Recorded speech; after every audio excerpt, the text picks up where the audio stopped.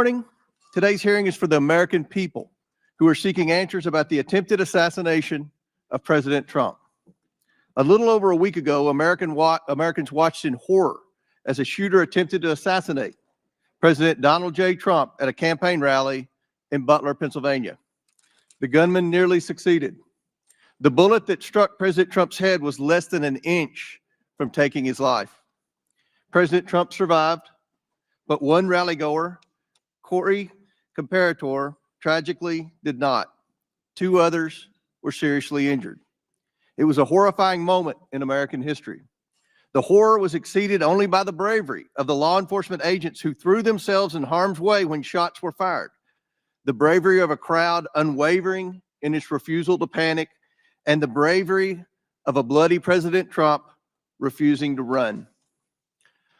While we give overwhelming thanks to the individual Secret Service agents who did their jobs under immense pressure, this tragedy was preventable. The Secret Service's protective mission is to protect U.S. and visiting world leaders and safeguard U.S. elections through protection of candidates and nominees. The Secret Service has a zero-fail mission, but it failed on July 13th and in the days leading up to the rally. The Secret Service has thousands of employees and a significant budget, but it has now become the face of incompetence. The committee has a long track record of providing oversight of the Secret Service. Our predecessors, both Jason Chaffetz and Elijah Cummings, among others, worked together to issue warnings and recommendations to address obvious shortcomings in the agency's makeup and operations. Unfortunately, those warnings and recommendations have gone unheeded. A former president and current candidate for president was shot in the head by a sniper within 500 feet of the podium. This is unacceptable, and we are concerned the Secret Service lacks the proper management to keep protectees safe from bad actors. Americans demand answers, but they have not been getting them from the Secret Service. We are instead learning about new facts about the events surrounding the attempted assassination every day from whistleblowers and leaks. Americans demand accountability, but no one is yet to be fired for this historic failure. Today's witness, Secret Service Director Kimberly Cheadle, is here under subpoena to answer questions about how the agency failed President Trump and the victims who attended the rally in Butler, Pennsylvania. It is my firm belief, Director Cheadle, that you should resign. However, in complete defiance, Director Cheadle has maintained she will not tender her resignation. Therefore, she will answer questions today from members of this committee seeking to provide clarity to the American people about how these events were allowed to transpire. We will ask these questions because the Secret Service and its parent agency, the Department of Homeland Security, have been unwilling to provide answers to the American people. DHS has sought to push this hearing to a different time. Secret Service has suggested the hearing occur without media presence, and both agencies have provided only shallow explanations to Congress about what happened on July 13th. Indeed, DHS and Secret Service's lack of communication with the Oversight Committee required me to issue a subpoena compelling Director Cheadle to attend today, and still DHS requested more time to prepare. It shouldn't take this much time or preparation, Director Cheadle, to tell the truth and to be transparent with the American people. I am thankful to the ranking member, Mr. Raskin, for joining me and insisting that Director Cheadle appear today. God knows the ranking member and I disagree on many things, but that does not matter today. The safety of Secret Service protectees is not based on their political affiliation, and the bottom line is that under Director Cheadle's leadership, we question whether anyone is safe. Not President Biden, not the First Lady, not the White House, and certainly not the presidential candidates. The July 13th assassination attempt is one of the darkest days in American political history. It represents the ugliest parts of what American politics has become: hatred of each other and a dangerous turn to extremism. Before we were Republicans or Democrats, we are Americans. If we place our political affiliations above our duty and love of country, we cannot maintain a country. We must ensure our republic is strong, and our republic cannot be strong when our leadership, our elections, our institutions, and our candidates are threatened by extremism and violence. Today, Director Cheadle will answer questions about why she deserves to continue to play a critical role in preserving this country's safety and, at the very least, what led to the catastrophic, deadly events on July 13th in Butler, Pennsylvania.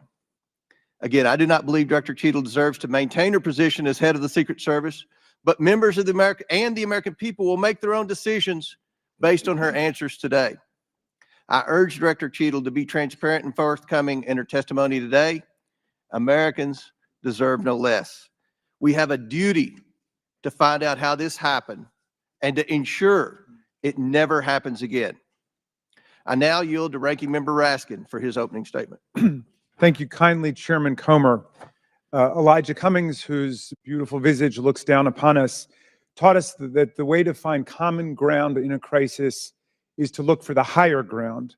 And last week, Chairman Comer and I came together to reach for that higher ground. We made a joint statement condemning the mass shooting and assassination attempt against former President Trump as a grave assault on our democracy. As we wrote, we are united in condemning all political violence. I join the good chairman in expressing condolences to the family of Corey Comparatori and in sending healing wishes to the wounded victims also of this atrocious act of violence. Some are calling it a miracle that former President Trump escaped this AR-15 attack, unlike so many thousands of our fellow citizens who have been killed or seriously wounded in other AR-15 shootings. Whether this miracle is of divine providence or of an adventitious nature will be up to each of us to ponder, but our job in Congress is not simply to marvel at miracles or count on good luck, but to act as public policy legislators to do whatever we can to prevent future political violence, attempted assassinations, and mass shootings.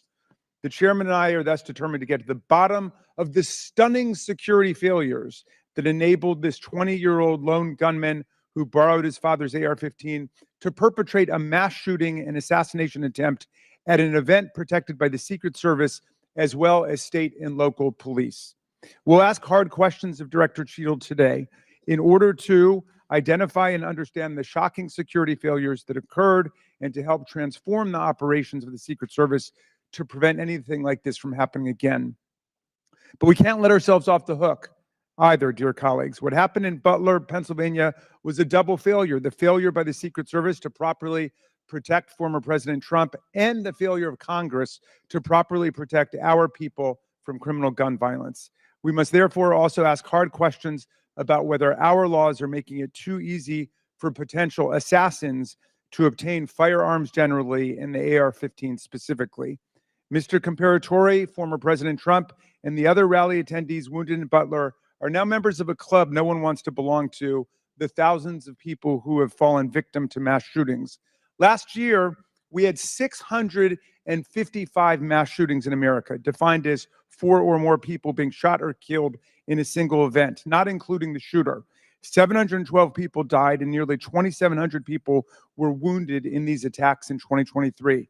Mass shootings are commonplace. They happen at political rallies and constituent meetings, in our elementary schools, middle schools, and high schools, in churches, synagogues, and mosques, in movie theaters and parades, in nightclubs and grocery stores, in concerts, and on street corners. Here are the worst mass shootings in the last 11 or 12 years. The list is a grim reminder of the horrific damage and death wrought by assault weapons and the AR-15 in particular that have taken the lives of our children, parents, colleagues, and neighbors. This is a very partial list. Mass shootings have become so frequent that we don't even hear about them anymore. Since the mass shooting in Butler, there have already been at least 10 additional mass shootings in America, 2 of which took place the same day that former President Trump was targeted. One of the mass shootings on that violent Saturday, July 13th, happened at 11 p.m. at a nightclub in Birmingham, Alabama, where 4 people were shot dead and 10 others wounded. This means, amazingly, that the Butler attack was not even the deadliest mass shooting to happen in America on that day. A weapon that can be used to commit a mass shooting at an event under the full protection of the Secret Service, together with dozens of state and local police, is obviously an intolerable threat to the rest of us who do not receive such protection, and obviously does not belong in our communities. It's time to pass universal background checks and build on this administration's work to ensure that we permanently close the loopholes in the Brady law for gun show purchases, online purchases, and private sales to prevent those weapons from getting into the hands of people we know to be a threat to others.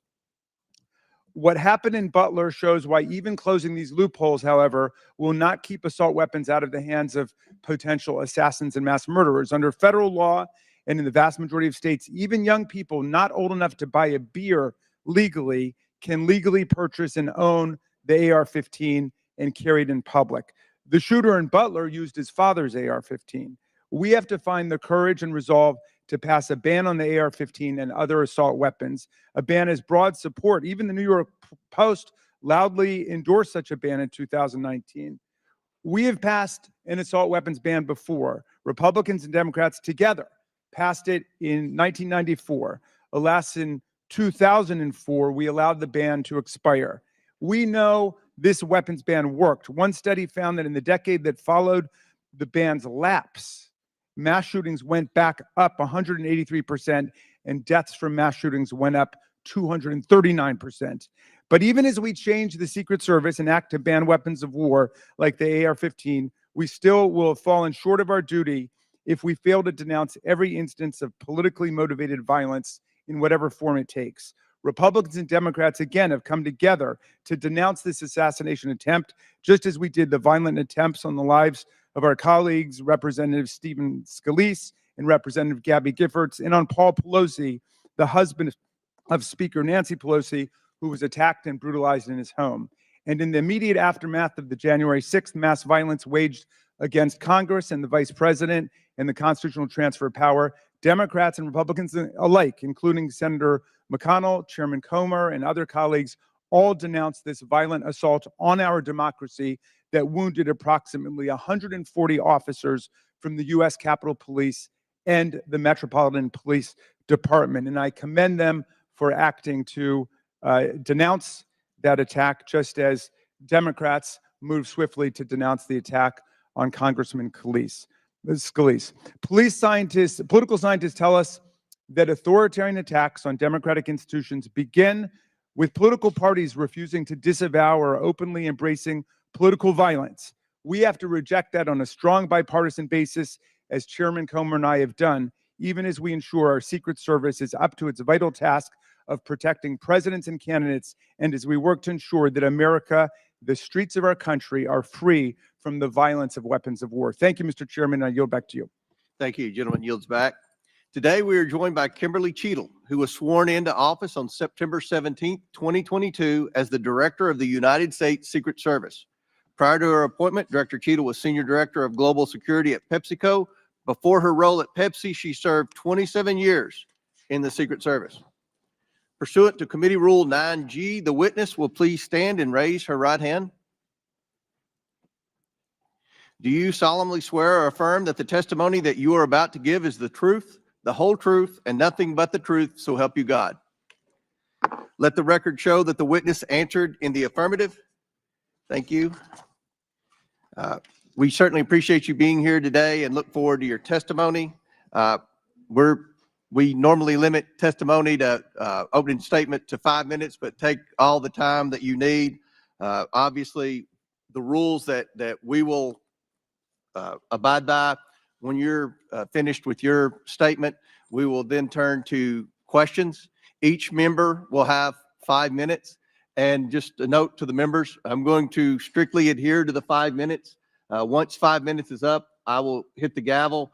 If the director is in the process of answering a question, we'll certainly let her finish her answers, and then we will move on. We're going to have about 100% attendance here today, plus a few additional add-ons. So this will be a very lengthy hearing, and we want to make sure every member gets their 5 minutes uninterrupted to be able to ask these important questions in this very bipartisan hearing today. I now recognize Director Cheadle for your opening statement. Thank you. Good morning, Chairman Comer, Ranking Member Raskin, and distinguished members of the committee. My name is Kimberly Cheadle, and I'm the Director of the United States Secret Service. I appreciate the opportunity to appear before you today. The assassination attempt of former President Donald Trump on July 13th is the most significant operational failure of the Secret Service in decades, and I am keeping him and his family in my thoughts. I would like to offer my sincerest condolences to the family of Corey Comparator, a former fire chief and a hero who was killed in this senseless shooting. I would also like to acknowledge those who were injured in Butler, David Dutch and James Copenhagen, and I wish them a speedy recovery. I would be remiss if I did not also extend my condolences on the passing of your colleague, Congresswoman Sheila Jackson Lee.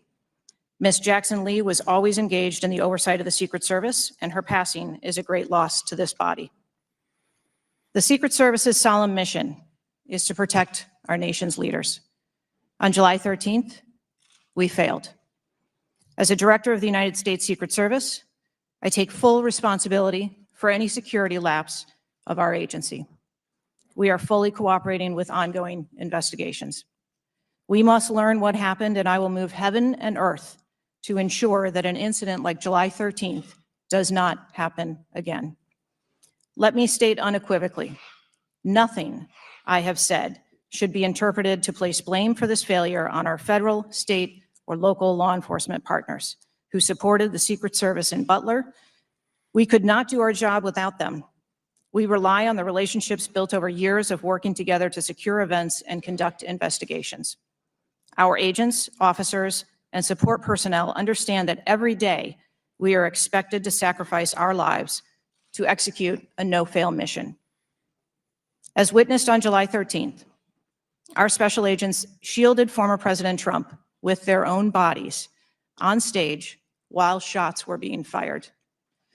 Selflessly willing to make the ultimate sacrifice without hesitation, I am proud beyond words of the actions taken by the former president's detail, the counter-sniper team who neutralized the gunman, and the tactical team who was prepared to act. I will be transparent as possible when I speak with you, understanding, though, at times that I may be limited in providing a thorough response in this open setting due to associated risks with sharing highly sensitive protective methodologies.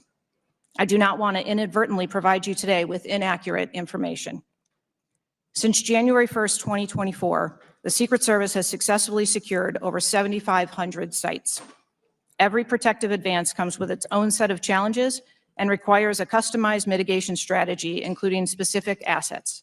Security plans are multi-layered, providing 360 degrees of protection. These layers include personnel, technical, and tactical assets, which are a force multiplier for our protective posture. During every advance, we attempt to strike a balance between enabling the protectee to be visible and our protective requirements to be secure. I know this because I have spent 29 years in this agency.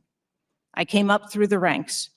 I've secured events for every president since President Clinton, supervised on Vice President Cheney's detail, led our training center, oversaw all of the investigations and protective visits in the state of Georgia, supervised on Vice President Biden's detail, and the agency's entire protective mission during the Trump administration. The comprehensive advance process involves collaborative planning between our Secret Service, the protectee's staff, local law enforcement partners, and the level of security provided for the former president increased well before the campaign and has been steadily increasing as threats evolve.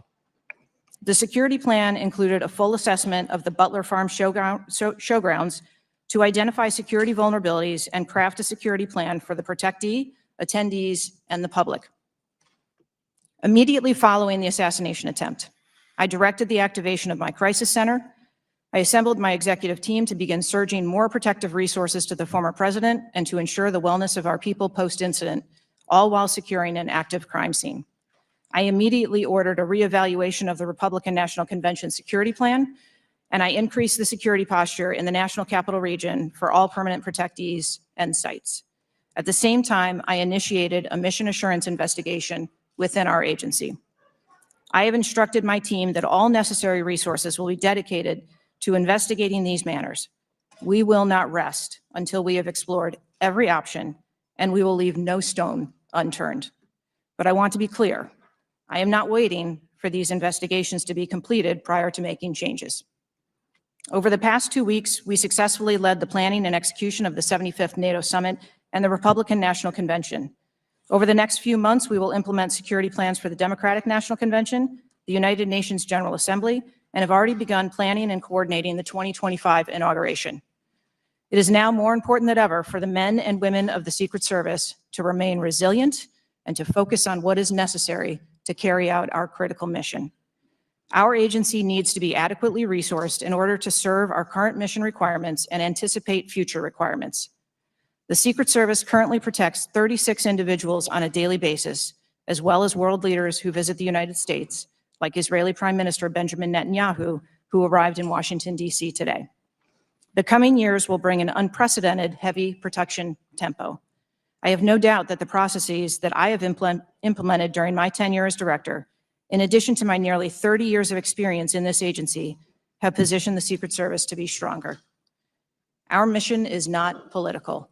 It is literally a matter of life and death, and the tragic events on July 13th remind us of that. I have full confidence in the men and women of the Secret Service. They are worthy of our support in executing our protective mission. I will now answer any questions that the committee may have. Thank you very much, Director Cheadle. We'll now begin our 5 minutes questions, and I will begin. Just for the record, the Secret Service has an annual budget of around $3.1 billion, and I believe around 8,000 employees. Is that correct? Yes, sir. Obviously, there were many security failures on the day of the attempted assassination and leading up to that day. Let's start with the building that the shooter used to shoot President Trump from. At any point Saturday, did the Secret Service have an agent on top of that roof? Sir, I'm sure, as you can imagine, that we are just 9 days out from this incident, and there's still an ongoing investigation. And so I want to make sure that any information that we are providing to you is factual. You can't, okay. Why did the Secret Service not, can you answer why the Secret Service didn't place a single agent on the roof? We are still looking into the advanced process and the decisions that were made. Okay. Wasn't that building within the perimeter that should be secured? Do we agree with that? The building was outside of the perimeter on the day of the visit. But again, that is one of the things that during the investigation, we want to take a look at and determine whether or not other decisions should have been made. One of the things that you said, I believe in an interview, that there wasn't an agent on the roof because it was a sloped roof. Is that normal? And do you fear that that immediately creates an opportunity for future would-be assassins to look for a slanted roof? I mean, this is a huge question that every American has. Why wasn't a Secret Service agent on the roof? And there have been reports that agents were supposed to be on the roof, but it was hot that day and they didn't want to be on the roof. Can you answer any of those questions, Director? So I appreciate you asking me that question, Chairman. I should have been more clear in my answer when I spoke about where we placed personnel in that interview. What I can tell you is that there was a plan in place to provide overwatch, and we are still looking into responsibilities and who was going to provide overwatch. But the Secret Service in general, not speaking specifically to this incident, when we are providing overwatch, whether that be through counter snipers or other technology, prefer to have sterile rooftops. Did the Secret Service use any drones for surveillance that day? So again, I'm not going to get into specifics of that day in itself, but there are times during a security plan that the Secret Service does deploy an asset like a drone. There were reports that the shooter used a drone just a few hours before the rally start time. Is that accurate? I have heard those same reports, and again, am waiting for the final report. Do you know, if you can't answer the question, that's your answer. But can you answer this? Do you know, I'm not asking yes or no, but do you know if the shooter used a drone before the shooting? That information has been passed to us from the FBI. How many Secret Service agents were assigned to President Trump on the day of the rally? Again, I'm not going to get into the specifics of the numbers of personnel that we had there, but we feel that there was a sufficient number of agents assigned. There are reports that several agents assigned to the rally on July 13th were temporary agents not normally assigned to President Trump. Is that accurate? What I can tell you is that the agents that were assigned to former President Trump are Secret Service agents that provide close protection to him, and that was what was actual on that day. How many temporary agents were there that day? Quite frequently, sir, during campaign events, the Secret Service utilizes agents from HSI or the Department of But Homeland Security you don't to know how help many, or you can't supplement answer? our plan. Had the investigators reconstructed the shooter's precise movements over the past days, weeks, and months? So But again, we need to have confidence that if the FBI is leading this investigation, that they're leading a credible investigation, because there's some of us sitting up here today that don't have a lot of confidence in the FBI. So I will repeat the question. Have the investigators reconstructed the shooter's precise moments over the past days, weeks, and months?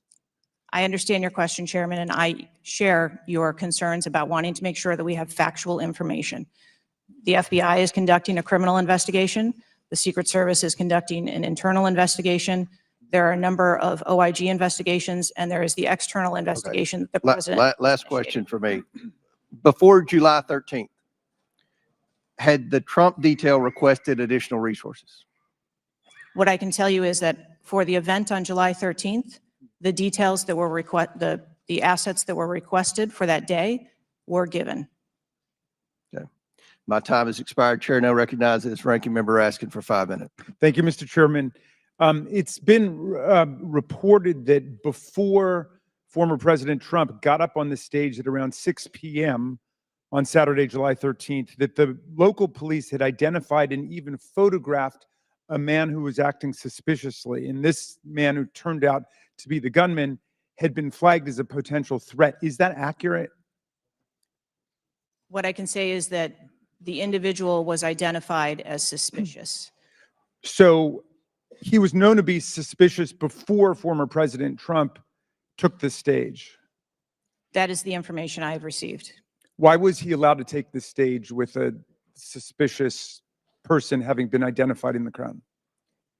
So I appreciate the question, and I'd like to make 2 points. If the detail had been passed information that there was a threat, the detail would never have brought the former president out onto stage. That is what we do, and that is who we are. We are charged with protecting all of our protectees. So you distinguish between someone who is suspicious and someone who's threatening, is that right? I do. There are a number of times at protective events where suspicious people are identified, and those individuals have to be investigated and determined what is it that identifies that person as suspicious. So did you deny a request for additional resources that had been made by the Trump campaign? There were no assets denied for that event in Butler on the 13th. I see. So you're saying there were requests made for additional assistance for other specific events rather than for the campaign as a whole. Is that right? I'm sorry, I'm not understanding. Well, you seem to say that there were not additional resources requested for that event. And forgive me for being unfamiliar with this. Is it requested event by event, or is it requested just in general for the campaign? So if I can explain the advanced process, when an event or a venue is identified by, in this case, campaign staff, then the campaign staff works together with Secret Service agents who go out and conduct in advance. Generally, that is a 5-day time period where those discussions are had about what the perimeter is going to look like, what the size of the event is, what the venue is, and then from there, there is a request made to mitigate potential risk and threat. And I'm saying that on that day, the requests that were pushed forward were granted. So the Secret Service did not know that the gunman actually had a weapon before President Trump was allowed to get up on the stage? To the best of our knowledge and the facts that we have at this point, that is correct. So can you answer this question, which I think is on the mind of most Americans thinking about this? How can a 20-year-old with his father's AR-15 assault weapon climb onto a roof with a direct 150-yard line of sight to the speaker's podium without the Secret Service or local police stopping him? So again, sir, I will say we are 9 days out from this event, and I would like to know those answers as well, which is why we are going through these investigations to be able to determine that fully. Okay. It's been reported that the shooter was not carrying a driver's license or any form of identification.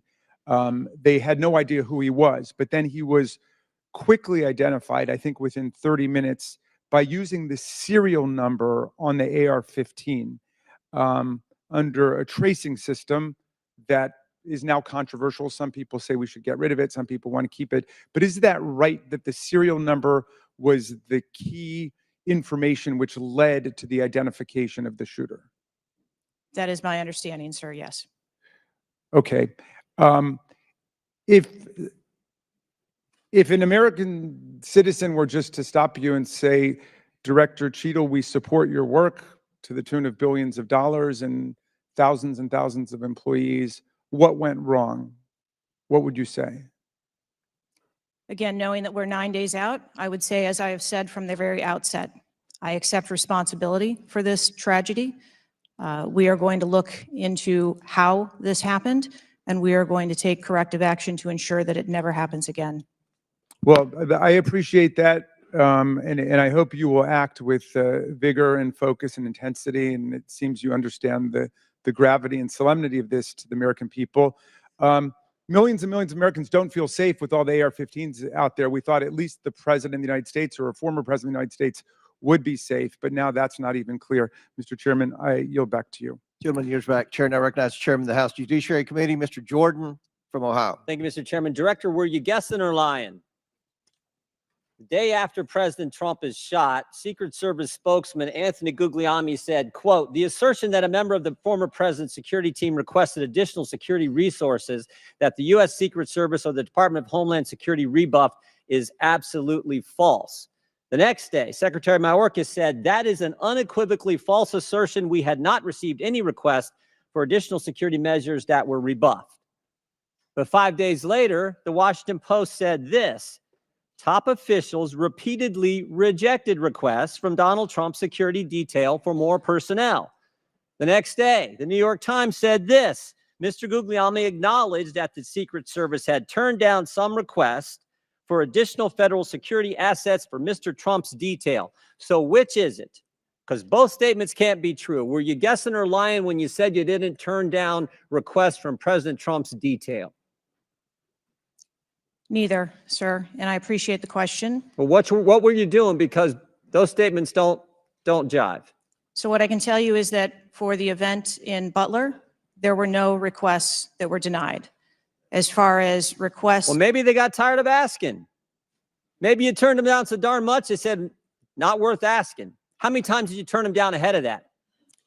I think that it is important to distinguish between what some people may view as a denial of an asset or a request. Well, is Mr. Guglielmi your spokesperson? He said he acknowledged the Secret Service had turned down some requests. I'm asking how many? A denial of a request does not equal a vulnerability. Well, tell me what it is. There are a number of ways that threats and risks can be mitigated with a number of different assets, whether that be through personnel, whether that be through technology, or other resources. Well, tell the committee which it was. They asked for additional help in some form or another. You told them no. How many times did you tell them no, and what did you tell them no to? Again, I cannot speak to specific incidents, but I can tell you in general terms, the Secret Service is judicious with their resources based on. What does some requests mean? How many times? Some indicate requests is plural. So more than once they asked for additional help and you turned them down. What did they ask for and how many times did you turn them down? Pretty basic questions. So again, without having all of the details in front of me, sir, what I can tell you is that there are times. You didn't get briefed on how many times you turned down the Trump detail when they asked for additional help? I'm sorry. You didn't get briefed on that before you came to this hearing, knowing you were going to get asked that question? What I can tell you is that in generic terms, when details make a request, there are times that there are alternate ways to cover off on that threat or that risk. But that's not what he said. He said they were denied certain requests, some requests. This is your spokesperson, not me talking. This is the Secret Service talking. And what a change from absolutely false, unequivocally false to, oh, by the way, there were some times where we didn't give them what they wanted. That's a huge change in 5 days. And the fact that you can't answer how many times you did that, that's pretty darn frustrating, not just for me, but for the country. I hear your frustration. Let me ask you this. Were any of those requests denied to President Trump's detail after you knew about the Iranian threat?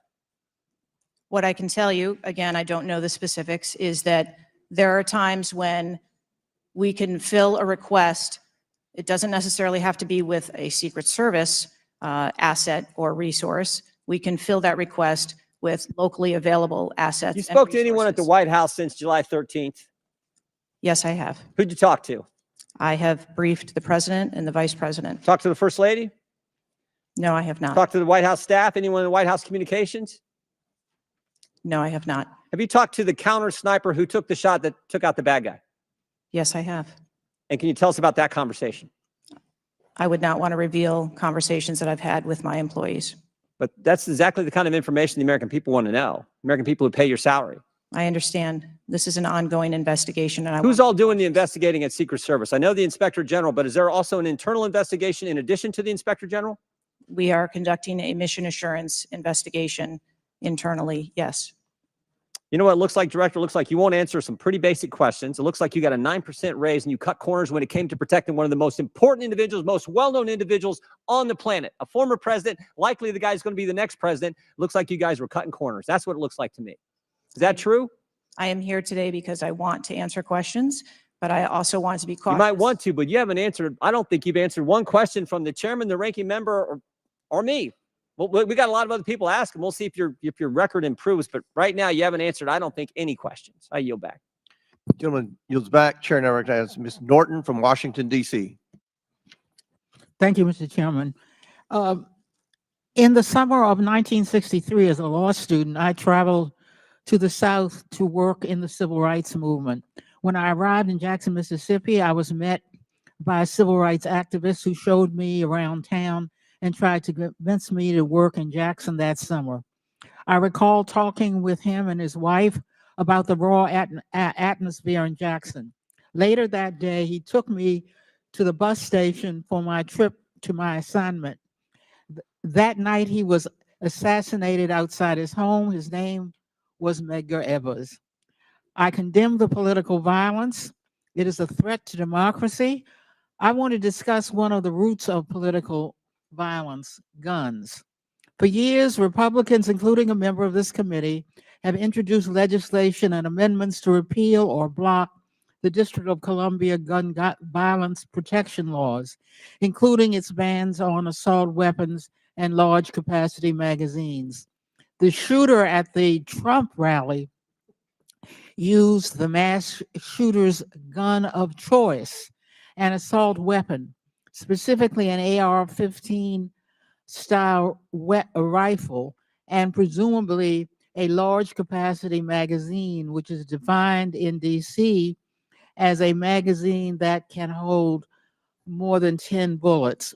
Under current DC law, DC does not recognize concealed carry permits issued by other jurisdictions, but it does issue concealed carry permits to both residents and non-residents.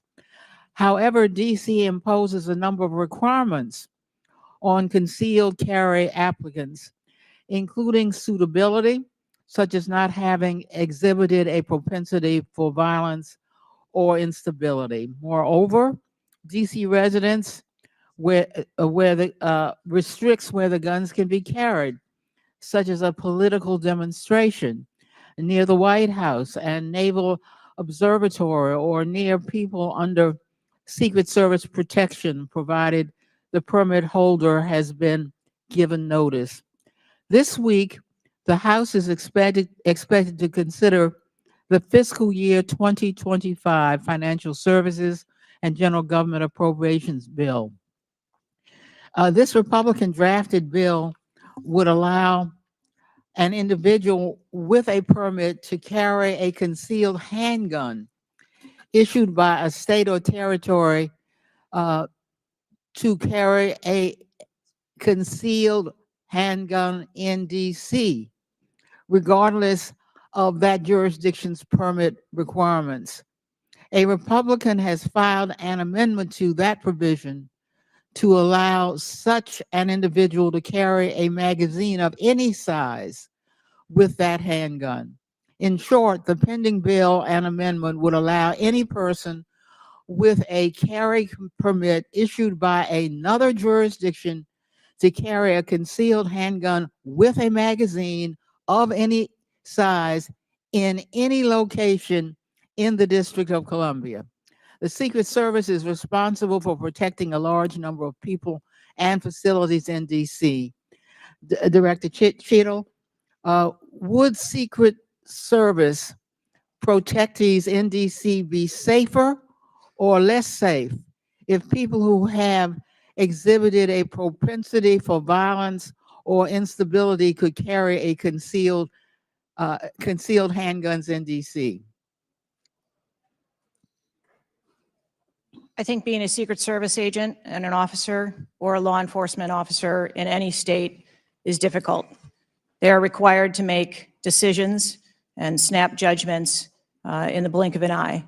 And I think that the officers and the agents that work here in the DC area do a great job of monitoring the public and reacting to threats as appropriate when they arise. Would Secret Service protectees in DC be safer or less safe if people in DC could carry concealed handguns with large capacity magazines? I think, ma'am, that we work in parameters where we travel around North America, and the rules on open carry and concealed carry are different from state to state. And that is part of what the Secret Service takes into account when we develop a security plan. Obviously, anyone that comes into one of our protective sites, we would establish magnetometer support, metal detectors that personnel would have to process through, eliminating that potential. Would Secret Service protectees in DC be safer or less safe if more people could carry handguns in DC? I think, again, as I stated, ma'am, we want to make sure that we provide a safe environment for all of our protectees, and whatever measures we would need to put in place for a secure site, we would do so. I yield back. Gentlelady's time's expired. Chair now recognizes the chairman of the House Intelligence Committee, Mr. Turner from Ohio. Director Cheadle, your opening statement indicates that the Secret Service constructed a security plan for the site in Pennsylvania. I'm assuming that security plan would also include the security footprint for the site, but it also would be based upon a threat assessment for the threats associated with Donald Trump and the crowd in attendance. Would it not include a threat assessment? Yes, it would. So that threat assessment, as we know, basically would have started with, there's a generalized threat against Donald Trump because he is a presidential candidate. Then it would have gone to, he's a former president and he gets security coverage just as Bush, Clinton, Carter, and Obama do. And then you also have the heightened political environment. Even for those, it's clear that the security footprint, that the threat assessment was insufficient, which permitted then a 20-year-old to actually enter with a weapon and shoot Donald Trump. But I want to ask you about two other aspects of the threat assessment. It is known and public that Iran is a threat risk for Donald Trump. They're a threat risk for John Bolton, former Secretary of State Pompeo, and Donald Trump, because they have indicated they want to assassinate them as a result of retaliation for the killing of Soleimani. That is both for Iran a generalized threat. They're targeting these individuals, but also most recently a specific threat to Donald Trump himself. Now, I want to enter into the record by UC a Department of Justice Public Affairs release, a CNN article, an article from Fox News, and an article from CBS, all of which acknowledge Without objection to order. that this threat exists for Donald Trump from Iran, and that there are specific threats, most recently, that have been acknowledged. Director Cheadle, have you read the intelligence of the generalized threat to Donald Trump by Iran as a result of their desire to retaliate for the killing of Soleimani? I have. Have you read or been briefed about the intelligence of the specific recent threat to Donald Trump from Iran? Yes, I have. Director Wray, when we were getting our briefing, indicated that he thought the threat assessment should have included this threat from Iran. Is it your testimony today that the threat assessment, since you've read this intelligence, was sufficient to protect him from this threat from Iran? My testimony today is that the information that we had at the time was known. Was it sufficient? Director Cheadle, was it sufficient for the Iranian threat that you said you have read the intelligence briefings for? That information was passed to, Well, I'm not asking the Intel? bureaucratic issue of who did it get passed around to. Director Cheadle, was it sufficient for the specific and generalized threat to Donald Trump's life from Iran? yes, I do believe it was. Director Cheadle, is an Iranian assassin more capable than a 20-year-old? Sir, I think we've acknowledged that there was gaps and a failure that day. We are When I not- raised this issue with Director Wray, he was incensed. He was shocked that the threat assessment of Iran did not seem to be, as we and I discussed, baked in to your security footprint and your threat assessment. And he went on to say that the generalized threat that he has told the whole country that we are under from a potential terrorist threat. He has said we're under the highest threat level since 9/11, that the lights are flashing red. And he has specifically indicated that people have crossed the southern border as a result of the Biden administration's policy, and that there are in our country today terrorists and individuals who are affiliated with terrorist groups and organizations. That would be a heightened threat environment, Director Cheadle, would it not? Yes, In his public statements, he has said he is making these statements because he wants people to take them into consideration in threat assessments, specifically. Now, that would be a threat not just to Donald Trump, but it would also be a threat to the crowd there, wouldn't it? yes.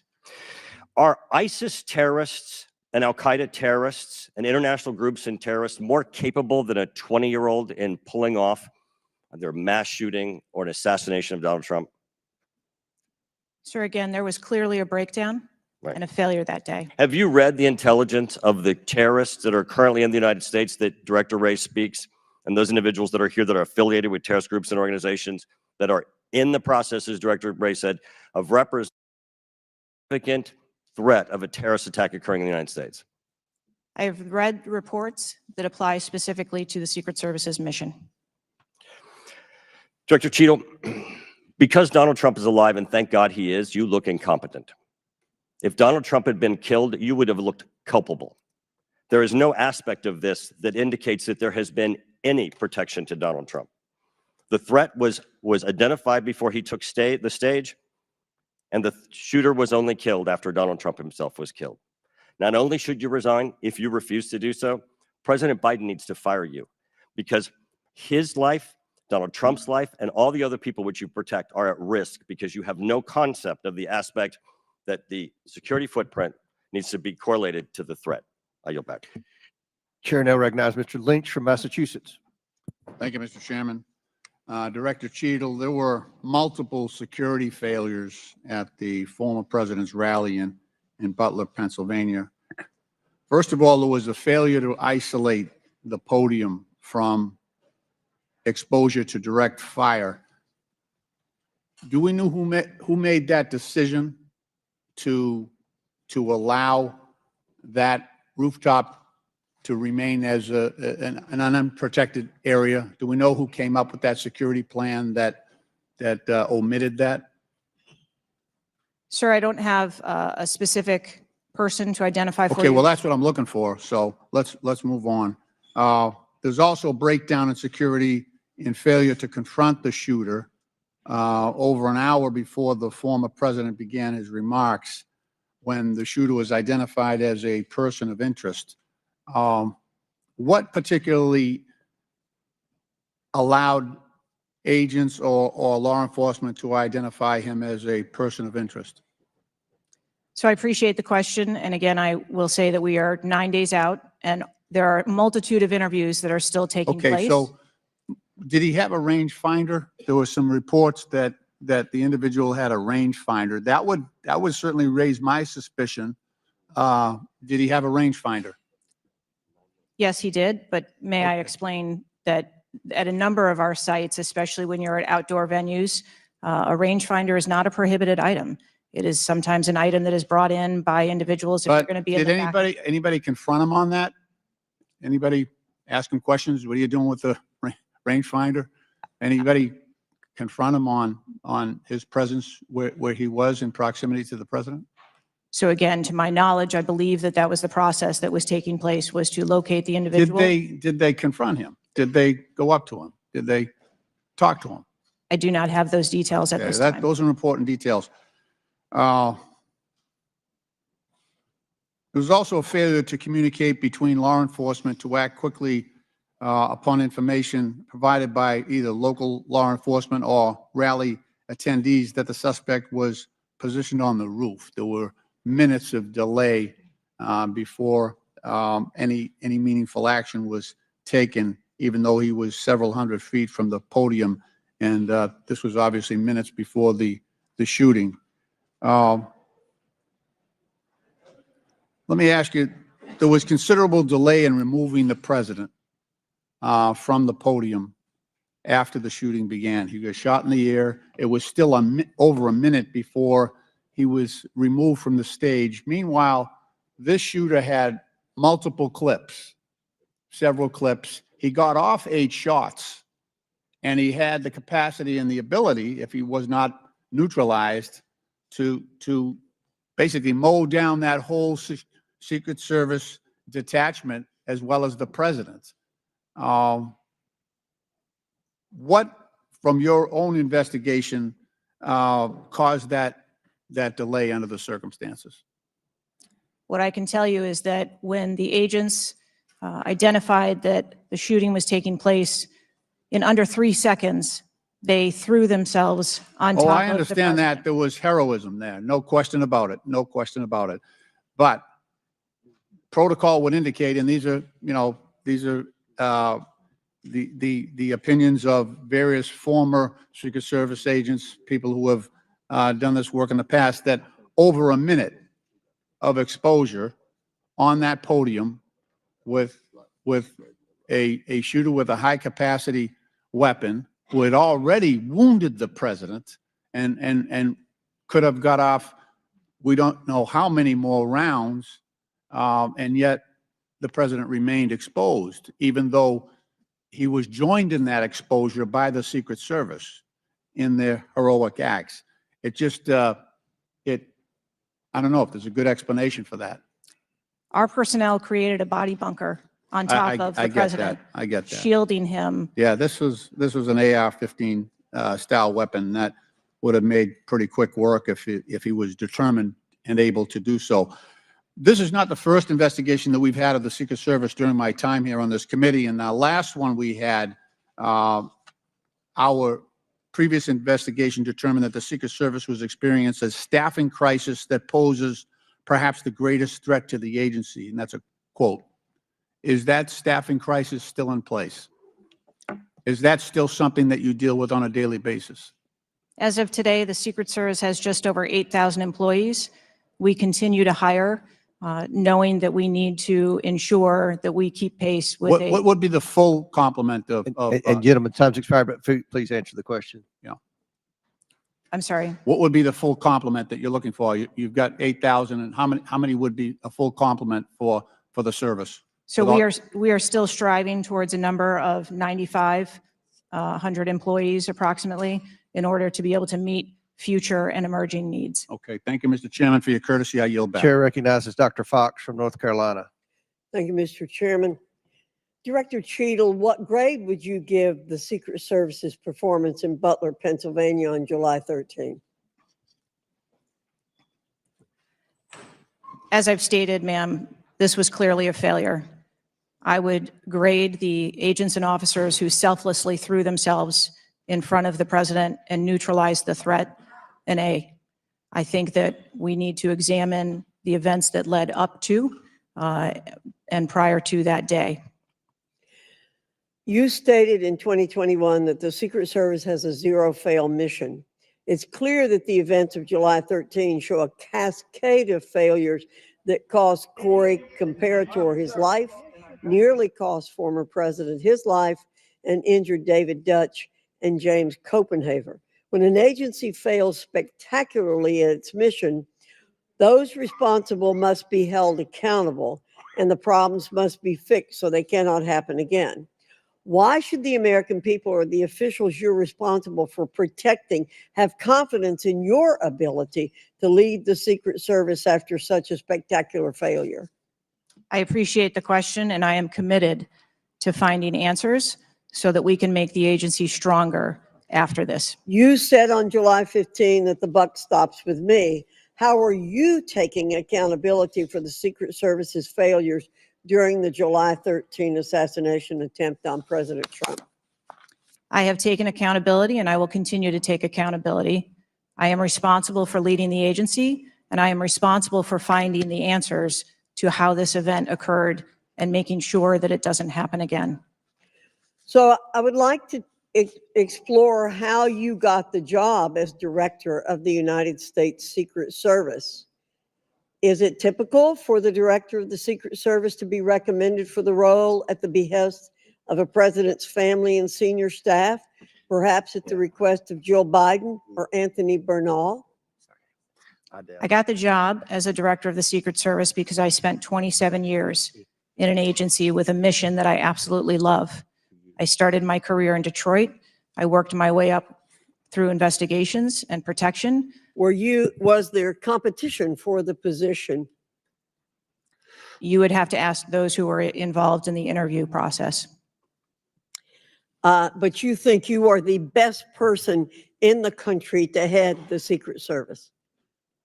I think that I am the best person to lead the Secret Service at this time.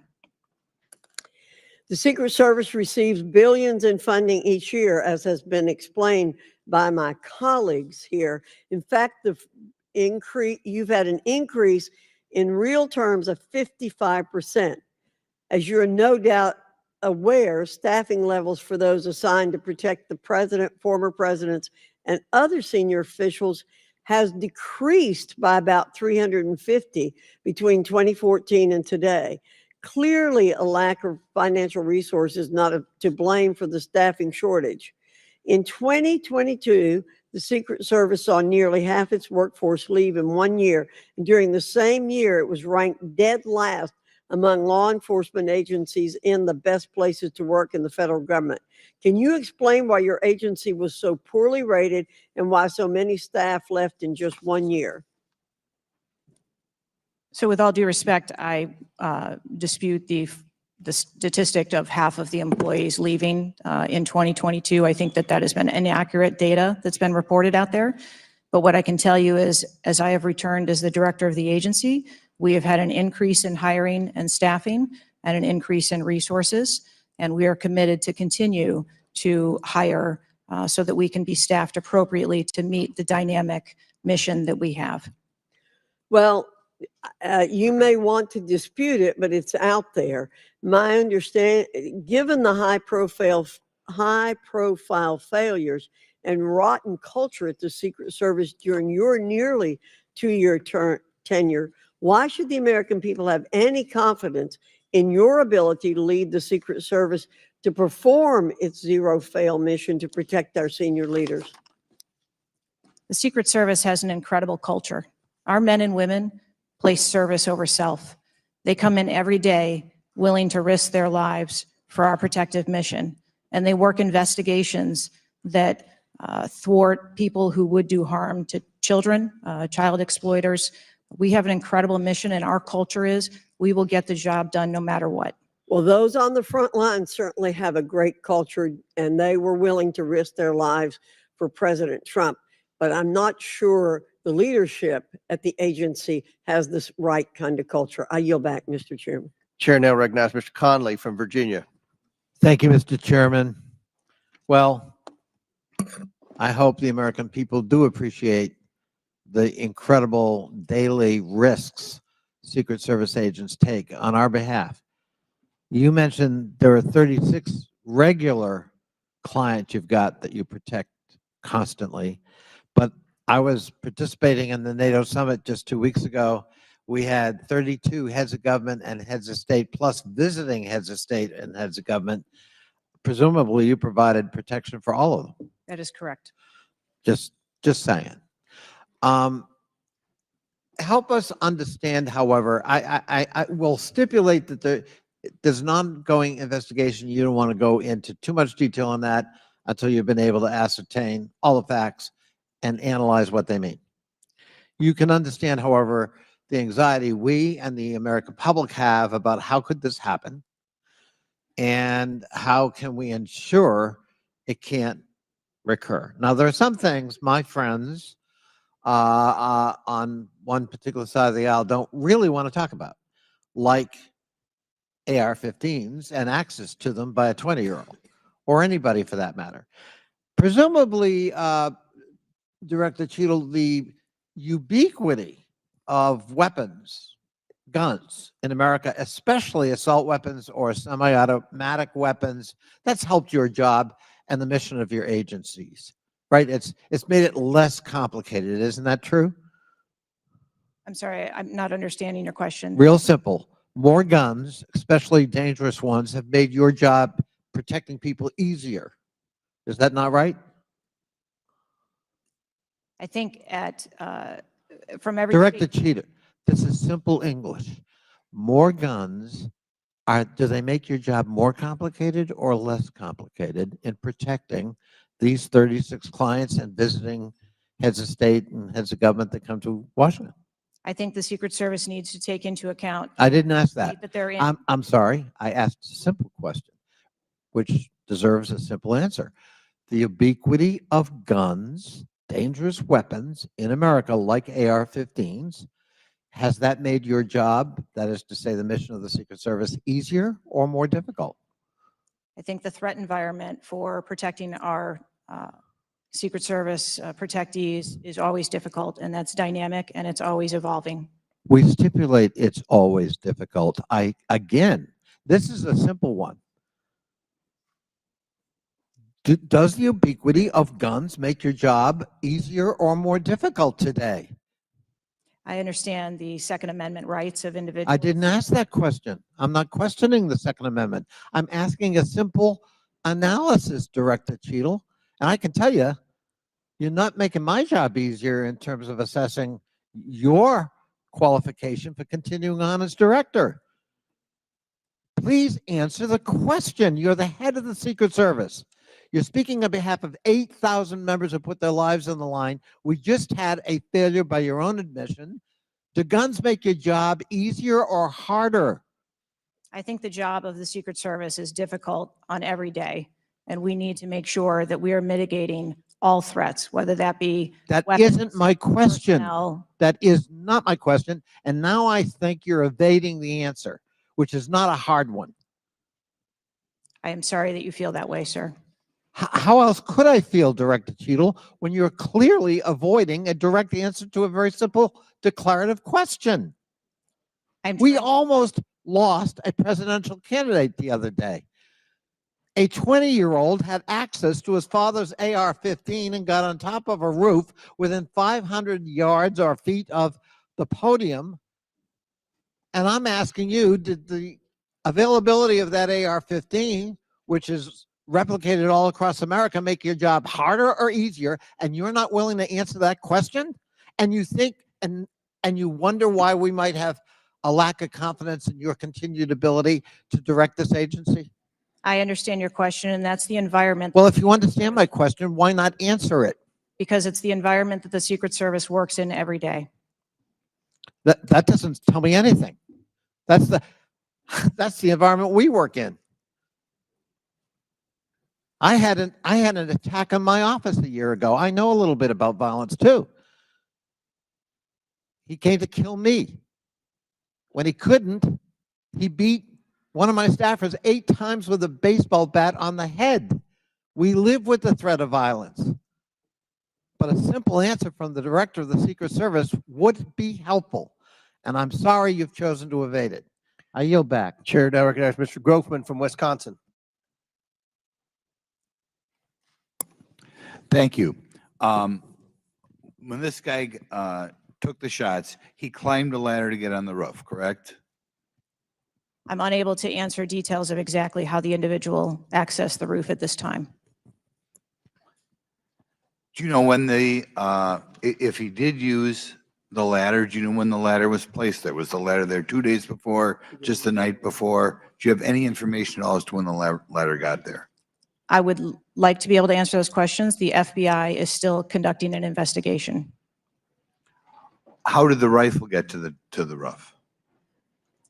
Again, sir, at this time, I'm unable to answer questions to provide Have clarity. they cleaned the roof since the assassination attempt?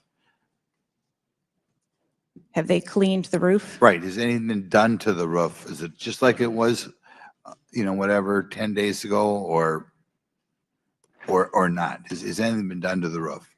I don't have an answer for that. Okay. Were President Trump's normal agents normally assigned to him there that day? Yes, These were the same agents that were always there. yes, sir. Correct. The people that are assigned to his detail were working on that day. Okay, there's stuff on the internet that says they were not there that day, but these are the same agents who are routinely there. Yes, sir. Okay. Do we know which agents fired the shots that finally took down the potential assassin? Yes, sir, I do. Can you give us those names or background of those agents? I would not offer their name up in this setting, but it was one of our technical officers, our counter snipers. Okay, so can we privately get those names, the committee? I am certain that we can make names available privately. Okay. Do we know where all the shots landed? First of all, how many shots did that potential assassin, how many shots came out of the rifle? So again, I would hesitate to offer that information as the FBI is conducting an investigation. Have we got the bullets from all the shots? Again, that would be the responsibility of the FBI to collect that evidence. Okay. Do we have the correspondence from the shooter? Has that been recovered from his phone, whatever? Again, I would have to defer you to the FBI for details on that investigation. Okay. You've spent some time trying to change the makeup of the Secret Service. Okay, you feel there are, whatever, too high a percentage are men. Does this affect at all who you are hiring for the Secret Service? I've spent my time as the director trying to increase the number of people that we hire in the Secret Service so that we have the best and the brightest, and that's been my concentration as the director. Okay, you ever not hiring men because of your desire to hit certain targets? I am hiring the best qualified candidates that put in an application that want to work for our great organization. Okay. Next question. The shooter obtained a direct sight of President Trump from the position on the rooftop. I assume that is not something that should ever happen. It should never happen. Do you want to elaborate a little on how that happened, or what you wish you had done differently or would do differently next time there's a Trump rally? Again, sir, the facts of this particular event are still unfolding. 9 days, there have been a number of reports that have been out there. So I do not want to provide information that perhaps would contradict something that has been erroneously reported or is not factual. But there clearly was a mistake, and we will take every effort to make sure that this never happens again. Could you elaborate why you want 1/3 of the Secret Service to be women? I've never stated that I want 1/3 of the Secret Service to be women. 30% or something? You had some target, no? Okay, Well, gentlemen, yield. I'll yield. What was, Director, what was erroneously reported? You said, to Mr. Grothman's question, you said something was erroneously reported. What are you referring to? I'm referring to their, His question was in the context of the shooter using a ladder to get on the building. What was erroneously reported? Because you won't tell us anything, but you'll tell us something that wasn't reported accurately? I'm saying, sir, that there have been a number of reports that are out there that have been speculation, and until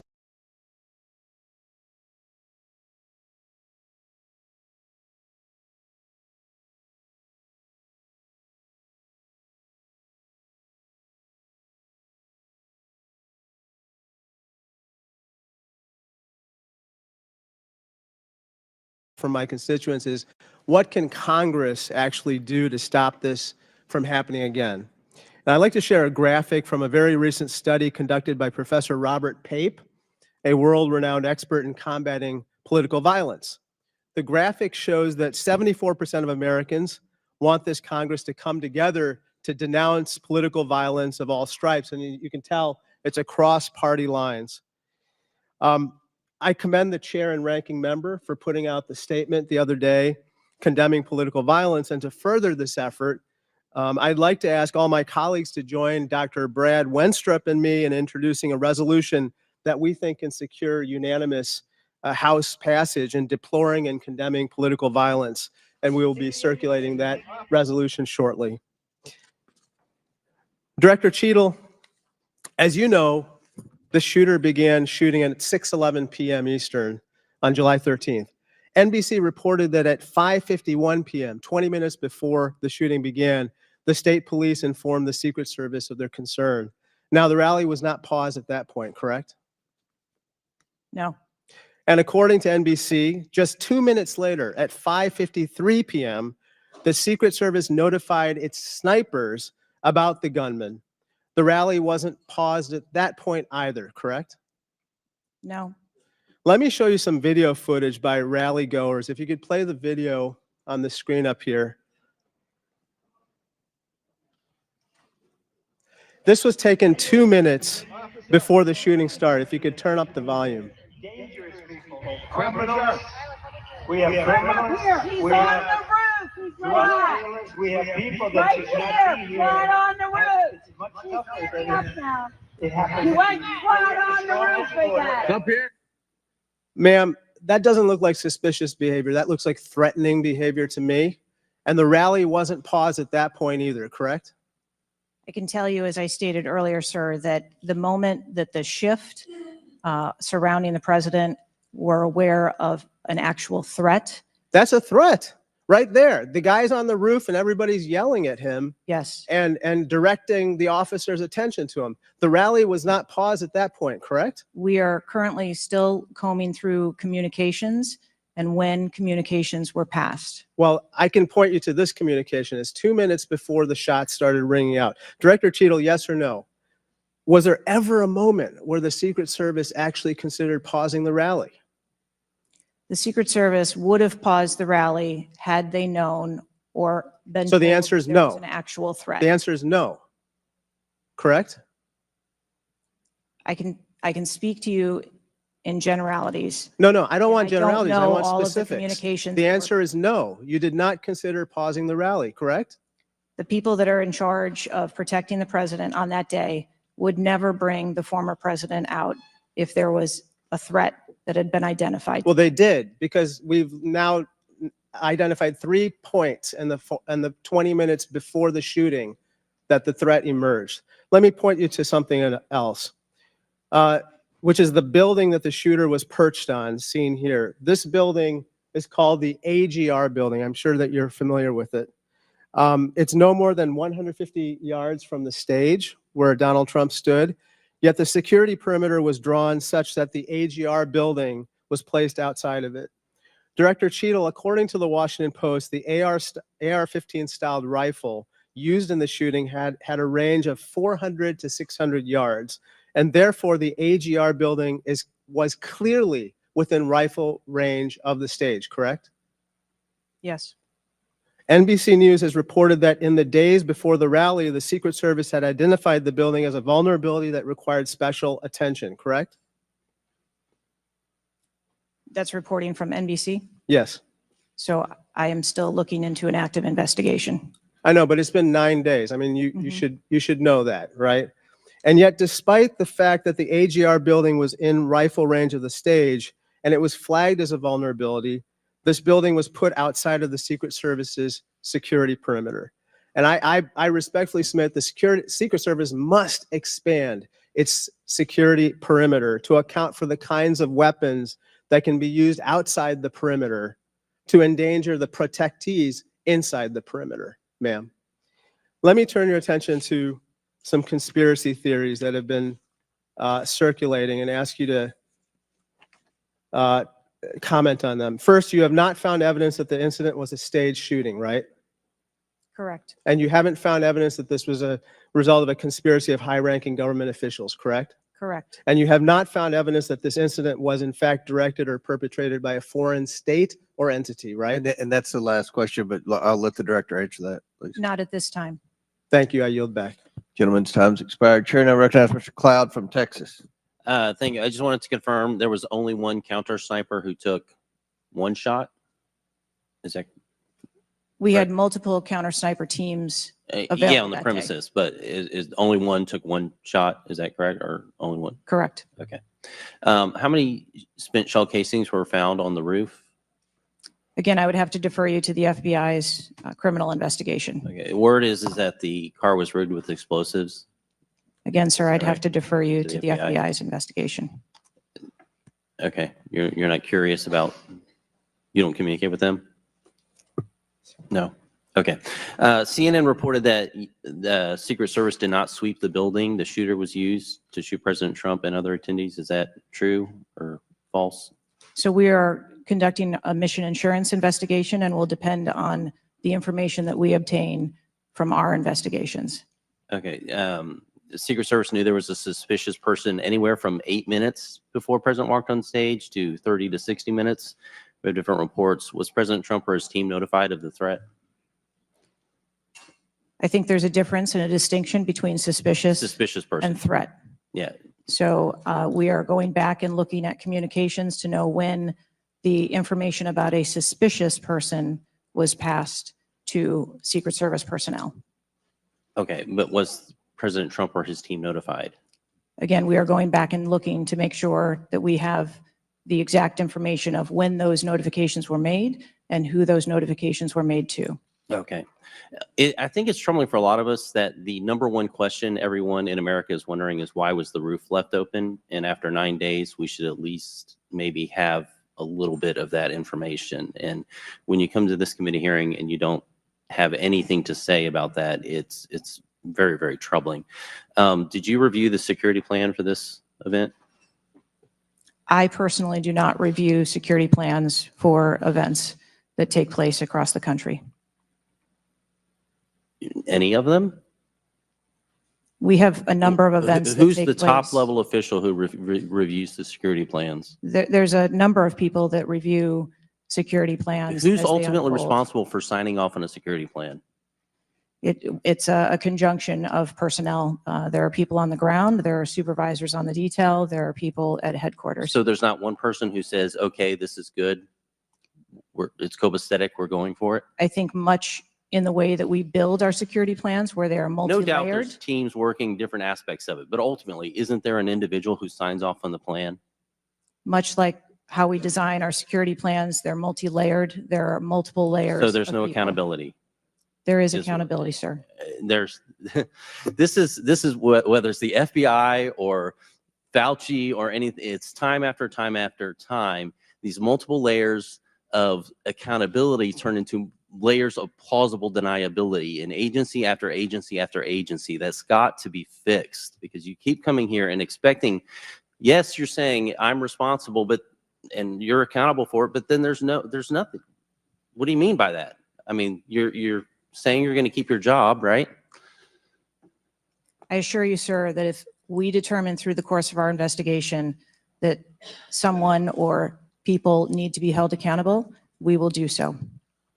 What level of, if President Biden, God forbid, had been shot and killed, would you think that was worthy of resignation? I would do the same thing that I'm doing here, where I would want to make sure that we are conducting an investigation, that there is continuity in that investigation, and that we could find the You answers do not to think what the happened. assassination of somebody under your detail is worthy of resignation? I think that this event was tragic and deserves answers. The thing that you've said so far is that you want to make sure that this never happens again. The thing is, everyone in America knows that's not the job description that you're tasked with. The job description you're tasked with is to make sure it never happens, period. One of your goals in the strategic plan is to champion diversity, equity, inclusion, and accessibility. You've accomplished the accessibility part. What standards, do you keep the same standards for all applicants and all, or does every Secret Service agent meet the same qualifications, or do you have different standards for different people? Yes, sir. Everyone who moves through the application process has to meet the same standards to become a special agent. Okay. The trouble I think we're having with right now, so far, you gave a lame excuse for sloped roof. You said that local law enforcement's job was to cover up the building before backtracking on that. We were told that President Trump's team did not ask for security before you backtracked on that. You haven't provided the audio recording that this committee, the chairman, requested that was due Thursday. You didn't give us an advanced copy of your opening statement, but yet there was reporting on it somewhere else. There seems to be more information from YouTube videos than you're able to provide for us, and it begs the question to anyone. You're in charge of the investigation of your own failure. So how is anybody in America supposed to be able to trust the results of that investigation as being anything transparent and genuine? That's the last question, but please feel free to answer the question, Director. Sir, I've been a Secret Service agent for nearly 30 years. I have led with integrity, and I follow our core values of duty, justice, honor, loyalty, and courage. And I am doing that in this case, and I assure this committee that I will provide answers when we have a full and complete report, in addition to cooperating with all of the other investigations that are ongoing. Chair now recognizes Mr. Khanna from California. Thank you, Mr. Chair. I want to thank the chair and the ranking member for convening this hearing on a bipartisan basis. I join them in condemning the horrific assassination attempt on the former president.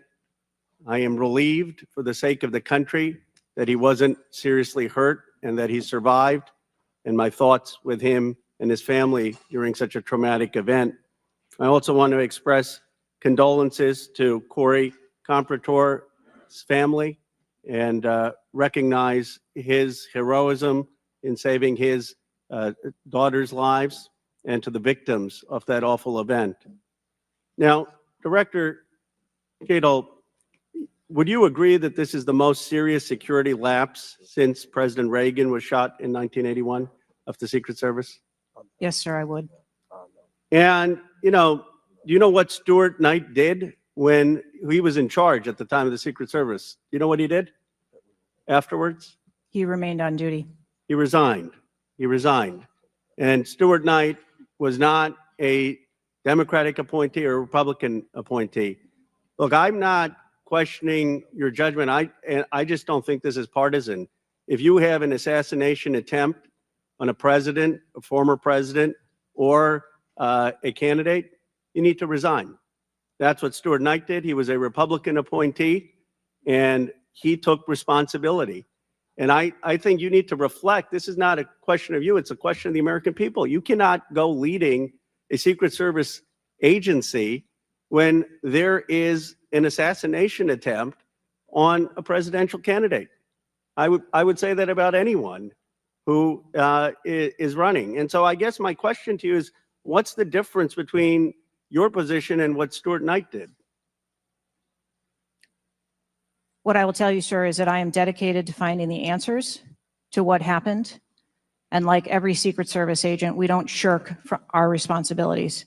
I will remain on and be responsible to the agency, to this committee, to the former president, and to the American public. But is there a reason you wouldn't just do what Stuart Knight did after the Reagan assassination attempt? I believe that I provided an answer. There's nothing more that you have to say? I mean, do you really believe at this moment, given how divided the country is and the questions asked, that your service in this role is the best for the nation? I mean, I'm not saying you can't do public service again, you can't do something else again. Do you really genuinely in your heart believe that you being in this role is what's right for America at this moment? I mean, do you think there are people who are Trump supporters who have confidence in you? The one thing that we've got to have agencies in this country that are transcend politics, that have the confidence of independents, Democrats, Republicans, progressives, conservatives. Do you really believe that the majority of this country has confidence in you right now? I believe that the country deserves answers, and I am committed to finding those answers and providing those answers. Well, look, I believe, Director Schittle, that you should resign. I think there are colleagues on both sides of the aisle who believe that, and I hope you'll consider it. I yield back.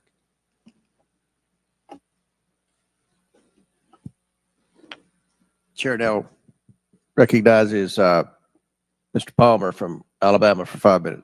Director Cheadle, did local law enforcement ESU teams have compromise authority to engage a perceived threat? Yes, Why do you think they didn't use it? I believe that they follow the same use of force that our You agency. don't, when you have compromise authority, you don't have to get permission if you perceive a threat. And there were not just the ESU units, but there were local law enforcement that had line of sight on the shooter before the shots were taken. So one of my questions is there was supposed to be a briefing with the Secret Service sniper units, your counter assault team members, with the contract team, with the local ESU teams. That didn't take place. Why was that? So I have been told that there has been a briefing. There was a briefing that took place. I've been told that there wasn't one.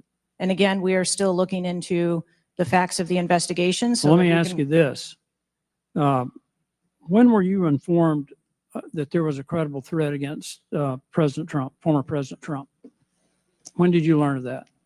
Sir, the former president has a number of threats. I didn't ask you that. There was a credible threat from Iran. When were you informed of that? Answer the question. We have been monitoring the threats. You For the knew former before, president. you knew before the rally, okay? All right? The site security plan is generally drafted by the site supervisor and the site agent, probably out of the Pittsburgh district office. Did they take into account the credible threat against President Trump? Our personnel take into account the threats that are Then out why there. would they leave a building? And I will correct the distance that's been quoted. It was about 140 yards with clear line of sight to the president. Why was that building not occupied on the roof? I mean, you could have put Barney Fife on the roof and kept somebody from getting up there. So why wasn't that done? The plan that was developed that day encompassed a number ma'am. of security mitigations. The issue is the site supervisor, the site agent, and the special agent in charge, who I think signed off on the plan, did not include that in the inner perimeter, and they didn't have a plan to secure the building. As I understand it, the Butler County ESU unit was situated on the second floor of a building next to that, but they didn't have a clear line of sight of the roof. The angle was too severe. The photograph that was taken of the young man, of the shooter, when he had the rangefinder, was taken at 5:15. It wasn't until 5:38 that photograph was transmitted to the Secret Service sniper units. I don't understand the lack of interoperability here in the communication process. I don't understand why people didn't perceive that as a credible threat. The video that Mr. Christopher Morphy had shown there was clearly a credible threat. So how is it that all of these mistakes could be made? How many explosive devices were found on or near the site?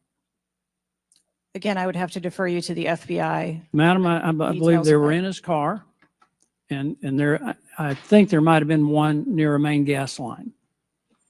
It wasn't just the fact that he had a rifle. It was the fact that he had the ability to inflict enormous harm, enormous numbers of casualties had those devices exploded. I want to know also, when your agents conduct a site review, are they fully informed of all of the threats that are being made against the principle that they're protecting? What I can tell you is that when our agents go out to conduct an advance, their whole goal is to ensure I the safety understand and what their goal security. is. The failure to secure that building not only put the former president's life in danger, it put the lives of individuals in the crowd in danger as well. I mean, the Reagan shooting, there were other people shot at that time as well. And the Secret Service members' lives were in danger. So I don't understand how you can continue to stay in the position you're in when this was a failure of historic magnitude. 43 years without anything like this happening. And you failed in this case in a spectacular way. Mr. Chairman, I yield back. Gentleman yields back. Chair recognizes Mr. Mfume from Maryland. Thank you, Mr. Chair. I want to commend you and the ranking member on your joint statement and for holding this hearing that we might all at least attempt to try to get some answers. Some of us, Ms. Cheadle, grew up in an era not too unlike what we see today in terms of political violence. And some of us remember the November 22nd, 1963 assassination of President Kennedy. Some of us, like myself, remember 2 days later when Jack Ruby on live TV shot and killed Lee Harvey Oswald. We've seen over and over and over since that time these kind of attempts, whether it was the assassination of Martin Luther King or Bobby Kennedy, or the attempted attack on George Wallace in Laurel, Maryland, the shooting in 1981 of Ronald Reagan, our friend and colleague Steve Scalise shooting here in DC, and the unfortunate attack on Paul Pelosi, and now this matter regarding former President Trump. Let me try, if I might, to take another walk at this. People just assume that whoever is in charge takes full responsibility when there's never been, at least on this magnitude and scale, this sort of failure. So when members ask you, are you going to resign, and you say you have no intention to, they are perplexed, like many people who watch what's going on. And there's some things I just don't understand. Why was the building, the ARG building, placed outside of the perimeter when clearly it was close enough for someone to launch an attack? So again, sir, we are looking into all of the details of how the advance was comprised, but I can tell you that there was overwatch on that building provided that day. By a drone? I'm not going to get into the specifics of technology or assets that were used in well, this forum. I think it's fair to say the overwatch failed because the shooter got up on the roof and stayed there for a while, and people had pointed him out. So do you think that your overwatch was a failure in that case? I think that we need to know the full details to understand how this occurred. And why was the rooftop left naked to begin with? Can you tell us that, considering it was within the line of sight and so very close? Again, I can't speak to the specifics of this particular event site, but what I can tell you is that when the Secret Service develops an advanced plan, they take into account a number of factors when they're building their advance. If there are buildings or areas of concern, and overwatch is one of those mitigations that they want to put in place, then they will cover off areas of responsibility. I understand that, but the shooter came to the attention of your agency 52 minutes before the former president got to the stage. Did anybody get assigned to watch or cover that individual who had already been seen with a advanced finder on him and other suspicious matters? Was anybody assigned to track him? So what I'd like to clarify is that a suspicious individual I got that part. was It's not a brought threat. to the attention I know. of our personnel.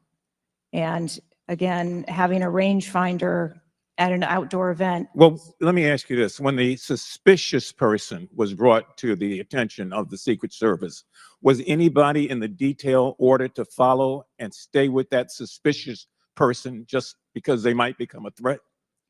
So we have a number of teams that are on the ground. And again, we are trying to verify the timelines of when those notifications were made to our personnel so that they could assume the responsibility of trying to track that individual. Ms. Cheadle, there has been a lot of discussion, some of which raised itself earlier in this hearing, about poor staff morale within your agency. And I have the July 17th report of Government Executive, which is a credible reporting service for the federal government, for employees. And the 2023 ranking of places to work within the federal government showed, and this is through the Office of Personnel Management, that the Secret Service came in 413th out of 459 sub-agencies and agencies. Can you explain that? Certainly. What I can tell you is the Secret Service is a difficult job. It challenges our employees daily. It's holidays, it's weekends, it's no leave periods. But, Madam, people come to work knowing that. You do explain that when you hire somebody. They know that. It's the same with other agencies. They miss holidays, they come to work at odd hours. But to be worked, one of the worst places to work within the federal government, 413 out of 459? I just need an explanation. What do you think as the director there? I think that this And that's the last question, but please answer Mr. Mfube's question. I think that this is a challenging job. I think that it's a challenging environment to be in law enforcement, and we do have a no-fail mission.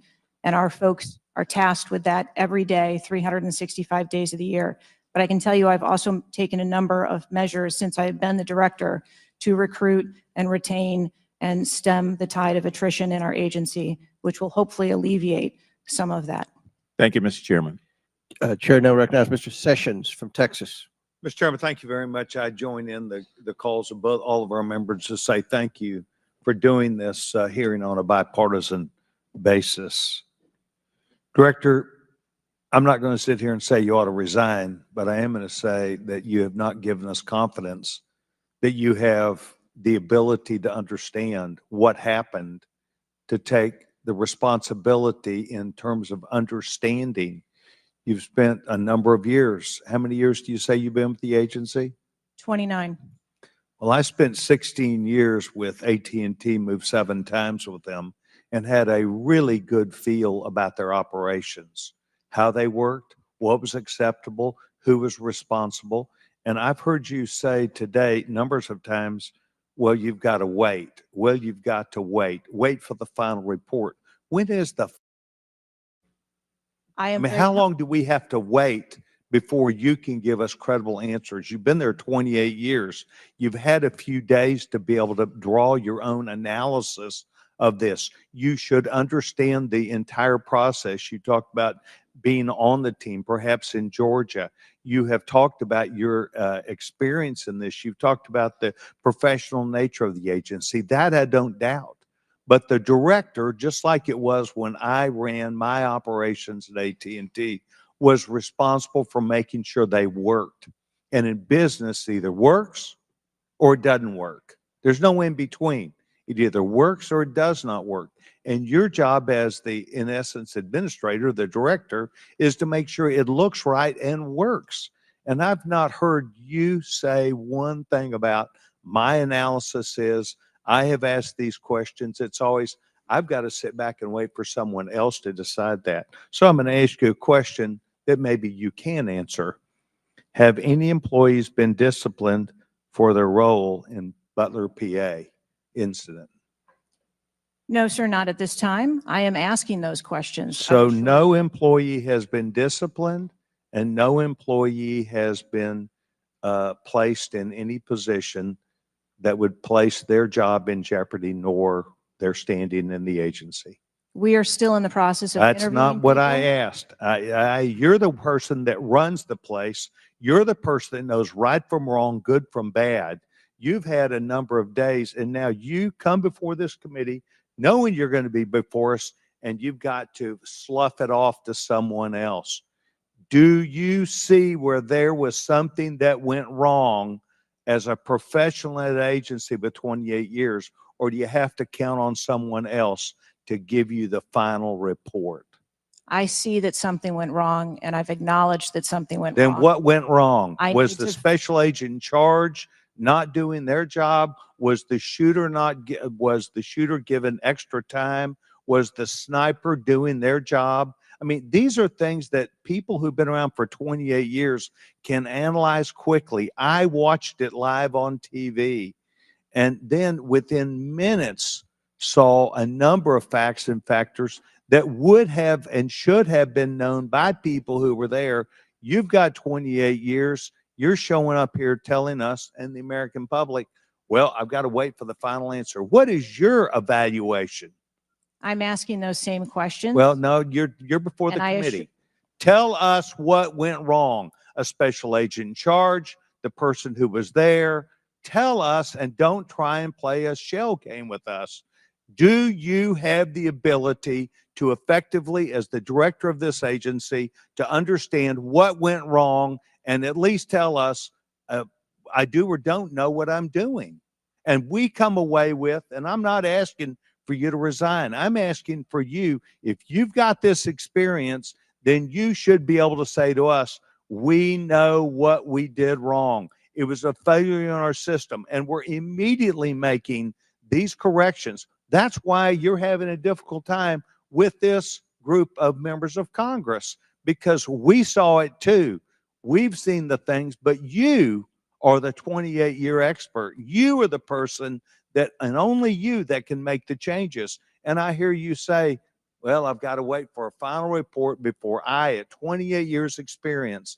That is why we think what you're doing, the answers you're giving us are not correct, and you are not using your professional expertise.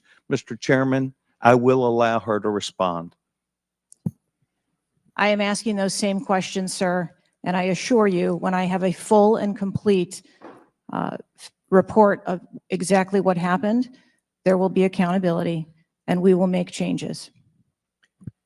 But before I recognize the question, just out of curiosity, Director, it's been 9 days. Every American wants these questions answered. Do you have a ballpark estimate of when what Mr. Sessions asked you would be able to answer So I can tell you, time-wise?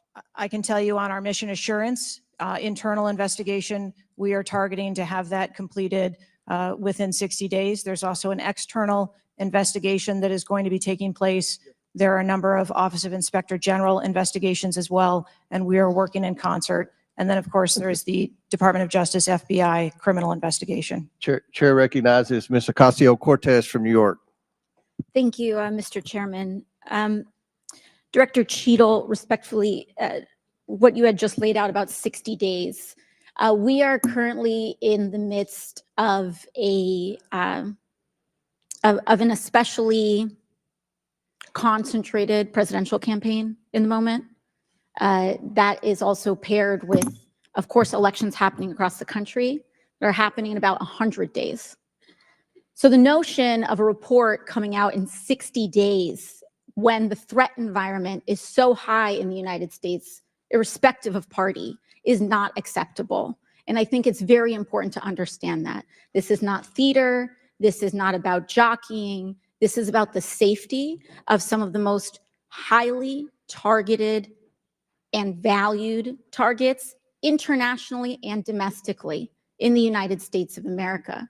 So the idea that a report will be finalized in 60 days, let alone prior to any actionable decisions that would be made, is simply not acceptable. It has been 10 days since an assassination attempt on a former president of the United States, regardless of party. There need to be answers. Again, this party, this committee, this is not a moment of theater. We have to make policy decisions, and we have to make them now. We do. And that may be and that may require legislation. That may require policy that we must pass in the immediate term. And without that, we are flying blind. So the lack of answers and the lack of report is just simply not something that we can accept here. Director Cheadle, is there a standard perimeter that the Secret Service establishes around an event, or are those perimeters independently determined per event and scenario? There is no standard. Every event and every venue is different and treated as such. So each event has a different perimeter that is established depending on the logistics of that event. Now, you established earlier that the building upon which the shooter operated from was outside of that established perimeter, correct, for the Butler, Pennsylvania event? It was outside of our secure perimeter, yes. Now, that building was, I believe, 500. How far away was that building from the president? It was approximately 200 yards. 200 yards. Now, the individual used an AR-15 in order to act out his assassination attempt. An AR-15 has a range of about 400 to 600 yards. My question is, why does the Secret Service perimeter, why is the Secret Service protective perimeter shorter than one of the most popular semi-automatic weapons in the United States? There are a number of weapons out there with a number of ranges. Again, an advance was completed. The determination of the perimeter, I'm not going to speak to specifics, but there are a number of factors that are taken into account when we determine our perimeter. Some of it has to do with terrain, some of it has to do with buildings, some of it has to do with assets and resources that are available. And so what I'm hearing is that a perimeter was not established outdoors in an outdoor venue that would prevent an AR-15, which is one of the most common weapons used in mass shootings, from being able to be within the range of Secret Service protection. A perimeter was established, and even though there were buildings that were outside of that perimeter, it wasn't just that building. There were a number of buildings in the area, and there was overwatch that was created to help mitigate some of those buildings. Respectfully, Dr. Cheadle, as well, as a person who has experienced an enormous amount of threat incidents, including incidents that have never been reported publicly,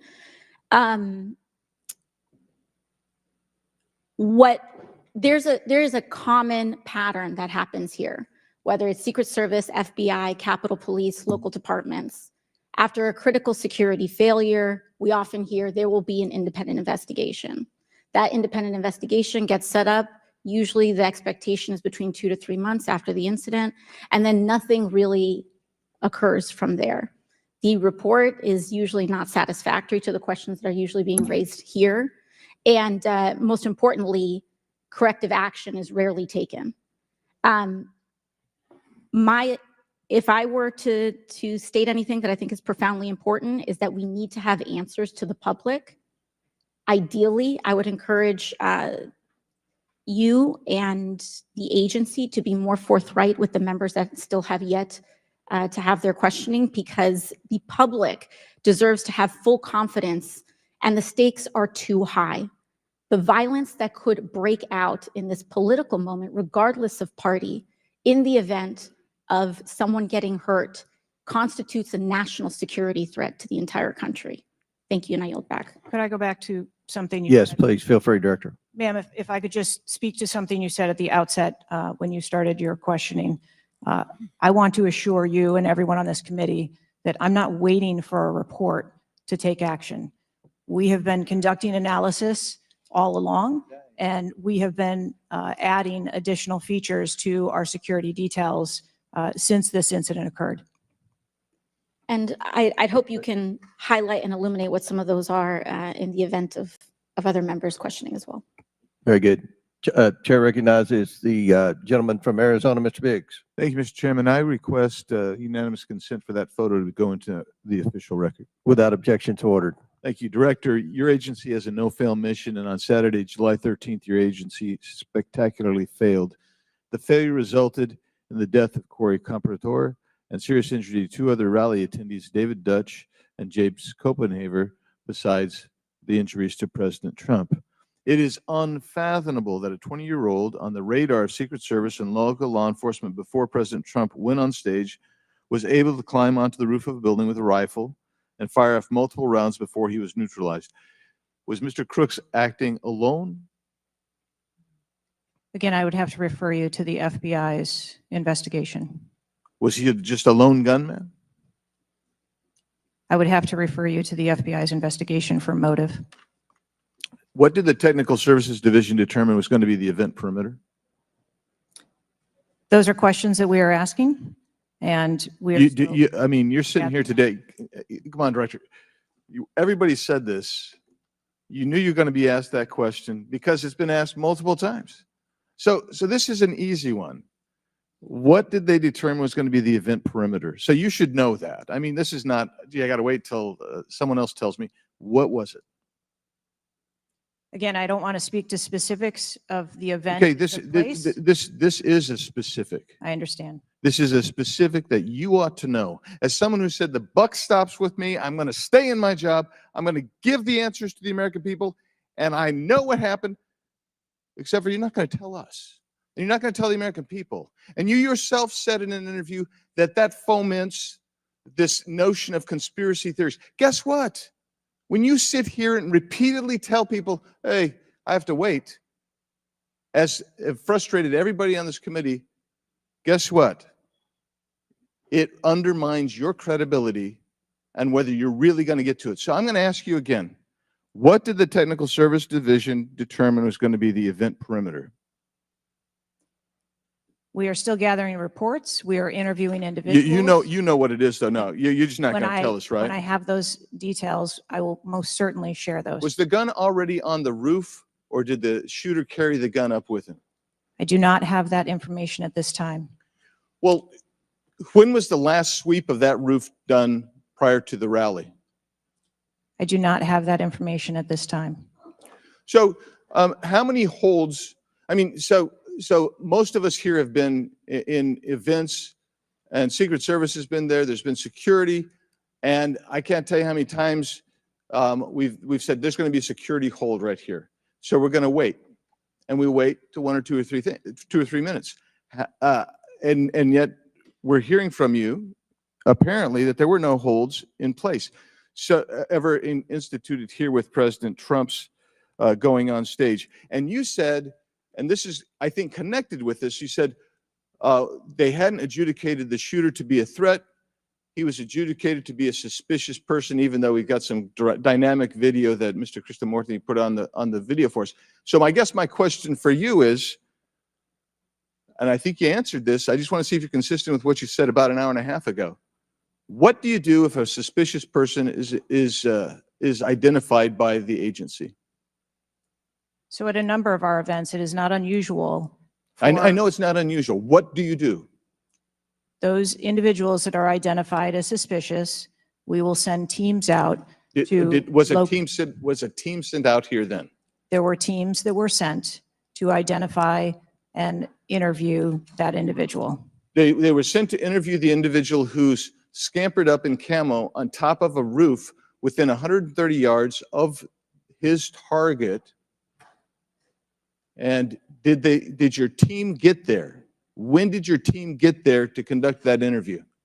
I don't have the details on the timeline. It is my understanding. So if they did send a team and they're going to interview him, and you described that earlier as an investigation, why didn't they put a security hold on President Trump going on stage at that rally?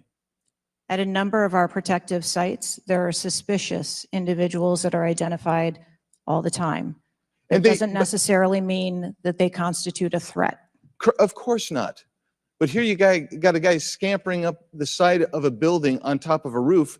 It's identified to you, and you said you sent a team there, and you can't answer that. And this gets to one of my finer points, Mr.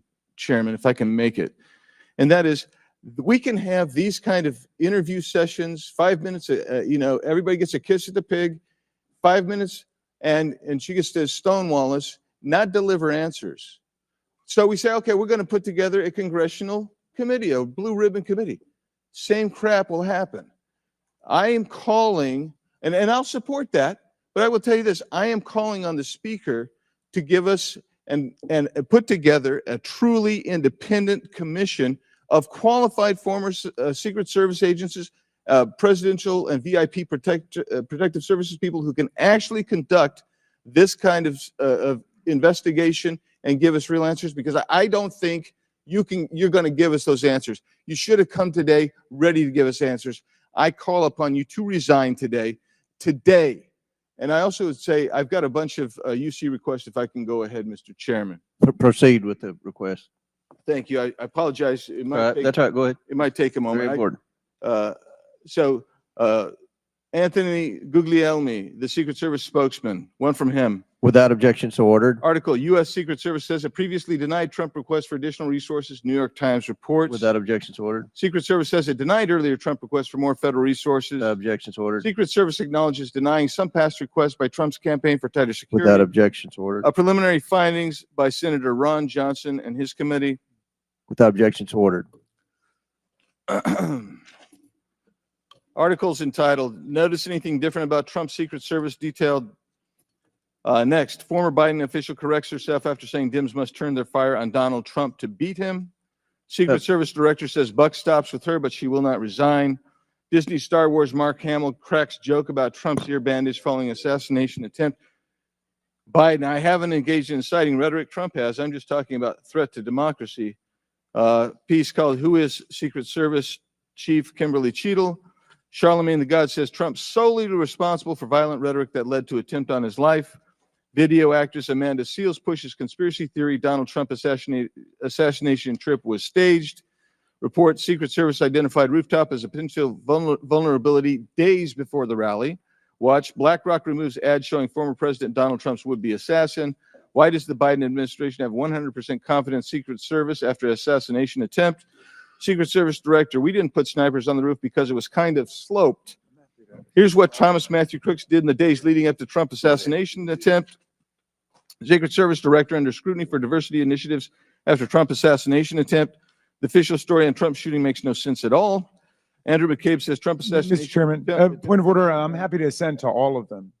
I just so as to facilitate You don't want me our to read, proceedings. is it too tedious? Well, we're not even really hearing them anyway. So if we could, it's up to you, Mr. Chairman. You would like me to I'll slow it down. I was probably going too fast. Secret Service's explanations for security failures ahead of Trump assassination attempt are not adding up. U.S. reportedly received intel of Iranian plot to assassinate President Trump. What WTH, Secret Service now saying that they didn't put any agents on the roof because slight slope was too dangerous. Report, U.S. officials received intel of Iranian plot to assassinate Donald Trump before Crooks' attempt. Exclusive GOP rep cloud. Homeland Security Agency is interfering in House's assassination investigation.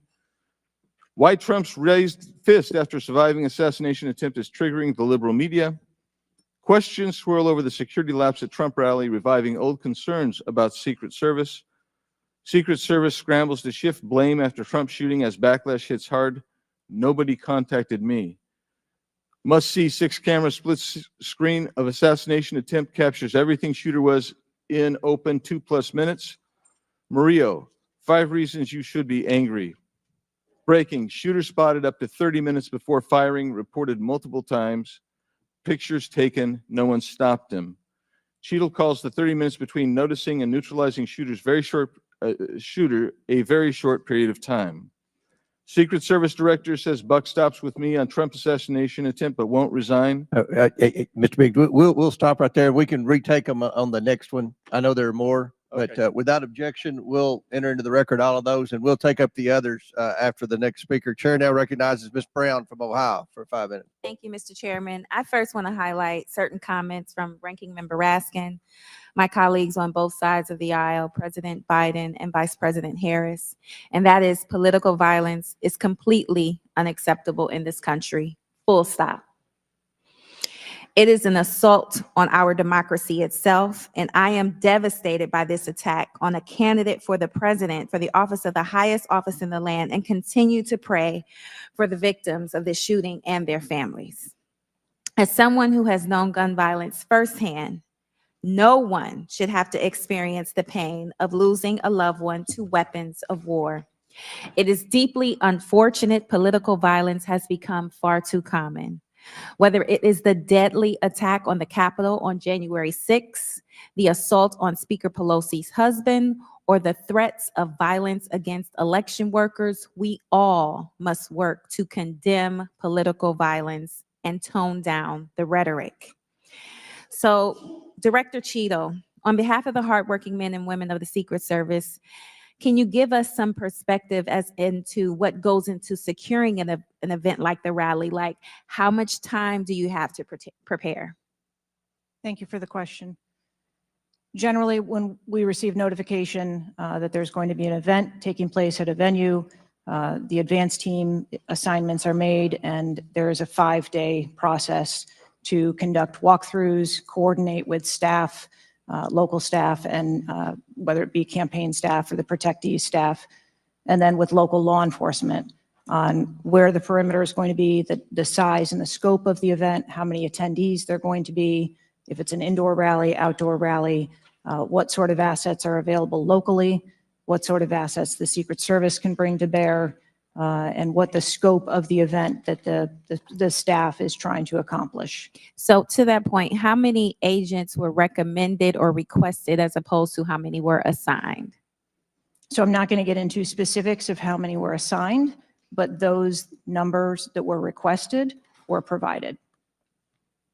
And how many local agents were involved in the preparation, if you will, that you talked about, that 5-day preparation? So there were a number of local agents from the local office, as well as agents from the former Trump detail that were involved in that advance process. Do we have a number? I do have a number. I'm not going to release that number in this setting. You're not making this easy for us. This is a shocking incident on the former president's life and an appalling instance of political violence and a threat to our democratic values. I'm thankful that the former president is on the mend. And again, I'm grieving for the family and friends of Corey Compatore, who lost a loved one in this shooting and now know the unbearable pain of gun violence. I really hope this serves as a reminder about our responsibility to attack policies, not personalities, to be honest and truthful, and to treat one another with dignity, respect, and thoughtfulness. And with that, I yield my remaining time to Ranking Member Raskin. Thank you, Ms. Brown, for those very powerful and moving remarks. Director Cheadle, we don't want to lose a presidential candidate to an AR-15 attack. We cannot lose a presidential candidate to an AR-15 attack, and we can't lose any more citizens to AR-15 mass violence, mass shootings. And we certainly don't want an attempted AR-15 assassination or assassination attempt to set off political violence or riots in America. So this is deadly serious business. The vice ranking member pointed out that a report in 60 days won't do it for us because we have a responsibility. Members of Congress have a responsibility to take action now if there's anything we can do to prevent this. So my question for you is, what is informing your operational decisions right now that you've invoked? Without a report, can you tell us what are the preliminary judgments, or if you don't want to foreshadow the report, fine. What are your personal professional judgments informing the operational decisions you're making right now?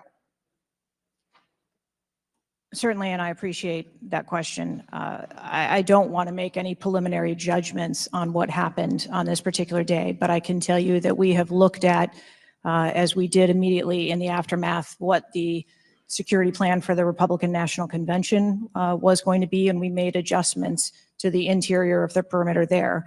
We looked at the protectees that we have here in the Washington, D.C. area and our protective sites, and we did make some adjustments to their security posture. And as we continue to move through the next several weeks, even yesterday with the announcement of the president no longer running, we have made adjustments to the vice president's detail. We are already prepared for an eventual VP nominee, and we continue to make those assessments. I think it just shows how dynamic the environment is, that this agency works in every day. So you've made the same kinds of common sense judgments and intuitive recommendations that members of the public and members of Congress are asking about right Yes. now. Yes. Okay, thank you. I yield back, Mr. Chairman. Thank And you, before I gentlemen. recognize Ms. Mace, I have to say, Director, we're pretty close to the halfway point during this. You answered more questions with an ABC reporter than you have with members of Congress. We have a lot more questions. The American people are demanding that we get answers to those questions, and that's what the purpose of this hearing is today. So I'm sure a lot of the questions that have already been asked are going to be asked again, and hopefully we can get some answers to those questions. I strongly implore you to answer those questions. You're here with a subpoena, and we expect you to answer the questions. Chair now recognizes Ms. Mace from South Carolina. Thank you, Mr. Chairman. Director Cheadle, the American people are watching, and they're wondering if there are any questions you can answer honestly today. So, Director Cheadle, I have a series of questions, very specific questions. I want very specific answers. Most of my questions are going to demand a yes or no answer. Do you understand? I do. Okay, my first question. Both sides of the aisle today have asked for your resignation. Would you like to use my 5 minutes to draft your resignation letter, yes or no? No, thank you. Was this a colossal failure? It was a failure. Yes or no? Was it a colossal failure is the question, yes or no? I have admitted this is a terrible. This is a yes or no series of questions. Was this a colossal failure, yes or no? Yes. Was this tragedy preventable, yes or no? Yes. Has the Secret Service been transparent with this committee? Yes. Would you say the fact that we had to issue a subpoena to get you to show up today as being transparent, yes or no? I have always been yes or no. You didn't want to answer the question. We had to issue a subpoena to get you to show up today. That is not transparent, by the way. You stated earlier, Secret Service is not political. Is that correct? Yes. Okay. Would you say leaking your opening statement to Punchbowl News, Politico's Playbook, and Washington Post several hours before you sent it to this committee as being political? Yes or no? I have no idea how my statement got out. Well, that's bullshit. So, Mr. Chairman, I would like to ask unanimous consent to enter into the record articles by Punchbowl News, Political Playbook, Washington Post, all done at 5:24 a.m., 6:12 a.m., 6:34 a.m., a solid 3 to 4 hours before this committee got your statement. Without objection, so ordered. Okay. Is the Secret Service fully cooperating with our committee? Yes. Okay, you say you're fully cooperating with this committee. On July 15th, this committee sent you a list of demands of information that we wanted. Has the Secret Service provided this committee a complete list of all law enforcement personnel that were there that day? Have you done that? Have you provided a list to the Oversight Committee? Yes or no? I'll have to get back to you on that. That is a no. Have you provided all audio and video recordings in your possession to this committee, as we asked on July 15th? Yes or no? I would have to get back to you. That is a no. You're full of shit today. You're just being completely dishonest. Mr. Chairman, Chairman, Mr. Chairman, Chairman, I want to, I'm Come gonna on. we have to continue. maintain decorum in this committee, Any, no matter have how you provided upset we any get. and all memos to this committee that we've asked you on July 15th? Have you provided all memorandums within the Secret Service? I would have to get back to you on that. That is a no. You are being dishonest or lying. Like you're being dishonest here with this committee. These are important questions that the American people want answers to, and you're just dodging and talking around it in generalities. And we had to subpoena you to be here, and you won't even answer the questions. We have asked you repeatedly to answer our questions. This isn't hard. These are not hard questions. Have you provided us all communications from the Secret Service related to that day and that rally? Have you provided this committee? We've asked for this information on July 15th. Have you provided any of this information that this committee has asked of the Secret Service? Any of it? I'll have to get back to you. Have you even read this letter that we sent you? Did you even read this? Yes. Okay. And you have said you don't know, you have no idea. The answer is no. We haven't gotten a single document or piece of information or data from you or your agency in related to the rally that we have asked you for. So was this attempted assassination of Donald Trump a failure of training or execution or both? I think that those are answers that we need to Training, examine. execution, or both? Which one? I think those are answers. All we right. need How to many determine. how many Secret Service personnel have lost their jobs due to this colossal failure? At this time, none. How many Secret Service personnel have been required to take a refresher course on how not to let people shoot Donald Trump? Our personnel are currently operational. We are examining the facts of this investigation, and we will make the changes necessary. What time did law enforcement become aware that there was an individual on the roof with a clear line of sight to President Trump? I am still verifying timelines. Of course, 9 days in, you have no answers. How many minutes went by between the time law enforcement saw and took photos of crooks and the shooting? How many minutes?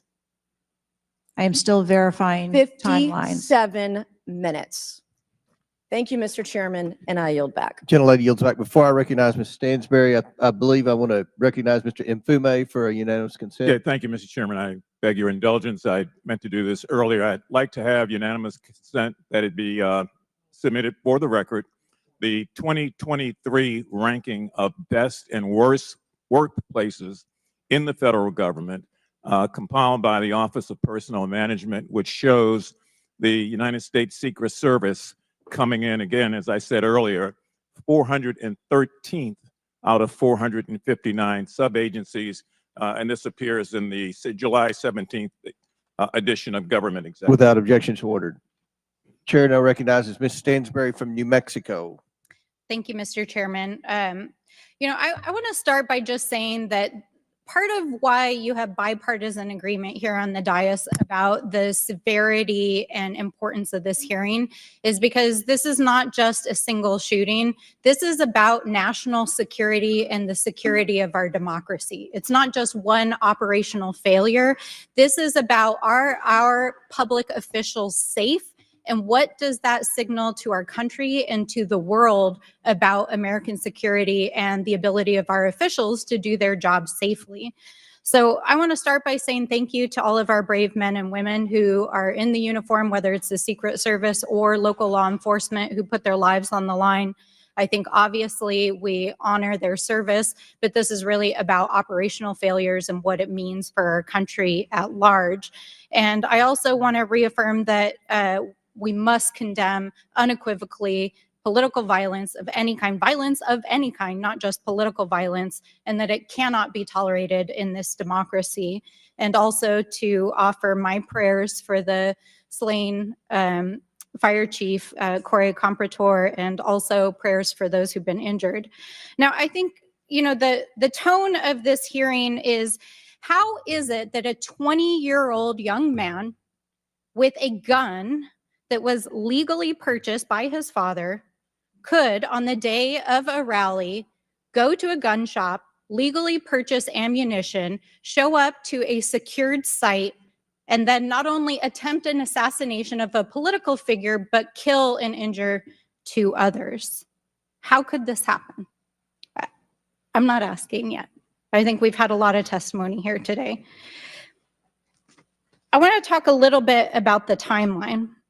Now, here's what we know, and I know, Director, you were also on the call that we had a few days ago with the FBI and other law enforcement, so I respect that you are not able to share, based on your testimony, some of the details that are currently being investigated, but I know you were on the call because I heard you on the call and you heard them too. So I'm going to lay out the timeline a little bit. On July 3rd, the rally was announced that it was going to be in Butler. On July 6th, 3 days later, we know that the shooter searched for dates for Trump and DNC events.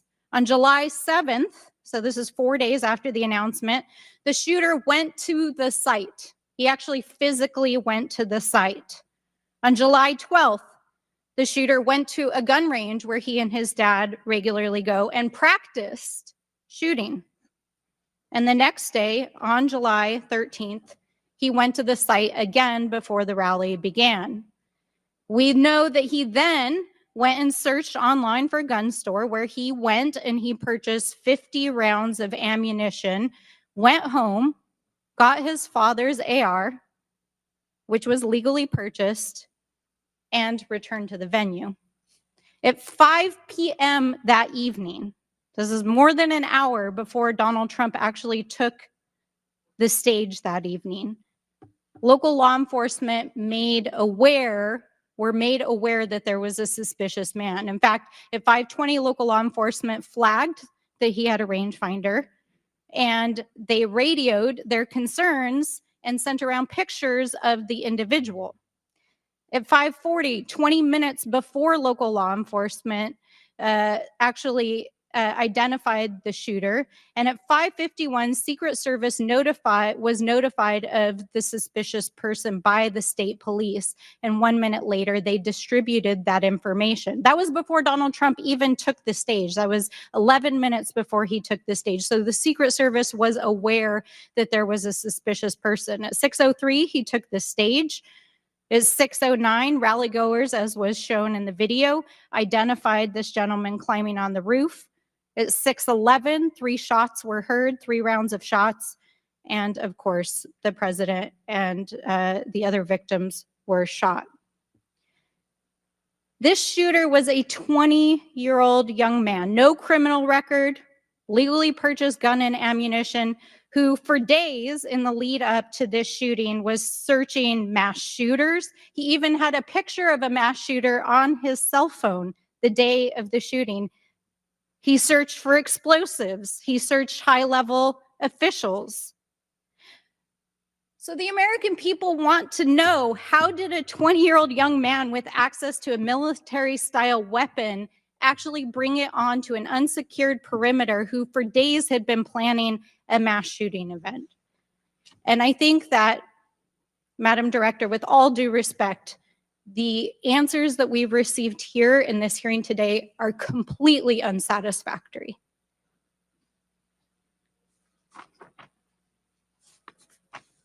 How could this happen?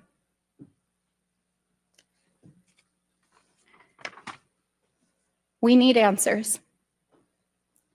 We need answers not just for the family members of the gentleman who was killed and those who were injured, but we need answers for our democracy. Because as others have stated here today, we are in a highly politically charged environment right now. We are only weeks away from one of the most significant presidential elections in American history. And it is clear that our public officials' safety has not been secured. And it is not just a matter of one shooting, it is a matter of national security. So I hope that you will take our comments to heart. I hope that there will be accountability, and we need answers. And with that, I yield back. Chair now recognizes Mr. LaTurner from Kansas. Thank you, Mr. Chairman. Director Cheadle, I have a question just right off the bat. Something that you've bragged about repeatedly is that you've increased protection for the 36 individuals that the Secret Service is also entrusted with. Is that correct? I think I stated that we currently have 36 protectees, and that we continue to make evaluations on where those levels of protection are provided. You've mentioned specific increases in protection that you've provided for some of those individuals, correct? Correct. Based on what? Well, some of it has been as a result of the tragic incident that occurred on the 13th. We went back and reassessed where we were at in providing protection and wanted to make sure that we were not, overlooking anything, considering this most recent incident. So the Secret Service needed to learn that allowing a rooftop 150 yards away from a protectee, not putting that in a perimeter, not having someone guarding that roof, that information is new to you, and it's caused you to increase protection to other folks that are under your care? I think it is prudent, after any incident that occurs, to go back and take a look at your current practices and see if there is anything that needs to be done differently. It's inconsistent, because what you said earlier to Mr. Turner was that the protection that you were offering to President Trump was in line with the current threats, him being a former president, him being a nominee of a major political party, the threats from Iran, the protection that you're providing him was adequate. Do you stand by that statement? Yes. Okay. Do you think it's a problem that the Americans' trust in the federal government is an all-time low? Do you think that's a problem? I think that it's unfortunate. I don't know why you're quibbling with my word. Is it a problem or is it not?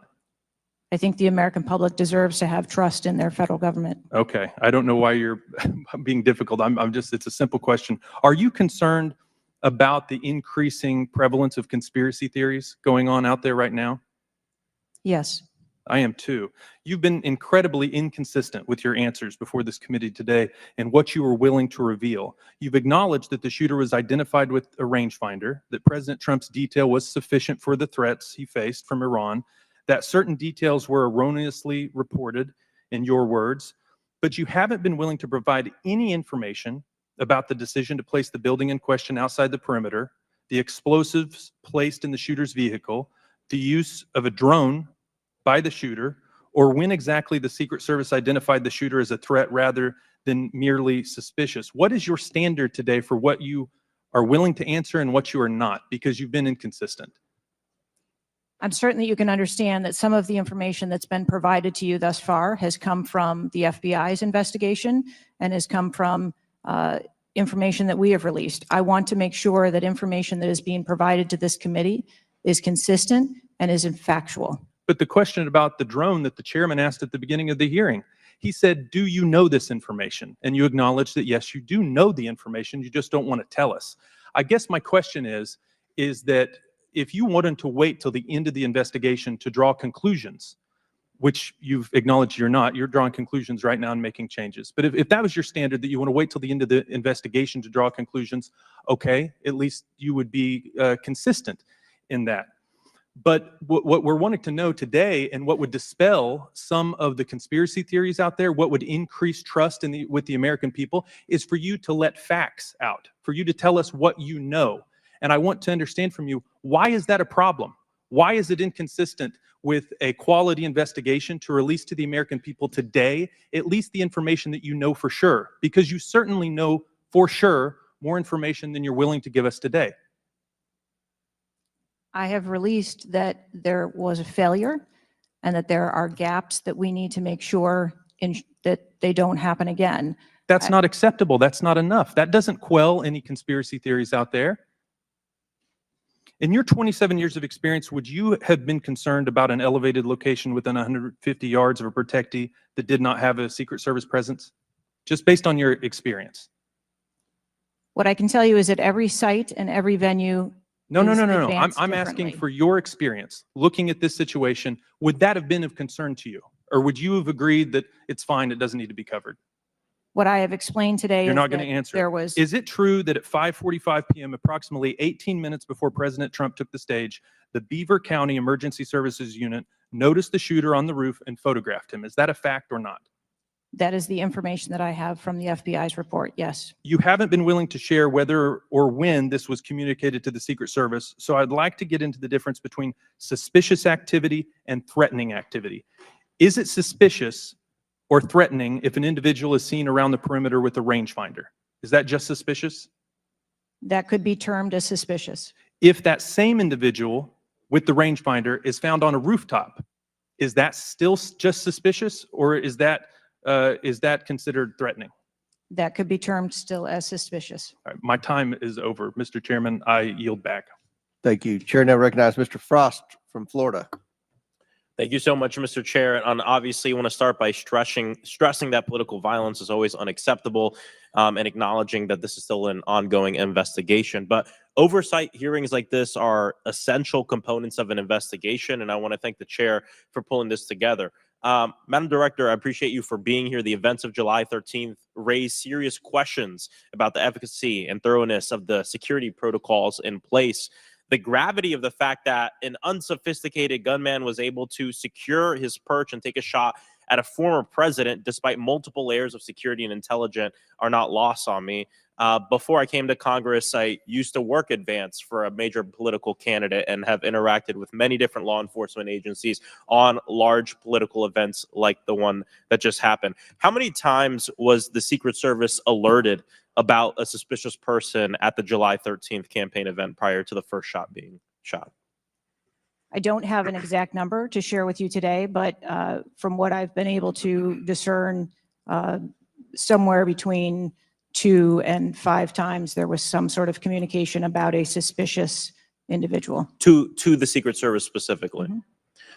According to reports, the shooter was photographed twice by security officers prior to the shooting. A police officer saw the shooter on the ground and reported him with a photograph as a suspicious person. Multiple local law enforcement officers identified the shooter, radioed that he was acting suspiciously near the event's magnetometers. A local law enforcement tactical team saw the shooter on a roof and notified other security services and also photographed him. One police officer who photographed the shooter saw him scoping out the roof and carrying a rangefinder. My question is, and you've answered this, but why, or you haven't answered this, why wasn't the event paused right then? Again, I'm not clear on the timeline of when the Secret Service shift and the counter sniper were notified. But of an earlier, individual Madam on the Director, roof. earlier you said that the Secret Service would have paused the rally if they identified a threat. Correct. So why wasn't it paused? Because I have to assume that they did not know that there was a threat when they brought the president out on the stage.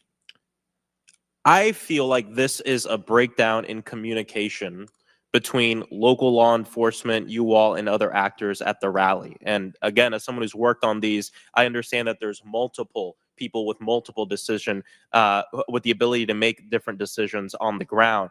I've taken over the last week, I've spoken with a lot of folks in local law enforcement in my district and across the country that I've worked with before, and other people have brought up concerns around being able to communicate with or with Secret Service during these big events and having their flags taken seriously. I do believe that if Secret Service believed that there was a legitimate threat, that they would have paused the rally. My concern is before that something was flagged and it wasn't taken as seriously as it should have been taken. So I think this shows an issue with communication. And I want to know, Madam Director, what you intend to do to fix that, not in 60 days, but now. We are in the middle of a presidential election. Obviously, a former president who had an assassination attempt, another rally goer who was killed due to this gun violence. We now have a presumptive nominee of the Democratic Party who's also historic, first Black woman to be running for president. And so I am worried about everybody's life. What do y'all intend to do to fix this communication breakdown and making sure that you actually take what local law enforcement, local folks are saying more seriously? We take what local law enforcement relays to us seriously. Let me just be clear on that. As far as the communication. But not this time. We always trust our law enforcement partners and have a great relationship with them. We are looking at whether or not there was a communication breakdown. If that was the case, we will take steps to ensure that we correct that, because to your point, we cannot have a communication breakdown. Madam Director, does you mentioned that the perimeter of the event did not include the rooftop where the shooter was. Does your responsibility and the Secret Service's responsibility to protect a principal stop at the perimeter of an event? Our responsibility is to ensure the safety and security of the event itself and the protectee who is attending that event and the personnel who are protecting. So you would say the fact that the rooftop was outside the perimeter is not an excuse for what happened, saying that it was outside the perimeter of the event? I am not offering that as an excuse. Okay, thank you. I yield back. Gentleman yields back. Chair now recognizes Mr. Fallon from Texas. How did a 20-year-old loner with a week's notice pick the absolute best location to assassinate President Trump when the entire Secret Service missed it? Director Cheadle, in your leadership, your agency got outsmarted and outmaneuvered by a 20-year-old. How can we have any confidence that you could stop a trained professionals from a nefarious nation state? Those are absolutely questions that we need to have. I know they're answers questions, to. but the fact of the matter is we can't have that confidence. Director, do you have the ability personally, and do you have the authority to beef up security of any of your protectees? Yes, I do. Okay. So were you also aware there was a credible threat President Trump was facing? He was facing a heightened security threat to a foreign adversary? Yes. Okay. So given that there was an increased threat to President Trump's life, Was he provided a full security complement akin to what a sitting U.S. president would receive? He was provided a full complement of security based on the threat assessment that we had That's not my and the question. venue. My question is, if he'd been the sitting president, would he have had the same security he had on July 13th, or would have been beefed up? There is a difference between the So sitting he didn't. So president your answer is he didn't. and continuity of government Okay. and the So responsibility he that we did have. not. Okay, there wasn't a CAT team, a full CAT team on site. There wasn't counter surveillance teams on site. But this is the thing. You just said you had the ability to beef up the security. You knew about the threat, and you didn't. And that's as telling as it is chilling. We have satellite images from the Butler Fairgrounds. Have you visited the site? No, I have not. 9 days and you have not visited the site.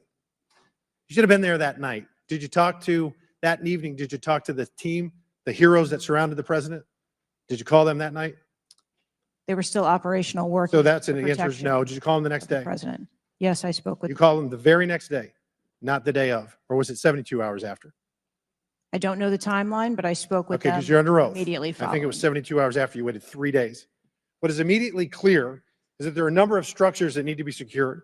Of these, Director, other than the first, immediate 4, what's the most dangerous site that should have been secured? Because security 101, you got to mitigate the high ground. Yes. Okay. Do you know what the next most dangerous site, what was the closest structure to the president, other than the 4 immediate ones that you had your counter sniper teams on?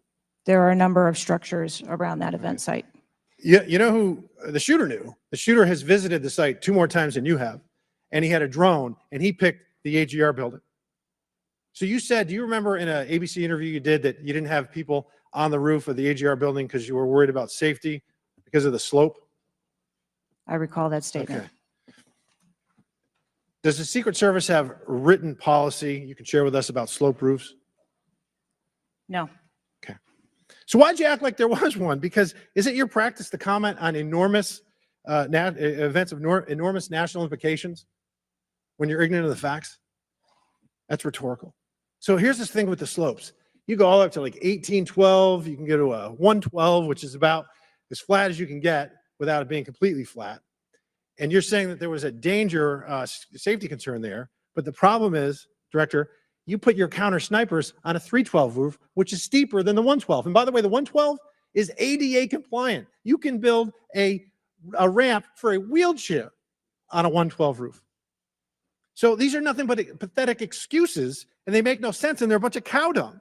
All the law enforcement I've spoken with over the last 9 days are amazed that the AGR rooftop was not secure. You want to know why? Because it's dangerous. I have never had any long gun training in my life.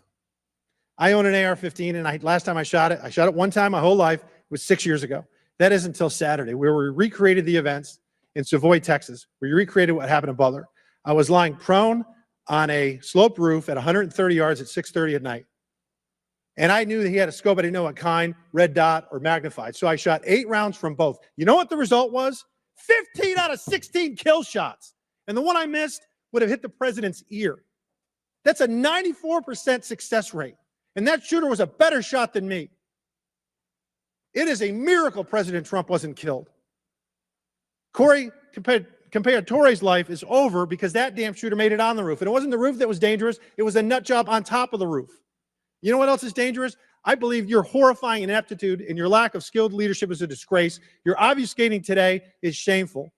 And you should be fired immediately and go back to Garden Doritos. Mr. Chairman, I yield back. Chair recognizes Ms. Lee from Pennsylvania. Thank you, Mr. Chair. I'd like to thank the chair, the ranking member, for coming together and holding this hearing. But I have to say, I don't think any of our concerns have been addressed today. And what little we've learned has not inspired much confidence. I will just say that we obviously can't allow the violence we're seeing in this country become the norm or a commonplace, but that seems to be where we're heading.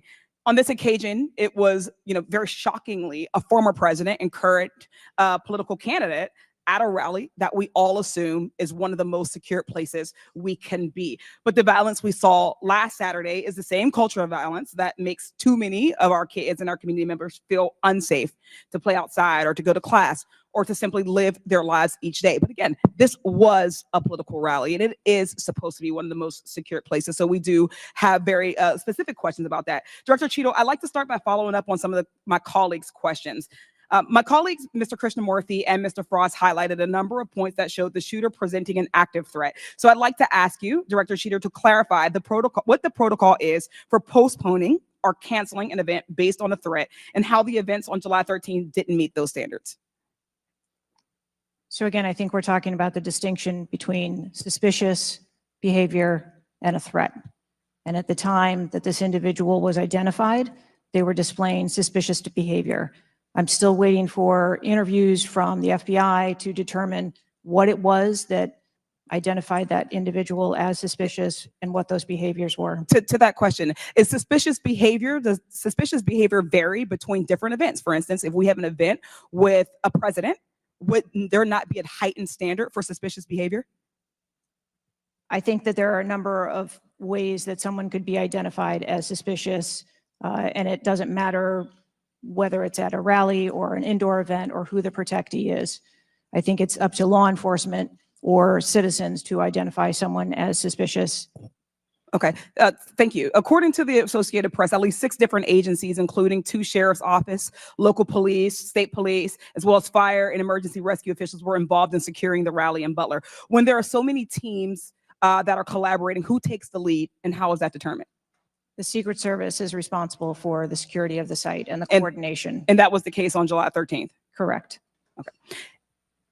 Changing gears, in 2024's appropriations budget, the Secret Service was given a little over $3 billion, which was about $78 million above what was requested. For 2025's budget, you've requested yet another increase. How much of these funds goes towards training and improving protection procedures? I would have to get back to you on the training aspect of it, but about 30% of our budget is for protection and facilities and training. But clearly the problem can't be a lack of funding. So what exactly do you see as the core problem that led to this failure, that led to your agency being outgunned by a 20-year-old using his father's gun and acting on his own without a particularly sophisticated plan or technology?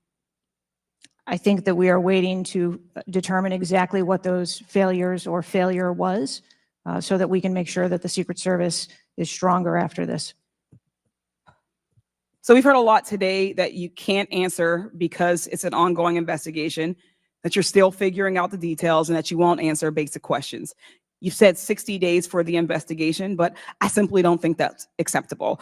Do you really plan to keep avoiding questions and the American people's questions, ours and the American people's questions, for the next 60 days? I'm not avoiding questions. I want to make sure that I am providing factual and accurate information. Certainly, but is there no in between, right? Between what is obviously a fact and what you can surmise from the details that you already have? I assure you, when I have a full and complete report of what took place on that day, I will certainly come back and make that available. Certainly. Studies indicate that the United States is experiencing increasing levels of political violence and tension. Does the Secret Service see increasing political violence as a threat to its work? And if so, how is the Secret Service adapting its strategies and protocols to account for increasing political violence? We are constantly evaluating the threats that we receive and monitoring that, and we make adjustments on a daily basis to our protectees based on what those threats are and what actions we need to take. Yes or no? Do you believe that stricter controls on the availability of assault weapons would make it easier for the Secret Service to fulfill its missions of protecting public officials? I think the Secret Service is tasked with providing a safe environment, which is why we put into place a number of mitigation factors. Certainly, but do assault weapons make it easier or harder for you to do your job? I think that any weapon makes it difficult for us to do our job. Okay, I yield back. Chair Dale recognizes Mr. Donalds from Florida. Thank you, Chairman. Director, real quick, at what time was Secret Service aware of the active threat against President Trump? Director, what time? So the Secret Service was aware that there was an individual who had been identified as suspicious and that individual was attempting to be tracked down. At what time? I don't have a specific timeline other than to tell Director, you, it's been 9 days. I At understand what that. time? I want to make sure that I give you factual information, sir. Director, have you talked to the agents on the ground that day? Yes, I have. You've talked to all of them. Mhm. Your senior team has talked to every agent that was on the ground that day. Yes, we have. Have they all corroborated the same time they identified the shooter or they were made aware of the shooter, either by attendees in the crowd or local police department? There are a number of reports of when those times were made. Was it those 5 minutes notifications. before the first shot rang out? No, Generally speaking, was it 10 minutes before the first shot rang out? no. It Was was, it 15 minutes before the first shot rang out? it was less than that time frame when it was identified as a threat. How many days before the shooting took place did Secret Service actually do their advance work to secure the facility that the rally was going to be held at? 5 days. In the 5 days prior, when the security advance team did their work, did they identify the rooftop as a potential threat? Again, I'm pulling those reports and that information. It's been 9 to days, conduct those Madam interviews. Director. Did they notice a rooftop 150 yards away that was a potential threat? Yes or no? I am certain that the rooftop was noticed. I am pulling the reports. What was the security parameters around securing that rooftop? There What was, did they do? there was overwatch provided for that rooftop. Did Overwatch fail? I am waiting to hear what the results of the investigation were so that I can identify where the failure was. Who did you talk to that was on the ground that day that was responsible for Overwatch? What are their names? I'm not going to provide their names in this setting. Did you talk to the people that were providing Overwatch that day? I've talked to the people that conducted the advance on that day and that were working the shift and were the counter snipers on that day. So you talked to the counter sniper team. You talked to the people who were providing Overwatch that day, and you talked to the advance team, correct? Yes, sir. What did they tell you?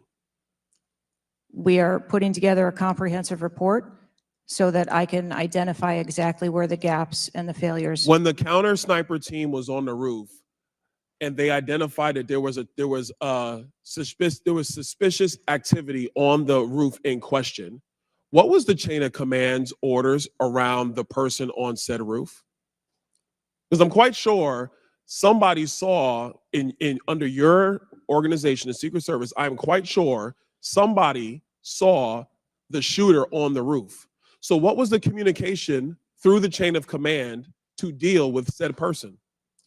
What I can tell you is that when the individual was identified by the counter sniper, they took one shot and neutralized that individual. But that was after the shooter already took a shot. Is that correct? That is correct. So what you're saying now is that the Secret Service did not see the shooter on the roof until after the shooter took a shot? I do not have all of those details at this time. If you don't have those details after 9 days, Director, then what you're telling me is that you guys didn't see it. Is that correct? I am telling you, I don't have all the details of the sequence at this time. Director, it's been 9 days. Either you have the information or you do not. Is that correct? We are still in the process of conducting interviews and an investigation. Some of my colleagues have texted me over the last couple days, bipartisan, about whether you should lose your job. And I've been quiet on that question because I wanted to see what you were going to do today. In my opinion, you do need to be fired immediately. And it is because this is gross incompetence. And the fact that it's been 9 days, and these are simple questions to answer. I'm quite sure if I asked any one of my kids if they got in trouble and I told them to give me the details, I would get more answers from them than I'm getting from you right now. And that's what's frustrating on a bipartisan basis, on a nonpartisan basis. This is a joke. And Director, you're in charge. And that's why you need to go. Mr. Chairman, I yield back. Chair now recognize Mr. Goldman from New York. Thank you, Mr. Chairman. Director, I want to follow up and just understand a little bit why there is so much information about this out in the public, including some from you and your communications team, and yet you're here pursuant to a subpoena under oath in front of Congress, and you're unable or unwilling to answer some of those same questions. Can you just explain why you are answering so many fewer questions here than you have to the media? I'm answering the questions that I'm able to answer based on the fact that there are multiple ongoing investigations. But you have answered some of these questions previously, correct? To the public, to the media. Which questions? Well, did you have an interview with ABC News? Yes, I did. Okay. And did you explain the interaction between local law enforcement and the Secret Service, and that local law enforcement was responsible for securing the perimeter of the building where the shooter was? I said that the Secret Service is responsible for designing and implementing and executing the security plan, and that we rely on the assistance of our local law enforcement partners to assist us with that plan. Let me ask you something. Were you given any instructions about what you can and cannot answer here today?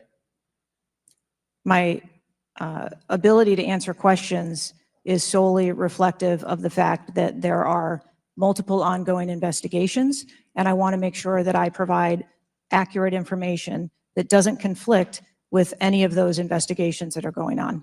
So is it your view that you can't talk about anything that happened that day until those investigations are completed? My view is that I want to make sure that this committee and the American public gets correct and actual information. And so is it your view that that can only happen after the completion of the investigation? It is my view that when the investigations are complete, that we will be able to share that information. And how about before that? If I have factual information that I can share before that, I absolutely will. I'm guessing you have factual information as to when the suspicious photograph of the suspicious person was relayed to the Secret Service. There's a timestamp on that text message or whatever it was, correct? Sir, I'm sure you can understand that when you're dealing with text messages, emails, and other communications, the timelines don't always match up. Not really if they're timestamped, but let me move on. Because you have acknowledged that this was a major security failure. Is that right? Yes. Do you acknowledge that it was a major security failure not to secure the rooftop of the building that the shooter shot from? I believe at this time that the rooftop was provided Overwatch. I acknowledge that we are unaware at this time how the individual was able to access the roof. Overwatch meaning from other counter sniper, other higher points? Correct.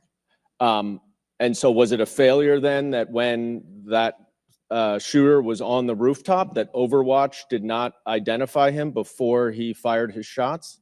I don't have the timeline of how the individual accessed the roof, where they accessed the roof, or how long they were on the roof. Let me ask a couple things quickly. You have testified here about all the resources that the Secret Service needed to deploy to protect the NATO summit and all of the leaders here. Is that right? Yes. Did you have to rely more on local law enforcement because of the NATO summit for this event? The Secret Service routinely works with local law enforcement at every event. It doesn't matter whether it is a NATO summit, NSSE, the RNC. No, but that's not my Milwaukee. question. Obviously, there's a natural give and take as to, I'm sure, how many agents you deploy and how much you rely on local law enforcement. Did you have to rely more on local law enforcement because there were fewer Secret Service assets available because of the NATO summit? No. I hope we get answers before the completion. I don't like the fact that the media has received far more answers than Congress has. If this is a function of getting your ducks in a row, I assume you have access to a lot of these reports and a lot of this information, and you should have come prepared here today. And I would just want to flag, Mr. Chairman, before I yield back, that I want to just point out one thing that my colleague from Texas was talking about when he said he recreated the shooting twice with an AR-15, and he had a 94% success rate, 15 out of 16 shots. I don't know why that doesn't convince him that we should get rid of AR-15s, but clearly we need to do something about the prevalence of AR-15s and weapons of war on our streets. And I yield back. Chair now recognize Mr. Perry from Pennsylvania. Thank you, Chairman. Director, I guess 60 days is the time of the investigation. Is that the information that you've put out, or where did that come from, 60 days? Or is that just information that the committee members are talking about? I stated that earlier today. I've asked Okay, my 60 team- days. So are you receiving regular updates? You're in charge of the Secret Service. This is about your organization, what happened 9 days ago. Are you receiving regular updates from the FBI on their investigation? Yes, I am. So you know some things are true, some things are probably not true. We want to talk to you about the things that we're hearing about and find out if they're true. Have you've been in contact with the FBI, then you're getting updates on a daily basis, right? Yes. Based on what you said. Okay, so, and are you confident that the person in question, Mr. Crooks, was the only person firing that day against the president or the crowd? Is he the only one? I'm not asking you yet if he acted alone, but is he the only one, or can you say that with certainty to the American people? That is the information I have at this time, yes. Okay, does it appear he acted alone? That's the information we have at this time. Okay, now let's talk about the fact that he was noticed as a person of interest, of concern, suspicion, as you say. Your PI team, how do they stay in, there's a sea of people. How does the PI team get to that individual that's in question in the sea of people? How's that individual tracked? Our protective intelligence teams that work at our sites are paired up with a local police counterpart. And so they work in conjunction together. So just follow them around, or let me ask you this.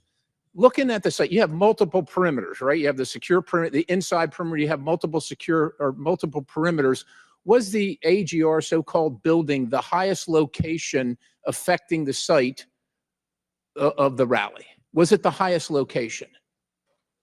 I believe the highest location at the site was where our counter snipers were. What about the water tower positioned. adjacent? What about how high is the water tower? I don't have the height on the water tower. Okay, seems like water towers are pretty high, at least in the photo. It looks like it might be, there might be actually be a building right behind the AGR building that is even higher than the building that Crooks fired from. You're familiar with cover, concealment, and defilade, right? You're familiar with those terms?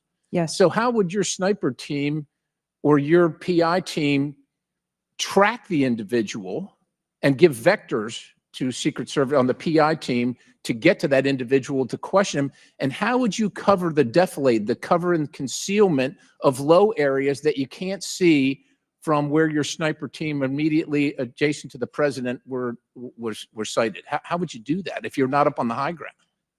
So when our counter sniper teams go out and conduct an advance, they have a methodology and provide a grid system that our response teams are able to vector in if they see something that is troubling. So when Mr. Jordan asked about the assets that were requested, let me just ask you about assets requested. Were aerial assets requested for this event from either the Secret Service or state police or anybody else, drone, manned, otherwise? Aerial assets, were they requested? I can't speak to what the local Just police asking if they were may have requested. conversations with the local police, but I can tell you that the assets that were requested from the Secret Service for the site that day were all granted. But were aerial assets required? I didn't ask if you used them or what you used. Were they requested? Overwatch was requested and that was Aerial, provided. is that aerial? Because Overwatch could mean on the water tower or not on the water tower. Can you be specific, ma'am? I'm running out of daylight here. I understand. If you're asking me about specifics, whether or not there was. Is it not clear what I'm asking you? Were aerial assets requested by the president, by Secret Service, by anybody? Were they requested? The Secret Service, we felt that we had a good plan in place. Okay, fair enough. How about K-9 assets with bomb sniffing or explosive sniffing capabilities? Requested. I didn't say they were present. Were they requested? Those requests were fulfilled. They were requested and fulfilled. Mhm. So was the Crooks vehicle inside any of your perimeters? No, it was not. It was not. How did you? So it was not within the. It was not. So what was there a device located on Mr. Crook's body to detonate the vehicle? That is the information that I have. So what would be the point of detonating the vehicle if it was not inside the perimeter? I have no idea what Mr. Crook's motivation was. Ma'am, the fact that you haven't, I'll close with this, Mr. Chairman, haven't even visited the site. I understand there are other things going on, but the culture of your organization, the culture that doesn't, do you know how tall the president is? How tall is the president? President Trump, how tall is he? I don't, he's over 6 feet tall. I don't. have Okay, the so exact- do you assign agents based on their ability to cover physically and carry, if necessary, the president of the United States when you assign them to this mission? Is that a parameter that is considered? I assign agents to work our protectees that are capable and have been trained by the Secret Service. I understand they're trained, but if you're not tall enough, it has nothing to do with, we're not mad at you, but if somebody's 7 feet tall and you're 5 feet tall, there's going to be a delta there that is problematic in protecting the protectee. And I'm asking, is that a consideration when these agents, not saying you, but when they're assigned to the protectee? The agents that are assigned to our protectees are perfectly capable. Okay, ma'am. So of the providing culture is what I'm protection. concerned about, because the primary objective here seems to be something other than securing the site, securing the principal, and securing the people at the site. And that's the concern based on the answers that you've given today so far. Without a yield, Mr. Chairman. Chair now recognizes Mr. Moskowitz from Florida. Thank you, Mr. Chairman. Thank you for this hearing. I want to thank the subpoena that you sent. I want to thank Ranking Member Raskin and your work, the letter you sent to the committee. And I also support the creation of a commission to get to the bottom of what happened. Director, I just want to give you an honest assessment of how this is going for you today. Did you happen to catch the hearing many months ago in education where there were a bunch of university presidents, and Elise Stefanik asked a very easy question and couldn't get an answer? Did you see that hearing? No, I don't think I did. Okay, well, let me tell you, it didn't go well. And the short end of that story was those university professors all resigned. They're gone. That's how this is going for you. This is where this is headed. Okay? This is, I don't know who prepared you for this. I don't know how many times you've testified in front of Congress. But a president was almost assassinated live on television, not just for Americans, but for the world to see. And this being your first opportunity, I understand there's an ongoing investigation. I understand there's things that you can not talk about. But the idea that we're getting less than you did on television is something that Democrats, Independents, or Republicans are going to find unacceptable. My high school, Marjorie Stoneman Douglas, was on the list of mass shootings that Representative Raskin held up.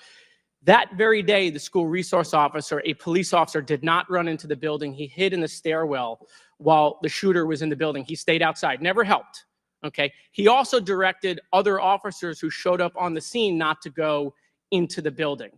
When it was determined that the failures in response and training, and that the sheriff fired nobody in his agency, Governor DeSantis then removed that sheriff. I supported the removal. So here's my question. You said there's going to be accountability. I understand you don't want to give us names. When you say that, are you telling the committee that once it's concluded, you're prepared to fire the people on the ground who made poor decisions that day? I'm prepared to take the actions necessary. No, that's nonsense. Okay. Accountability. The failure was human. That doesn't mean they're bad people. It means they failed that day, and a former president was almost assassinated. Okay. Are you prepared to fire the human failure on the ground? Yes or no? When you have the names of where those failures were, they're people. It's not like a piece of technology failed. It was people who failed that day. Are you prepared to fire them? I don't have an answer as to whether. Well, then how can there be accountability if you're not prepared to fire someone? And the reason why your name is going to be the person who's held accountable, the reason why members in this committee are calling for resignation, and I join in that, or for the president to fire you, is because you're saying there's going to be accountability, but you can't commit that people are going to get fired. Let me ask this question a different way. If Trump had been assassinated that day, if the gunman had succeeded, okay, would you have come and tendered your resignation?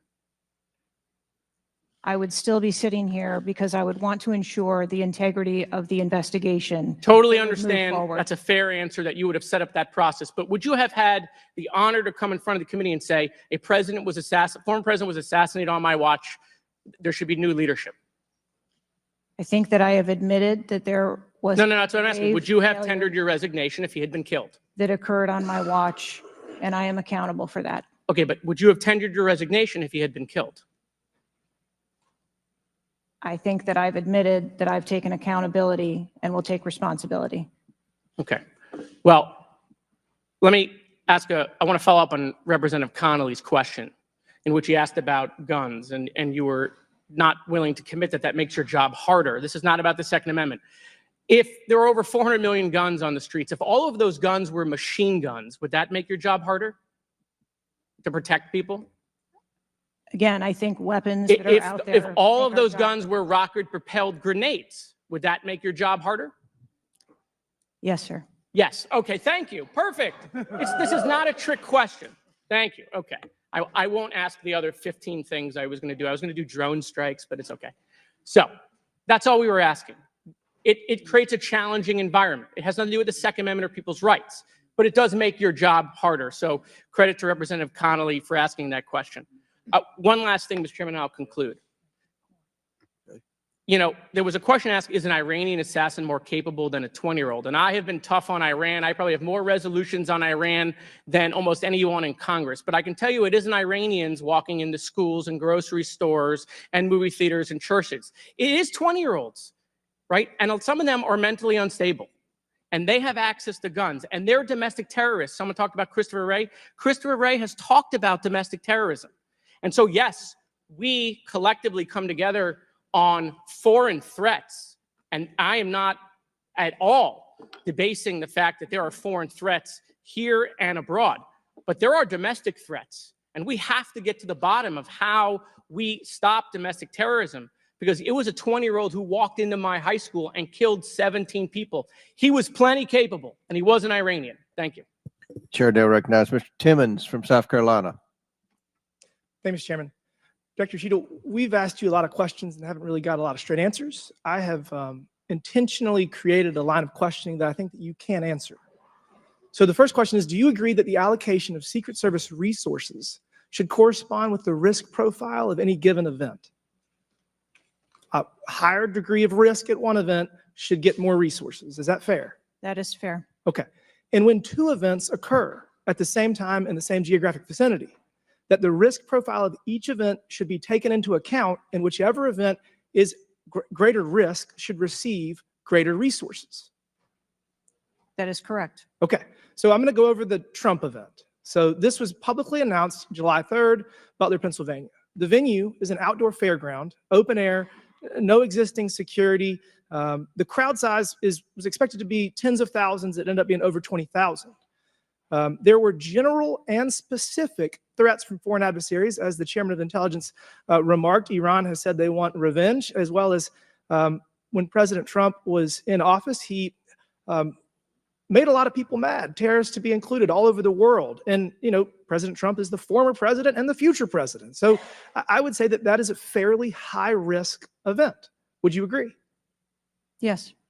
Okay, let's conversely, the First Lady had an event at a casino in Pittsburgh, just a few dozen miles away. It was a dinner for the Italian Sons and Daughters of America.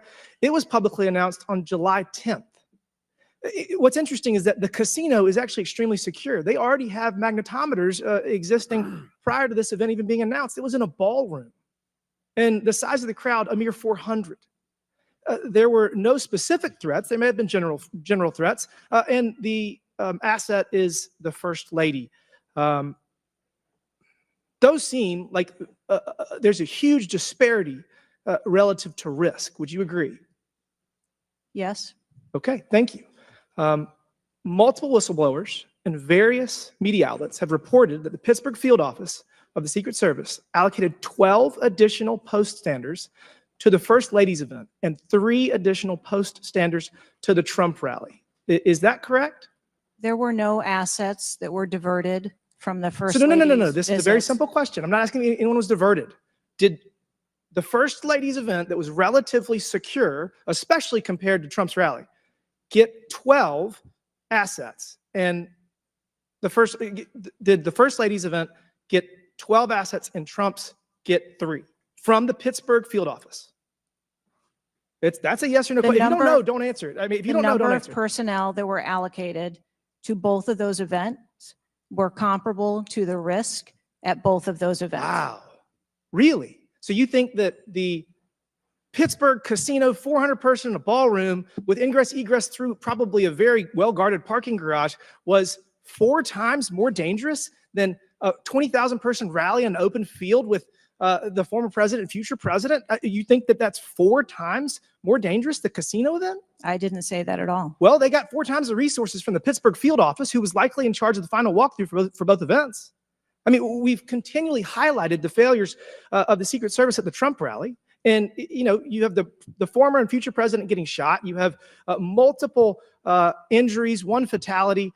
And I would have to think that if we had 9 more post standards, 9 more individuals that have the training and the integration into the Secret Service defense of Trump at that rally, that I have a feeling that Crooks would have had somebody come say hello to him before he fired a bunch of shots. What do you think that's possibly true? There were significantly more assets and resources available at the former president's event than there were at the First Who made Lady's the event. decision to deploy 12 post standards to the casino where the First Lady was having a 400 person dinner, and only 3 people from the Pittsburgh field office to the 20,000 person plus Trump rally? Who made that decision? There were additional Secret Service resources available at the former President Trump's event. Who made that the day. decision to deploy 12 to the First Lady's event and 3 to the Trump event? The allocation of resources is decided based on the availability of personnel and their location and where they are, but there were sufficient resources What did you just that say? were given to. Did you just the say there were former sufficient president's resources? President Trump event got that shot. day. Someone got killed. There were not sufficient resources, clearly. There was And a it gap. doesn't take 27 years of experience to know that. And whoever made that decision, it probably wasn't you, needs to be fired. And then you need to resign, because this is absolutely unacceptable. You've lost the trust of the American people. With that, Mr. Chairman, I yield back. Gentleman yields back. Chair now recognizes Ms. Tlaib from Michigan. Thank you so much, Mr. Chair. Thank you, Director, for being here. You know, when we hear the headline, a 20-year-old young man with access to an assault weapon commits an act of mass violence, I mean, we've heard this before, over and over again. But the unfortunate thing is that my residents don't get a committee hearing. We have not had one committee hearing about the over 260 mass shootings that we've had, killing hundreds of people, injuring hundreds, changing their lives forever. And don't get me wrong, to many of my colleagues, I mean, I watched, and even the pool of blood, the screams, it was horrific. But it made me think about the images I saw after mass shootings at schools, grocery stores. I mean, I think of Buffalo, New York, at a supermarket where a racist gunman killed 10 shoppers with an AR. In El Paso, AK-47 style assault rifle killed 22. In Florida, in Parkland, Florida, 17 students and teachers murdered, again with an AR. In Pittsburgh, at a place of faith, Tree of Life Synagogue, 11 murdered. And don't get me about Newton, Connecticut, which still breaks my heart. 26 murdered, including 20 elementary school children. This year in Michigan, we've had, Mr. Chair, 2 mass shootings. 21 shot in Detroit. one of the most horrific shootings we've seen, 2 killed at a splash pad in Rochester Hills, Michigan. 8 shot there. Again, an assault weapon used. But the difference here is the former president gets a hearing in his attempt to assassinate, but our residents don't get a hearing about mass shootings, about gun violence in our country. You know, Mr. Chair, I ask this wholeheartedly. You know, they don't have Secret Service to protect them. They don't. I don't have these mass agencies protecting our kids in the schools or the supermarket, movie theaters, or going to a block party in Detroit. I don't have that. We don't have that. But I can't believe we're just going to focus on that and not the fact that we're hearing yet again in the headlines, a 20-year-old young man having access to an assault weapon, a weapon of war. Many of my veterans say they have to be trained to use, but he can get it, wasn't safely stored by the parent, grabbing that gun, and innocent lives were lost. Director, I know you got asked about this, and I think it's important, though, you know, for us to hear this. But how difficult is your job when there's such easy access to assault weapons in the streets? I think the job of a Secret Service agent and officer is incredibly difficult. I think the environment we deal with every day and the dynamics of the threat environment is incredibly difficult. These are brave men and women who put their lives on the line. And a day like we had on July 13th is a day that no one in my agency ever wants to have as their responsibility. It is an incredibly difficult job. Yeah, I immediately thought of the children in the audience. I mean, when you think about going to a rally with your family, again, their lives are forever changed. The incident are never isolated. I really believe these incidents are never isolated. And I know Detroit Free Press had reported that the 20-year-old Pennsylvania shooter looked up the 2021 Oxford High School shooting in Michigan. Can you comment on what information this shooter was looking up in regarding the tragedy of Oxford High School, where it took 4 of our high school youth there? I'm sorry, I'm not able to. The FBI has those details. So you can't even tell us, I mean, was he looking at the type of weapon? How many? Yeah, unfortunately, I don't have those details. Do you have, I mean, did they share that with you though? I don't have the full content of what his searches were. I think that they are still in the process of examining all of his devices. Okay. Again, you know, again, the impact, I want to be really serious about this. The impact on our families is more than just this political rally, Mr. Chair. We have to talk about this, even if we're in disagreement. Let's talk about it, because I've seen statistics that show that we could be saving lives now if we ban these weapons of war from being able to buy it at the local store down the street. I mean, we just can't continue to allow this to happen. And unfortunately, my residents are not former presidents of the United States. They don't get a hearing. They don't get Secret Service, any of that. And even among those that are expressing the failed in the system, they just deserve better. They truly do. Thank you, and I yield. Chair now recognizes Mr. Burchett from Tennessee. Thank you, Mr. Chairman. Ms. Cheadle, the shooter was set up on the roof of the AGR International building, as we know. Was the roof identified as a potential vulnerability days before the rally? To my knowledge, yes, it was. Were agents or officers inside the building? If so, what floor were they on? We had local police officers inside the building. The roof looks like it's a tin roof. How did no one inside that building hear someone moving on top of a metal roof? I don't have the details of all of the interviews that have been conducted yet. When will you have those? I have been asking, and I want to have that information as soon as you do. Okay. As well. Why did Secret Service fail to block the line of sight from that roof? I think that the Secret Service put together a plan where they were counting that roof in as part of their overwatch. And that was the plan that they had put in place that day. If you weren't going to put a security personnel on the roof, why not at least use drone technology or aerial surveillance to monitor the rally? There are a number of times that we do use drone technology. I'm not speaking specifically to this event and what was utilized or not. There are times when drone technology is available and helpful at events, and there are times when it is not appropriate. Do y'all use Signal? Do you personally use Signal to communicate with any official from the White House? Signal on your phone. On occasion, I'm sure that there are people that use Signal, yes. Okay. Do you use it to speak with the White House? Use Signal? No, I do not. Okay. When was Thomas Crooks first identified as a person of interest? Let me help you. At 5:10. He was spotted with a rangefinder at 5:51. And when did Secret Service notice him? Again, I don't have those specific timelines, but it was a relatively short period of time. Let me help you. 5:52. Ms. Cheadle, why was President Trump allowed on stage 10 minutes after the Secret Service spotted a suspicious individual? That seems to me to be the worst thing of all. All the breakdown and all this communication, all the BS you've been feeding us here today or not feeding us, that seems to be the question. So as I've stated before, there are a number of events where suspicious people may be identified. That doesn't necessarily. Ma'am, I submit to you, you got a guy who's going to be the next president of the United States. He's on stage. I've been to these events. We've all been to these events. A car backfires and there's a 15-minute dadgum wait. That's not acceptable. Did the Secret Service tell President Trump they'd spotted a suspicious individual before he was shot? I am unclear as to what the communication was with the former president. Okay, at that I'll time. take that as a no. Did y'all deny President Trump's request for more security? Yes or no?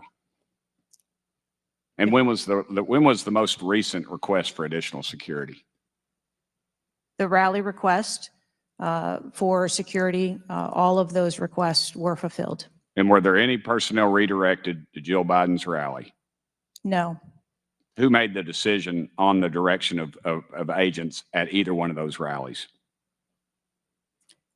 I'm unclear as to your question on the direction of the agents. I said, who directed those agents to be at Miss Biden's rally or President Trump's rally? Those specific agents. So there is a methodology in which agents are available for assignments, and they are assigned based on either geographic location or logistics or flight. Ma'am, I appreciate all that, but that methodology about got President Trump killed. Was the security detail guarding President Trump a temporary detail?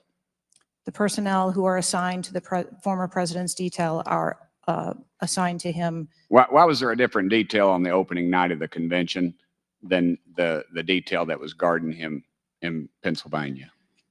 The president has a very large permanent protective detail assigned to him.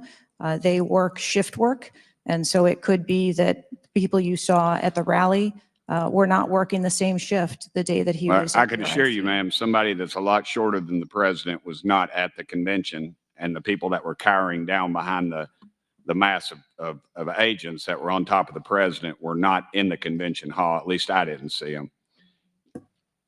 You can't seem to answer a single question about an ongoing investigation, ma'am, and you don't know when the information will be released publicly. Are you waiting for the administration to sign off?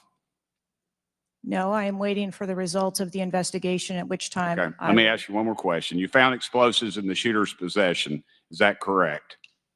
The FBI found explosives. Do we know who directed this young man how to make those explosives?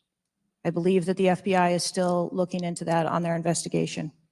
Ms. Cheadle, you said that the buck stops with me, and I agree. I don't think you should resign. I think you should. I've told my daughter multiple times, my wife and my daughter, we talk to her all the time about how she's going to succeed in life. She'll succeed in life by achieving. Ma'am, you have not achieved today. You've let the American public down. If it was up to me, you'd be gone. Thank you, Mr. Speaker, Mr. Chairman. Chair now recognizes Ms. Crockett from Texas. Thank you so much, Mr. Chair. And let me just pick up where my colleague from Tennessee left off. Director Cheadle, was the incident on July 13th due to DEI, or rather systemic failures in communication and potentially safety protocols? The incident on the 13th has nothing to do with DEI. The incident on the 13th has to do with a failure or a gap, either in planning or communication. Thank you so much. In fact, I have a few articles that I will enter into the record once I wrap up that actually acknowledge a number of women specifically for their valor in their service, whether it's been in various levels of law enforcement. But, you know, I want to stick here for just a second, because earlier you had a conversation in which there was a discussion about training. And I want to talk about training, and I want to talk about the fact that there's been a little bit of dancing around as it relates to this being a suspicious person and this being a situation that was perceived to be a threat. And it seems as if there's a different analysis that takes place. One of my questions has to do with if you have any bias training that your officers undergo. And the reason that I ask that, because as a civil rights lawyer, I have learned so many times in having to deal with law enforcement that there usually is not a perception of a threat when it is a young white male, even if they are carrying a long gun. Yet a lot of times, at least in this country, when it comes to law enforcement, there is a perceived threat just by somebody having a little bit more melanin in their skin. So I'm curious to know, because a lot of times, one of the things that we have consistently pushed for on my side of things, and when I say my side, is once we are looking at a tragedy in which law enforcement made an error, is the bias training and whether or not our officers are getting it. So I'm curious to know, in some of the training that you talk about that is part of your budget, has bias training been part of that? Yes, it is. Okay, thank you. I know that today is a rough day, and on that day in Pennsylvania, it was a rough day. And the reality is that I understand it, and you may or may not know the answer to this question. In the space in which this event took place, it was an open carry space. Is that correct? That is correct. Okay. So I hail from the state of Texas, and interestingly enough, I was serving in the state house right after there was a mass shooting in El Paso. We had an opportunity to do right by our citizens in Texas, but we did not. Instead, they passed permitless carry. And what my colleagues kept trying to get you to answer, because we want to come up with solutions, we don't want to keep pointing the finger. And right now, you've got a bunch of fingers that are pointed at you. But our job is to solve problems for the American people. And to be perfectly honest, the numbers are clear. I think almost every major law enforcement agency come forward and say that they were against permitless carry because they said that their jobs would be made more difficult. Unfortunately, my colleagues on the other side of the aisle in the state of Texas decided that they would ignore those warnings, and they passed the law instead. And right after they passed that law, we ended up with Uvalde. And we heard the stories of those officers that were scared to go in and save those babies because of the firearm in which in that case, 18-year-old had in his hands. They also were given an opportunity to say, hey, raise the age and make it to where at least you have to be 21 before you can possess this type of weapon. And they chose not to. And we have the facts. It shows, and I'll enter this into the record as well, if there is no objection, deaths from firearms keep climbing in Texas decades after lawmakers began weakening gun regulations. That is from the Texas Tribune. Without objection, so ordered. Thank you so much. The last thing that I'm just going to make a point of saying is that we all care about this issue because we know that there has been a spike in violence, political violence in this country. Are you aware of the fact that the numbers are higher right now? Yes. Okay. In addition to that, and I'm going to point a little blame at ourselves, because right now you got all the fingers pointed at you. But the reality is that we have a number of congressional members that are consistently engaging in violent rhetoric, and it needs to be toned down. The reality is that people are listening and they're paying attention. But unfortunately, another thing that is happening because we're not getting answers from you today is the conspiracy theories. They have already began. Have you heard of any of the conspiracies? Yes. Okay.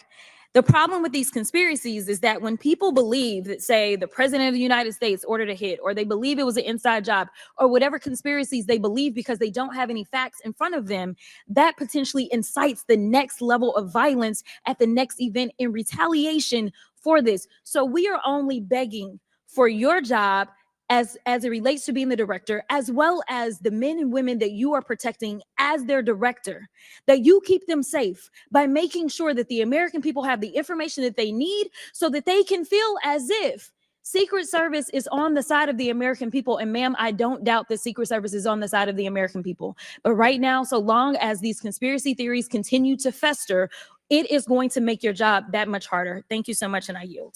Chair now recognizes Ms. Marjorie Taylor Greene from Georgia. Thank you, Mr. Chairman. Ms. Cheadle, I'd like to remind you that you're under oath. The site team has a senior supervisor, an advanced team, a protective intelligence team, a counter sniper element, and detail. Who was the agent in charge? How long has she been the agent in charge? And what is her Secret Service background? So I'm not going to provide a name. Why not? You're here to answer our In this questions. forum, I'm not going to provide names of. You stated in your testimony, you said, I am here today to answer your questions. That is correct. Answer the question. I'm not going to provide names of our personnel. to Why this not? committee Today. The American people are demanding these answers from you today, Ms. Cheadle. I will do the best to provide you accurate information based on the facts that I have at this time. You're not answering our questions. The advance element coordinates with other intel or law enforcement partners, identifies threats and weaknesses at the sites and movements. We'd like a copy of the advance report. Have you brought it here with you today? We will comply with the request for the documentation that has been requested. When will that be, Ms. Cheadle? Because you should have brought it today. I am certain that our personnel are working on obtaining all of that documentation. I don't believe you, and neither do the people watching this hearing. You're not doing well, as Mr. Moskowitz informed you. You've been sitting here for over 3 hours, and I have you know the entire country is demanding you resign and demanding that you be fired if you do not resign. Things are not going well for you. You need to answer the questions. Was there a protective intelligence team, and what technical resources were utilized for that event, specifically drone or helicopter assets? There were a number of technical assets that were deployed for that event, and there was a protective intelligence team that was assigned to that event. Why was Crooks able to fly a drone over the entire area the day of the rally and the day of his assassination attempt? To my knowledge, he did not fly the drone over the entire area. How did he fly a drone over the area, period? Any part of the area? Again, I would have to go back and check the timeline of when that took place and when the event. Why didn't you bring the timeline with you today to answer our questions? I don't have all of the answers on the timelines based on the criminal investigation. Were you not prepared today to answer our questions?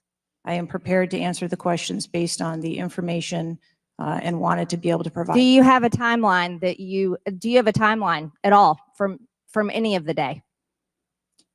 I have a timeline that does not have specifics. That's shocking. That is absolutely unacceptable. That means you are a failure at your job. Let's talk about things that are prohibited in Trump rallies. And I've been to a lot of Trump rallies. Backpacks and bags, bicycles, firearms,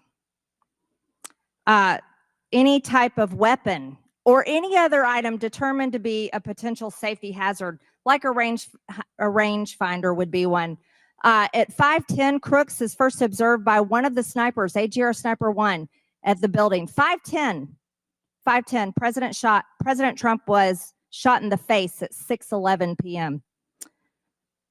5:28, AGR Sniper 1 takes a picture of a bicycle and 2 bags. Those belong to Crooks.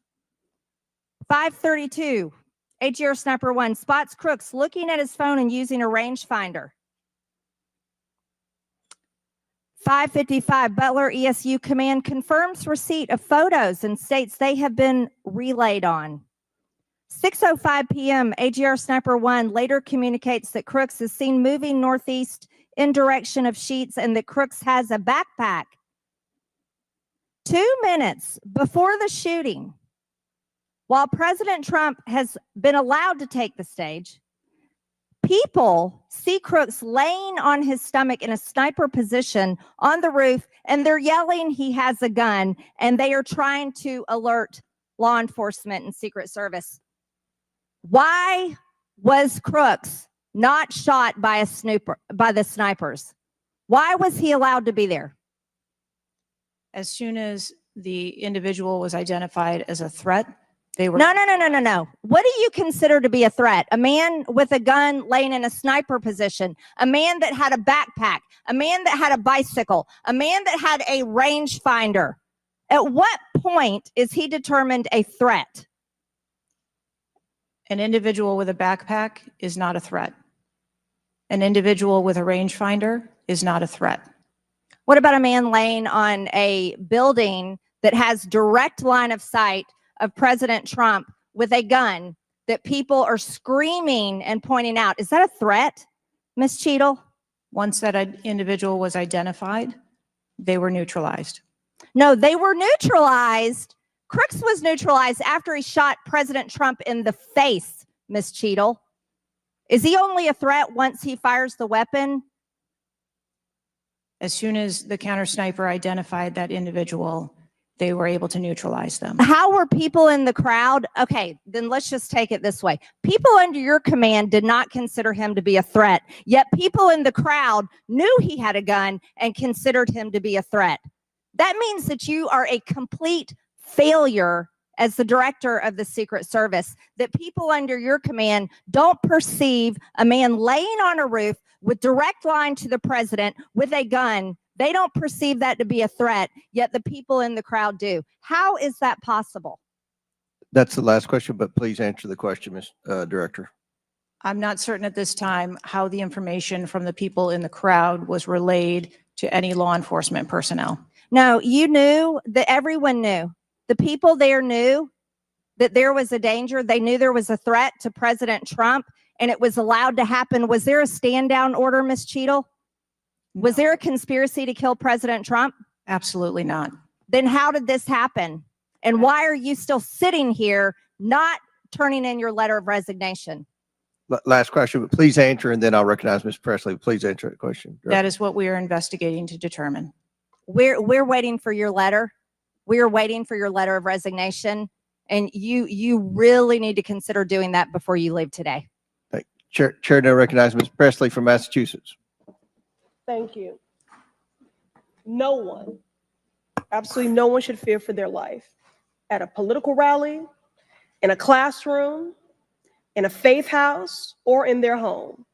We must do something about political violence in all its forms and gun violence in all of its forms. Now, Director Cheadle, you have noted that numerous investigations are ongoing related to the Secret Service response and that we can expect a report in the next 60 days. With the election nearly 100 days away, that is an unacceptable timeline, and it makes people less safe.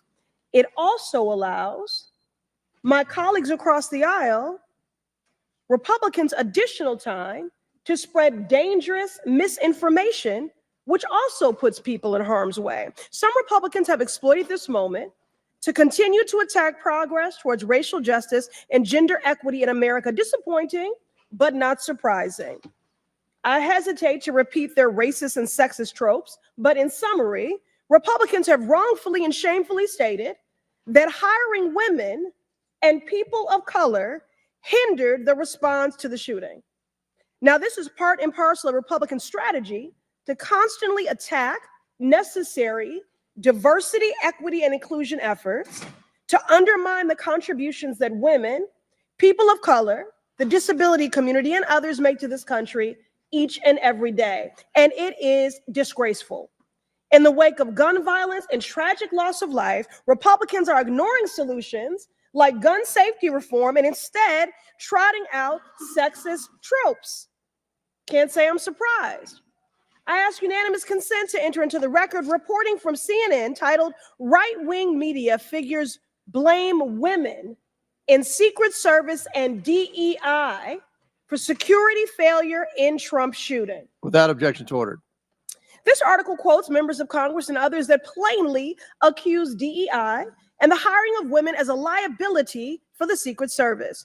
Women have been an integral part of the agency since 1971 and are held to the same standards as their male counterparts. To use them as a scapegoat during a time of crisis is shameful and it is dangerously divisive. In fact, based on recent publicly available demographic data of the agency, the largest demographic groups among special agents are white and male. But to right-wing extremists, the truth doesn't matter. The lies they tell to advance their anti-diversity agenda, which is a key theme throughout Project 2025, will only make the American public less safe and more divided. And every day, Director Cheadle, that you fail to give us answers, they are given more oxygen to make their baseless claims that women and people of color are responsible for tragic events. And that is dangerous too. Thank you. And I yield my remaining time to Ranking Member Raskin.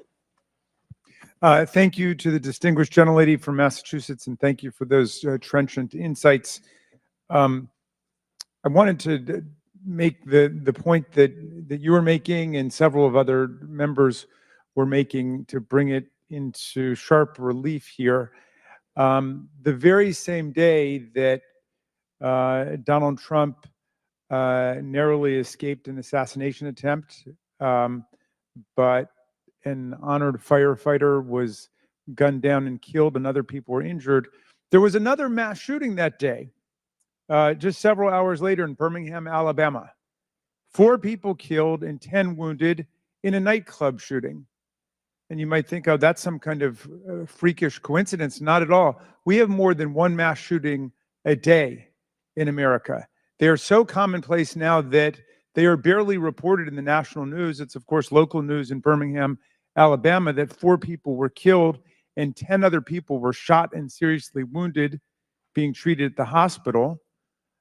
These things are a nightmare for the families of the victims who've been killed, for the families who have to take care of people who've been seriously injured and wounded.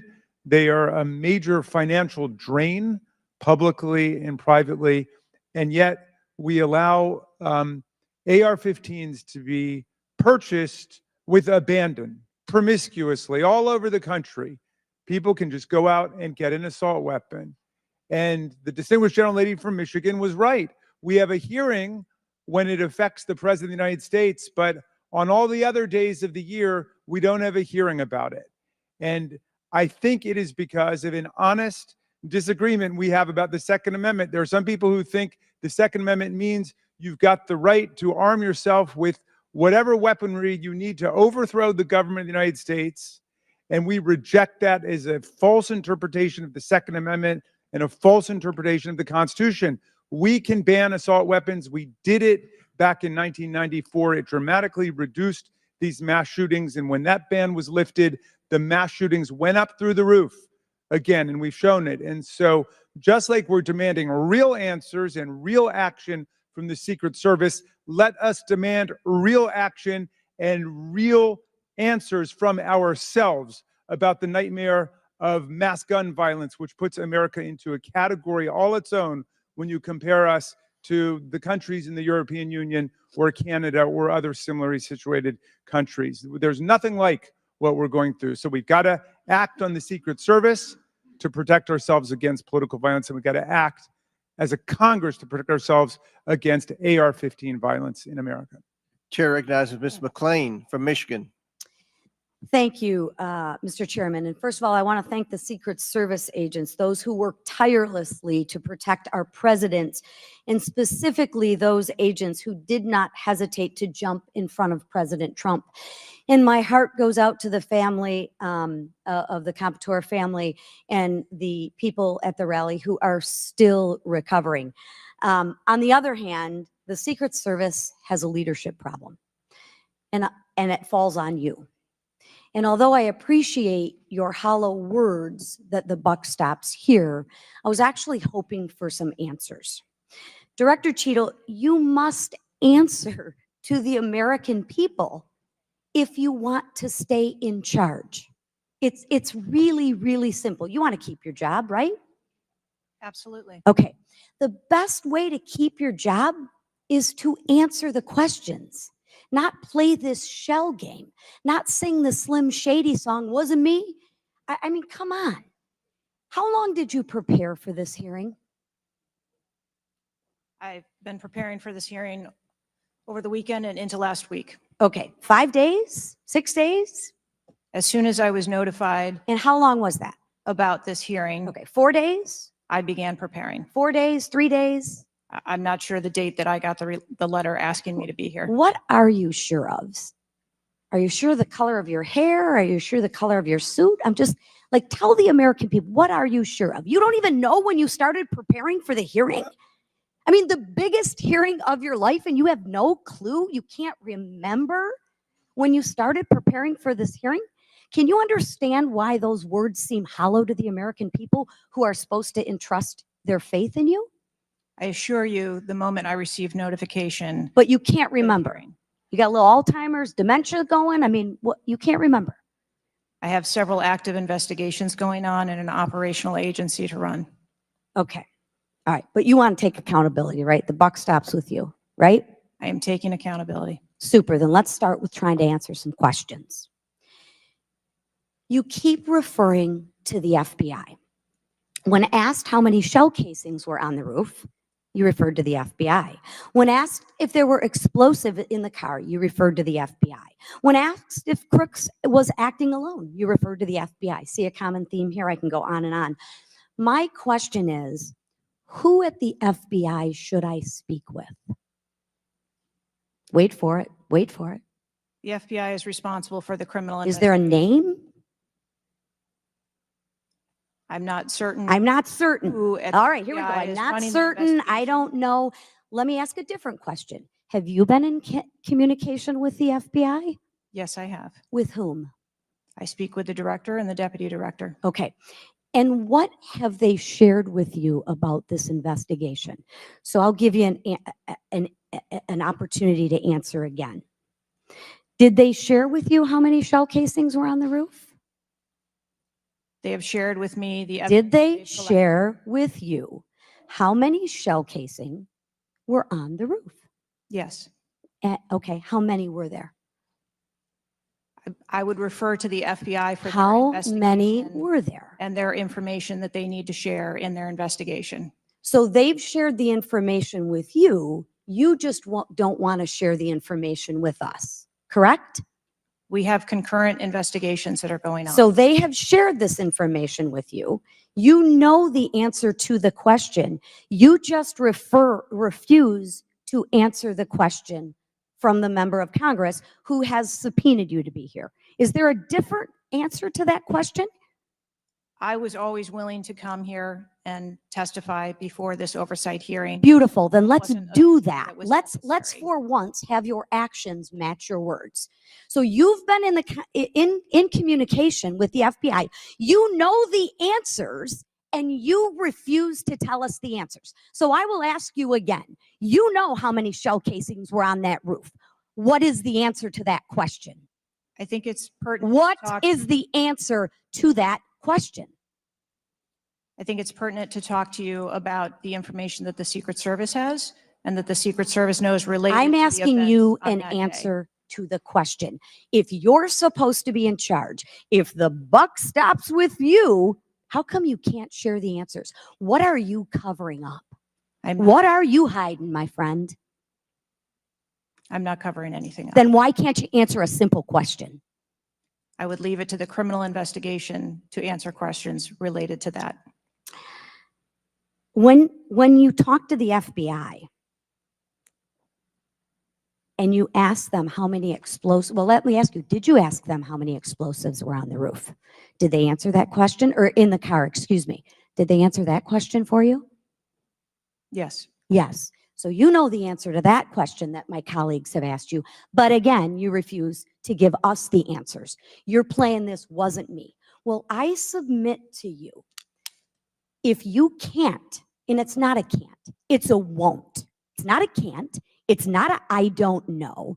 It's a I choose not to answer the question. Well, let me tell you, Ms. Cheadle, if you're going to lead, you need to lead. If you want to be in charge, then answer the question or step aside and have someone with the courage and the guts to answer to the American people the questions that they deserve answers to. And with that, I yield back. Chair now recognizes Ms. Boebert from Colorado. Thank you, Mr. Chairman. I'm going to continue down that vein. You have been here sitting today, Director Cheadle, definitively able to dismiss erroneous information and speculation. However, you are refusing to answer questions that we now know that you have the information for. You are saying that you are wanting to answer questions that the Secret Service has information to. Well, ma'am, you are the Secret Service. You are the director. You have said that you are the best for the job. So I'm going to ask you some questions now knowing that you do have answers from the FBI, whom you have been passing the buck to this entire day. And I'll start with something that, maybe the FBI doesn't know because it has to do with you personally. You said you spoke with President Trump after the assassination attempt. And I want to know, did you apologize to him directly for nearly having President Trump killed? Yes, I did. I appreciate that. I appreciate that you recognize that this was your failure. Now, since the assassination attempt, you are under oath, reminding you, have you communicated with anyone at the White House on an encrypted messaging app like Signal? Yes or no? No, I have not. Are you willing to surrender your personal phone for analysis? If I am required to do so. Okay. I will look into making that request because I would like to see your personal phone to see if you're communicating over encrypted messaging apps. Have you ever turned down enhanced security requests from Donald Trump's detail, his special agent in charge, Sean Curran? Have you ever turned that down? No, I have not. Have there been, has your team, has the Secret Service? Maybe not you personally. I believe, as I mentioned earlier, there are times when requests are made for And you have assets, denied them. They have been denied. and a denial doesn't Has the Trump necessarily campaign mean- made requests for additional assets that have been denied? Denial doesn't mean vulnerability. Have there been additional requests for enhanced security at Mar-a-Lago? We have made a number of enhancements to. You the confirmed that there were security. bomb sniffing dogs that were provided. You failed to confirm if there were aerial security surveillance assets that were provided. So yes or no? Was that provided? At the rally? At the rally, yes, ma'am. We had Overwatch provided at the rally. You've confirmed that the assassin was identified as suspicious 57 minutes prior to the shooting. Was the suspicious individual ever approached by an agent? Was any contact ever made with him? Not to my knowledge. Is that the standard protocol for someone who is identified as suspicious? The protocol would be to locate the individual and. And you said that conduct he an was interview. located 2 to 5 times approximately? No, I said that the information was passed potentially somewhere between 2 to 5 And he was never times. located by an agent? To my knowledge, that individual was not located by an agent. We have dozens of rally goers who have identified him and not one agent on the ground. There are many, many, many agents on the ground, local law enforcement, Secret Service. No one was able to identify him and have sights on and see him. What I'm saying is that the agents that were on the ground at the time, I have no knowledge that they were able to interview him or locate him. Thank you. Was there a local law enforcement officer who approached the roof and saw the shooter and saw that he was present on the roof? That is the information that has been shared with me. Have you spoke to that local law enforcement officer? No, I have not. Are you going to? It is part of a criminal investigation that the Are you going to- FBI is interviewing those individuals. Were agents stationed on the water tower? No, Why? that would not be something that would be included in a security plan. Has the man who is reported to have been present wearing a gray suit who allegedly requested a photo of the dead body of the assassin on top of the AGR roof been identified? I don't have that information. Is that something that you've heard of? No, Were ATF agents present at the rally? to attend or to work, To work. not to my knowledge. How long did the counter sniper have crooks in his sights before the shooter opened fire on President Trump? I don't have that specific timeline. Will you be able to tell us if he communicated with other agents on what he was seeing through his sites? Once I have that information, absolutely. Because we need to know why he waited for multiple rounds to be fired at President Trump before the threat was neutralized. We need to know if he was given an order to hold fire. Now, it's you've excused the roof of being unmanned because of the slope of the roof. Do you continue to assert the slope of the roof as a credible reason for leaving this position undefended? First, I'll go back and correct that there was no order to hold fire. Our agents and officers have the ability to neutralize a threat at the time So you that don't they know, see it. I'm sorry, you don't know the communication that was taking place or how long he had him in his sights because you haven't spoke to him, but you do know that there was no order to hold fire. I can tell you the way that our personnel are trained. They are trained on the use of force scale that when they see a threat, they are authorized to neutralize that threat. They don't have to ask for permission. You excuse the roof being unmanned because of the slope. Do you stand by that assertion? The roof was not covered with an individual on it because there was overwatch provided. Apparently not. No, there was no overwatch provided. This is very evident. President Trump was shot. A man died. There was no oversight provided. I find this rather maddening, especially now knowing that you do have answers from the FBI, who you have been passing the buck to this entire hearing, not answering a congressional hearing, members of Congress, while you are under oath and under a subpoena. I find it maddening that the director, that our country has come centimeters away from oblivion under your watch. You have answers. You are refusing to give those to us, directing us to the FBI. And this entire thing is a waste of time. You are responsible for the loss of a life and the shooting that took place on President Trump. You do need to resign. This is bipartisan. You need to be fired. You do not need to hold this position. You are not the best for this job. I am over my time, but I cannot tolerate your watch any longer. And I'm going to continue to call daily for you to be removed from your position, ma'am. Chair recognizes Mr. Fry from South Carolina. Thank you, Mr. Chairman. Director Cheadle, how long have you been with the Secret Service? 29 years, right? That's correct. And how long have you been director of the Secret Service? Just under 2 years. During your tenure as director under the Secret Service, I know we're here today to talk about the assassination attempt on President Trump, but how many other security lapses have occurred with protectees under your watch? I don't have a specific number, but there have been some lapses. There have been other lapses. Was one of them Jake Sullivan? Yes, sir. What happened there? There was an individual who was able to access Mr. Sullivan's residence. His residence. A protectee, somebody was able to break into his house. And what happened? Did anyone get fired because of that? There were individuals who have been reassigned. Reassigned. What other steps have taken? What I'm seeing, what other incidents have occurred other than Jake Sullivan?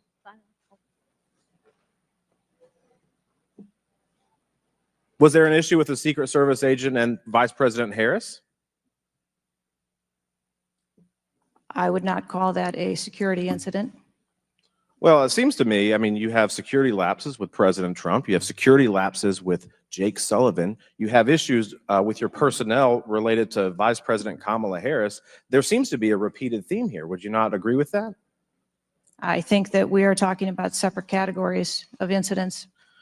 Well, I would disagree with that. I mean, I think there's a repeated theme when you've got protectees and you're not upholding your core mission. Let me ask you something else. Does the Secret Service routinely record communications between and amongst detail? Radio communications? Any communication? Email communications are captured, as well as text messages. And then depending on the detail, radio communications are recorded. Does the Secret Service have recorded communications from the July 13th event? We do not have radio communications from that day. But you have text messages? We do have emails and text messages. Emails, okay, great.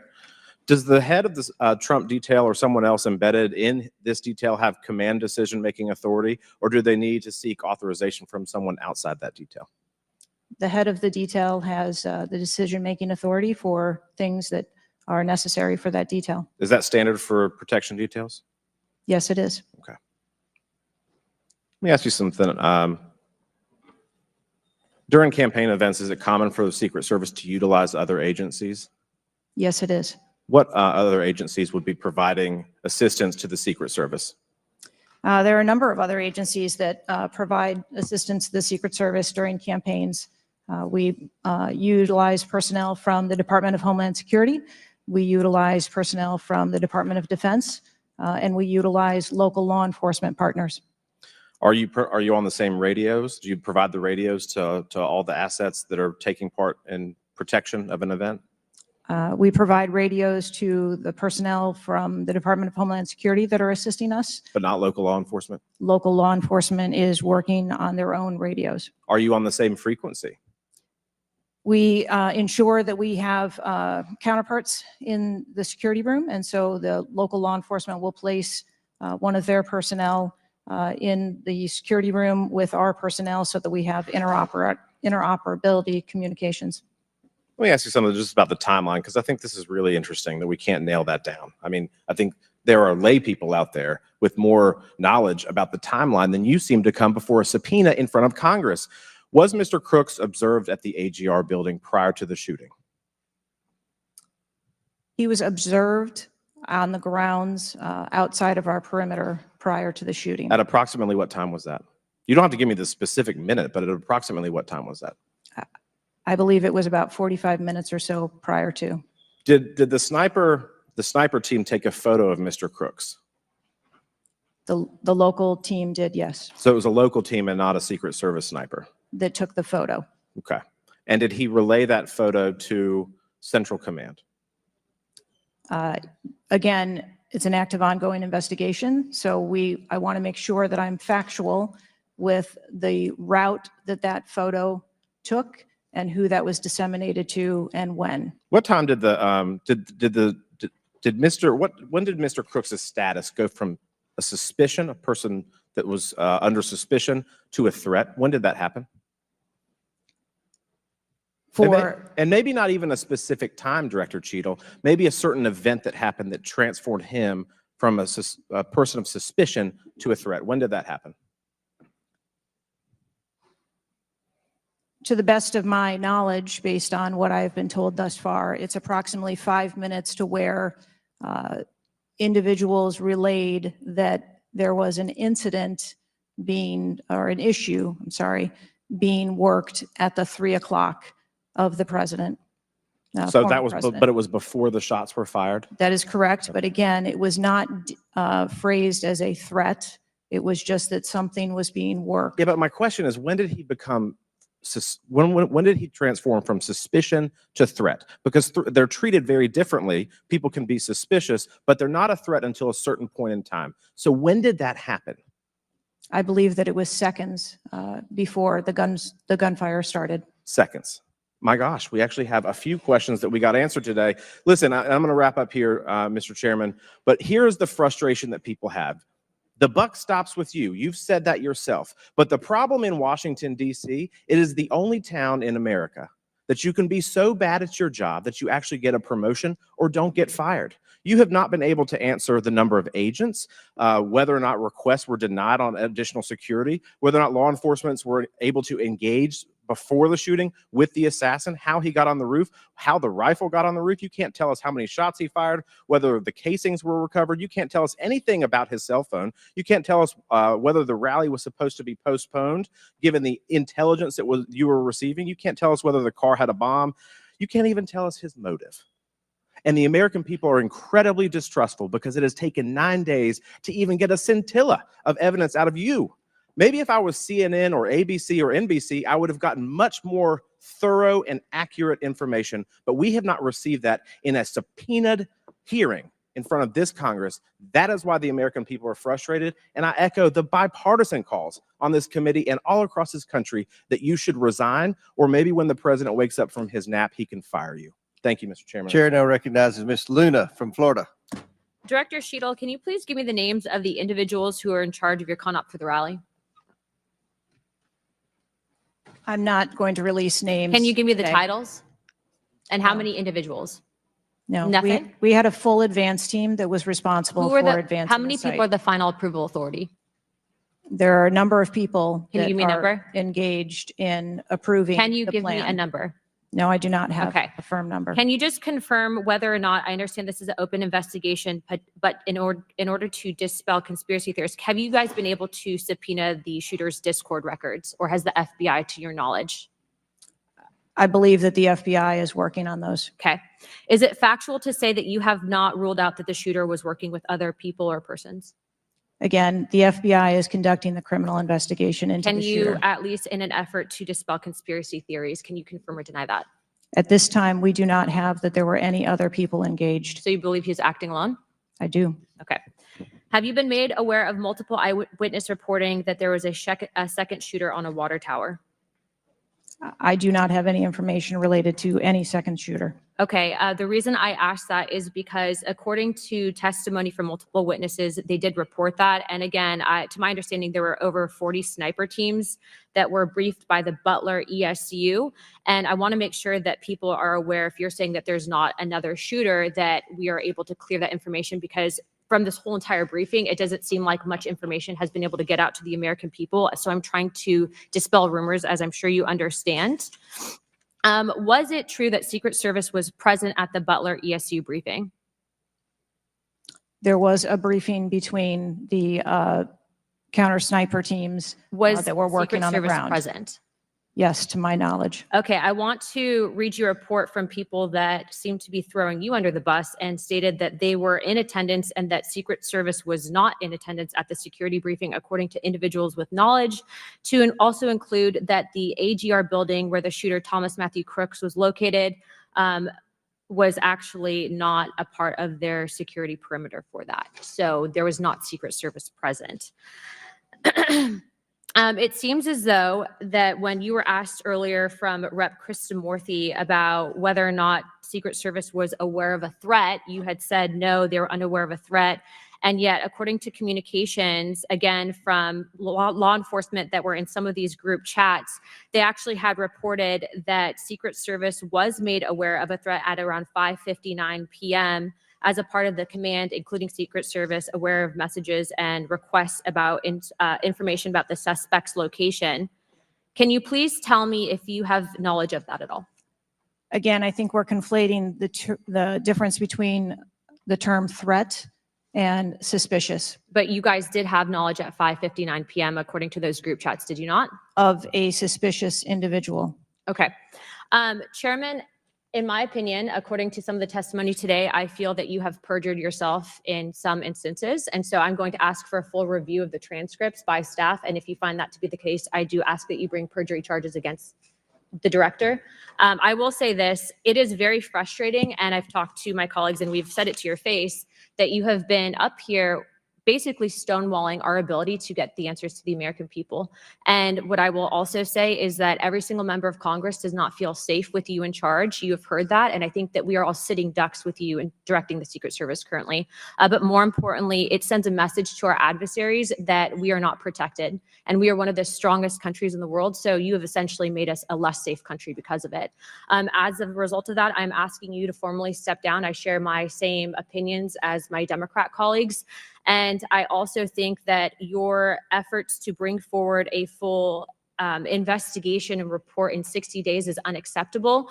And as a result of that, I'm going to do everything in my legislative toolkit to ensure that that happens sooner rather than later. And I'm sure that you know that we brought a vote on inherent contempt against Garland for essentially blocking a congressional investigation. And I don't think that you should be any different. So I will say that I am just completely disgusted by your performance today. And I understand that you're probably in a position where you're being told not to testify, which is why we had to subpoena you. I think that goes back to Garland. But again, that is part of the flushing that we need to get out of Washington, and I would be happy to assist in that process. Chairman, I yield the rest of my time. Chair now recognizes Mr. Langworthy from New York. Thank you very much, Mr. Chairman, and I appreciate you bringing this hearing forward with a subpoena. Director, yesterday I made the decision to get my car and drive to Butler, Pennsylvania in preparation for this moment and asking you questions about the events of the assassination attempt on President Trump's life. I've done several presidential events in prior in my career, and I wanted to see this site with my own two eyes because I don't believe the video footage tells the whole story or looking at things on a diagram. And I was absolutely appalled when I went to the site, when I saw the fact that I could have stood on the roof of that building, the AGR building, and hit that podium with a 9-iron, and I'm a lousy golfer. And the fact that that was not included in the perimeter is a complete dereliction of the duty of the U.S. Secret Service. I mean, there are very few rooftops that needed to be secured. And the fact that the Secret Service, as they were putting a site plan in place, did not think it was necessary to man those rooftops, you have completely walked away from your duties. You had one job, and that's to protect the future President of the United States or to protect all of the other protectees. And President Trump is only here today by God's grace because he had just something in him that made him turn his head just slightly, or we would be in a national period of mourning right now. And you have done nothing here today. I've rewritten these questions like 4 times during your hearing, and you haven't answered a damn one of them. You haven't given any information. You have hidden behind this FBI investigation, and I think you should be ashamed of yourself because you have brought more shame to your agency than I think that the assassination attempt has at this point. This is literally the worst performance I have ever seen in front of a congressional hearing. You have offered no reason for this committee, this body, or the American people to trust you or the Secret Service today. And you should resign. You have said that you've put new security measures in place after the assassination attempt. Can you tell us what those are? Because the American people want to know that you're taking real corrective measures. But today you've pointed to an investigation. Investigation or not, you still have a job to do with a zero-fail mission. But so far, there's been absolutely no accountability, and you've admitted that here today. Not one person's been suspended. Not one person's been put on a desk. Meanwhile, we've got the most contentious of elections in our nation's history, and protectees are in danger because of incompetent leadership. Not the agents. The agents piled on President Trump to protect his life. Those are heroes. But the administrators running your agency, they're not right now. They're not doing their jobs. And you certainly aren't doing. The most appalling part of Saturday's events is the countless opportunities that Secret Service had to stop Crooks before he even got on the roof. At 3 o'clock, Crooks raised suspicion by entering the rally with a rangefinder. At 5:45, a cop with a Beaver County Emergency Services unit saw Crooks eyeballing the roof at the AGR International Building. And then at 5:55, Secret Service was warned of a suspicious person and identifies Crooks as a threat. This was all before shots were fired 15 minutes later.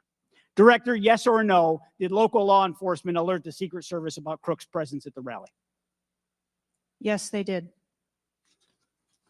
The shooter came to attention of law enforcement almost an hour before President Trump went on stage. Law enforcement alerted the Secret Service of the shooter. Over and over, you've said there's a difference between a suspicious individual and a threatening individual. Can you explain what the shooter needed to exemplify to be called a threat?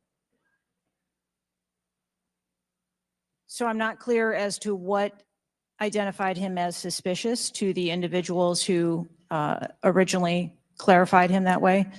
For the Secret Service, for an individual to be determined to be a threat, that individual would have to be seen with a weapon or capable of doing some sort of harm to our protectees. I mean, Director, an individual walking into a rally with a rangefinder, scoping out an unprotected rooftop, and he reportedly flew a drone over hours before. It sounds like a lot more than suspicious, especially at a presidential rally. Your operational lapses, your resource management, and poor judgment nearly resulted in the assassination of President Trump. I mean, the dereliction of duty here is just appalling. The fact that you haven't visited Butler is just maddening to me. That you're not taking this job seriously. Many people here have called for your resignation. I've introduced a resolution here into this body that hopefully will get a vote this week calling on the president to fire you, ma'am. You have not done your job. You have put two black eyes on your agency, and you need to go. Mr. Chairman, I yield back. Gentleman yields back. Chair now recognizes Mr. Burleson from Missouri. Director Cheadle, I just want to kind of get an idea of what you can answer, because outside of what the FBI is responsible for, you have full responsibility for the Department of Secret Service. So the question is, what is the mission? Who defines the mission? Our mission of the Secret Service is to protect the president, the vice president, their immediate families, presidential candidates, the former presidents, and those by executive order. And we also have an investigative mission. And those are well defined. Yes, Everyone within the agency understands the mission. yes, they do. What about protocols and standards? Who defines the protocols and standards? We have a number of protocols and policies in place for the various missions that we have. So would it be safe to say that you failed the mission, the ultimate mission? I have stated repeatedly here today that there was a failure. What about specific failures within protocols and guidelines within the agency? Again, I am certain that the investigation that is being conducted internally as well as the external investigation. You said earlier in the hearing that there was either a communication, there was errors in communication or in operations. Could it be both? In both errors in operational decisions and errors in communications? I think the investigation potentially could identify both. So I want to talk about communications. Representative Boebert asked earlier about using encrypted apps that you said you have not used, I guess, Signal. Have you used any encrypted app to communicate from your personal device? I do on occasion use encrypted apps to communicate. So you use some form of an encrypted app to communicate with people within the federal government, with local law enforcement? Whom are you communicating using encrypted apps? Many times it's with colleagues and associates. So you're communicating with colleagues on a personal device? There are times that the Secret Service, when we work internationally with some of our partners, that they don't have the same texting capability. And you're not able to do that with your government issued device? Recently, we have been able to install some of those apps on government devices. Okay. Let's talk about some of the things that we can get access to. I'm actually shocked that you are using your personal device and encrypted communication tools. I think that might be the most shocking thing that I've heard today. I didn't expect for you to say that. This committee has requested multiple documents. And this is not, under the purview of the FBI, this is under your purview.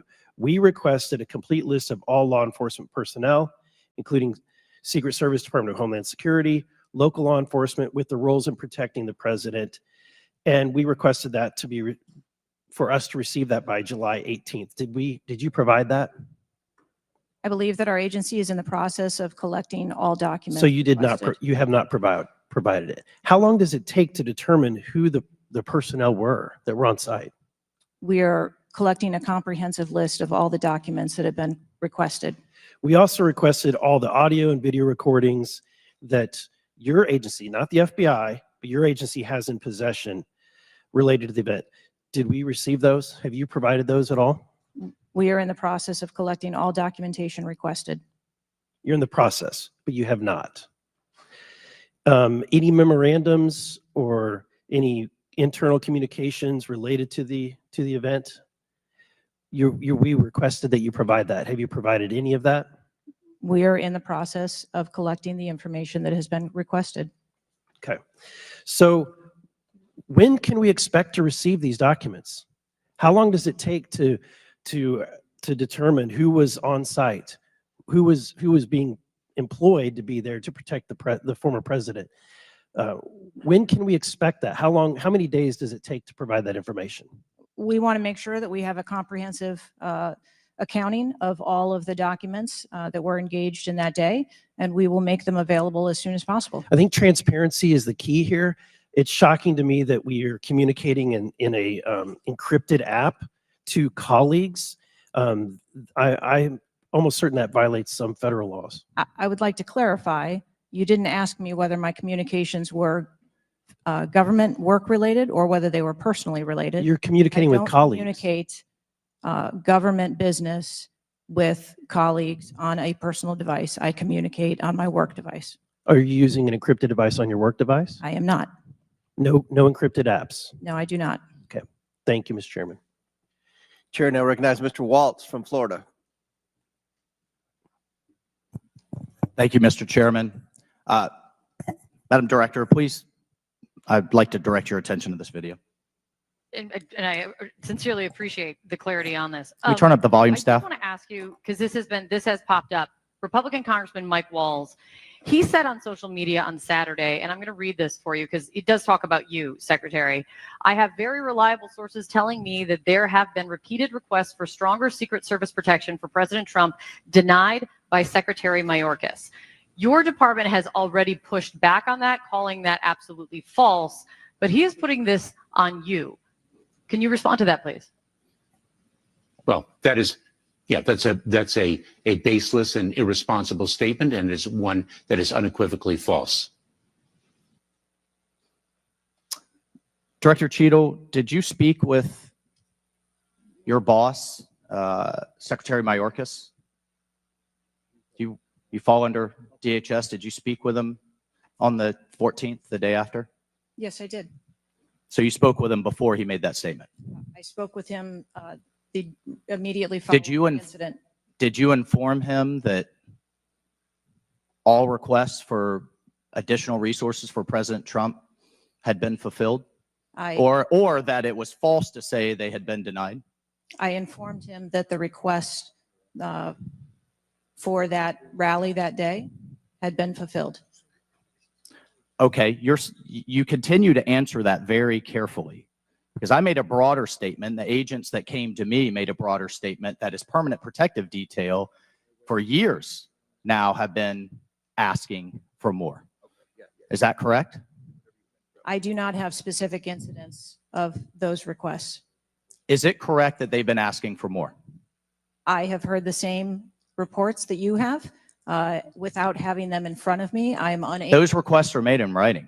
I mean, the agents are telling me they make them in writing. This isn't a verbal agency. Things are made in writing. I understand what you're saying. I don't have those requests in front of me here. I'm not asking if you have them in front of you. Are you aware that they were made?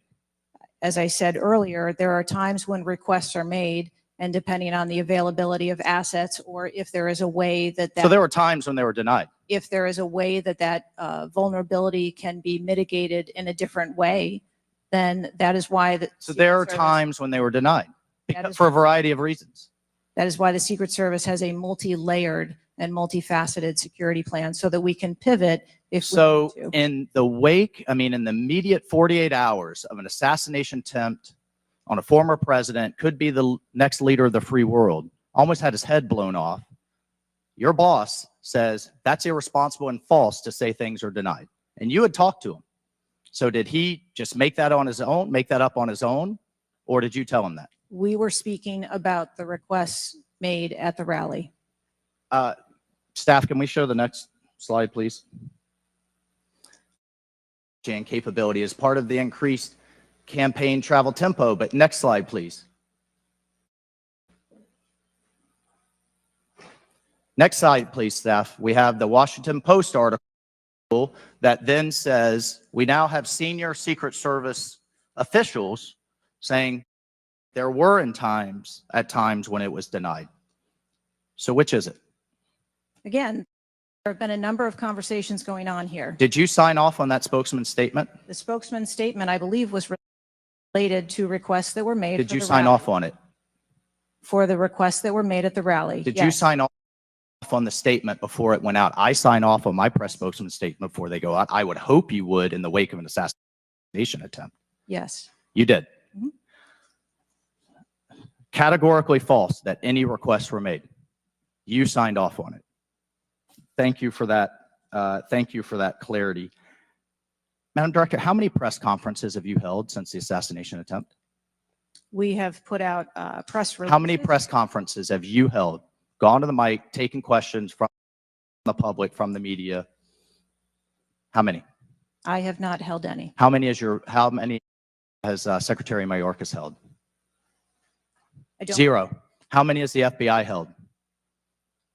0. How many has the Department of Justice held? In Butler after the incident occurred. By local law enforcement.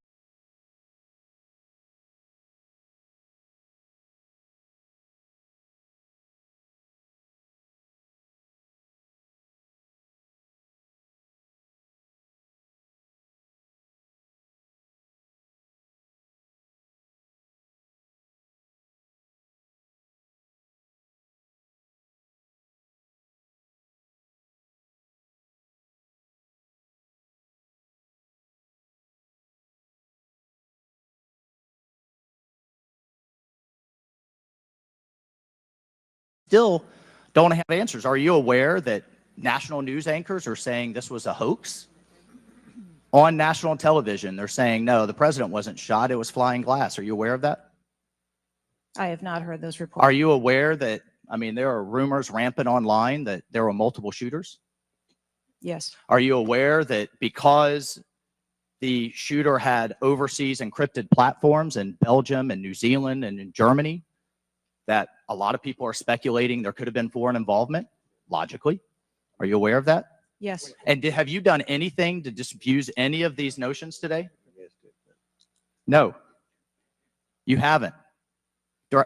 Madam Director, I would fire you, regardless of the failure. I would fire you just how you've handled it since. You should have been the first to the mics to say, America, world, I want to assure you we're going to get to the bottom of this. I want to assure you full transparency. Our agency clearly had major gaps here, and I want to personally take responsibility and accountability. You should have been the first. I think you've heard that on a bipartisan basis here. You are making this situation far worse.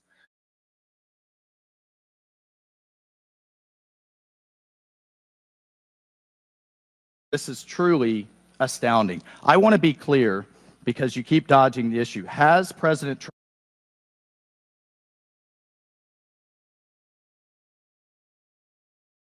permanent protective detail requested additional assets over the last few years? He is clearly not your average former president. He's not Jimmy Carter in an old folks home. He's not President Bush painting out in his barn. He has multiple residences, a lot of rallies. He's very publicly engaged, and he has a foreign threat in addition to domestic threats. Have they requested additional resources? That's the last question, but please feel free to Thank answer, you. Director.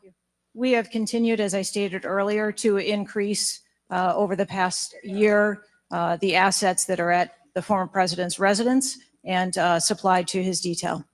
Mr. Chairman, if I could just ask for one more indulgence. It is clear you have not been to Butler, Pennsylvania. Leaders lead and should be on the ground. You have not been there. Instead, you went to the RNC, but you weren't originally even going to go there. Where were you originally scheduled to go besides the RNC, a national special security event?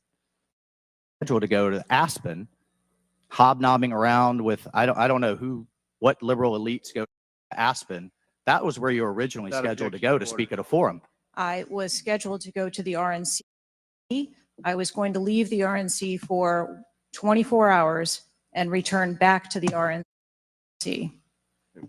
I hope, as your predecessor, Julie Pearson, with a security incident on the White House and under the Obama administration and Reagan's Secret Service detail lead, I would hope you would have the dignity for the sake of the agents in the service to resign. Gentleman's time's expired. Thank you. I'd like to enter a few things into the record.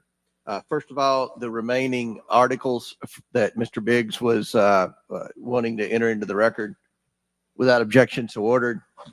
Next, I have a written statement from Representative Mike Kelly of Pennsylvania. His district includes Butler, and he has a written statement that we'd like to enter into the record without objection, so ordered.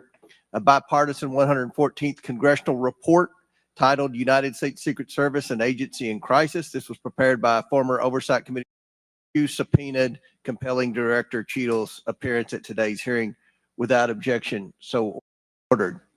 That concludes our question segment. I want to thank the Director for your testimony today. I now yield to the ranking member for closing remarks. Thank you very much, Mr. Chairman. And Director Cheadle, I also want to thank you for your patience over the course of what must have been a very long and trying hearing for you. It has been an unusually encouraging hearing and an unusually depressing hearing. And what's encouraging, Mr. Chairman, is that we came together to issue a strong statement deploring and categorically denouncing political violence in America.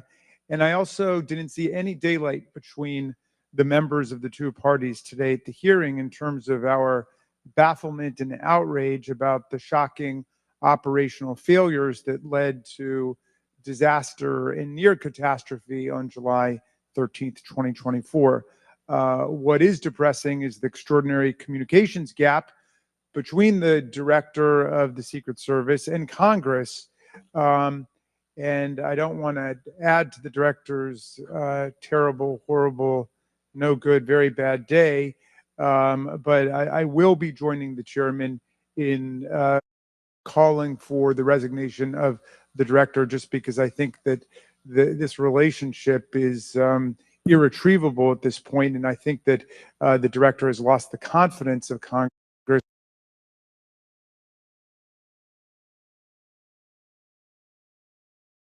Had been fulfilled. Okay, you continue to answer that very carefully, because I made a broader statement. The agents that came to me made a broader statement that is permanent protective detail for years now have been asking for more. Is that correct? I do not have specific incidents of those requests. Is it correct that they've been asking for more? I have heard the same reports that you have. Without having them in front of me, I'm unable. Those requests are made in writing. I mean, the agents are telling me they make them in writing. This isn't a verbal agency. Things are made in writing. I understand what you're saying. I don't have those requests in front of me here. I'm not asking if you have them in front of you. Are you aware that they were made? As I said earlier, there are times when requests are made, and depending on the availability of assets or if there is a way that. So there were times when they were. This is absolutely false. In fact, we added protective resources and technology and capability as part of the increased campaign travel tempo. But next slide, please. Next slide, please, staff. We have the Washington Post article that then says we now have senior Secret Service officials saying there were at times when it was denied. So which is it? Again, there have been a number of conversations going on here. Did you sign off on that spokesman's statement? The spokesman's statement, I believe, was related to requests that were made. Did you sign off on it? For the requests that were made at the rally. Did you sign off on the statement before it went out? I sign off on my press spokesman's statement before they go out. I would hope you would in the wake of an assassination attempt. Yes. You did. Categorically false that any requests were made. You signed off on it. Thank you for that. Thank you for that clarity. Madam Director, how many press conferences have you held since the assassination attempt? We have put out press releases. How many press conferences have you held? Gone to the mic, taken questions from the public, from the media? How many? I have not held any. How many has Secretary Mayorkas held? I don't. 0.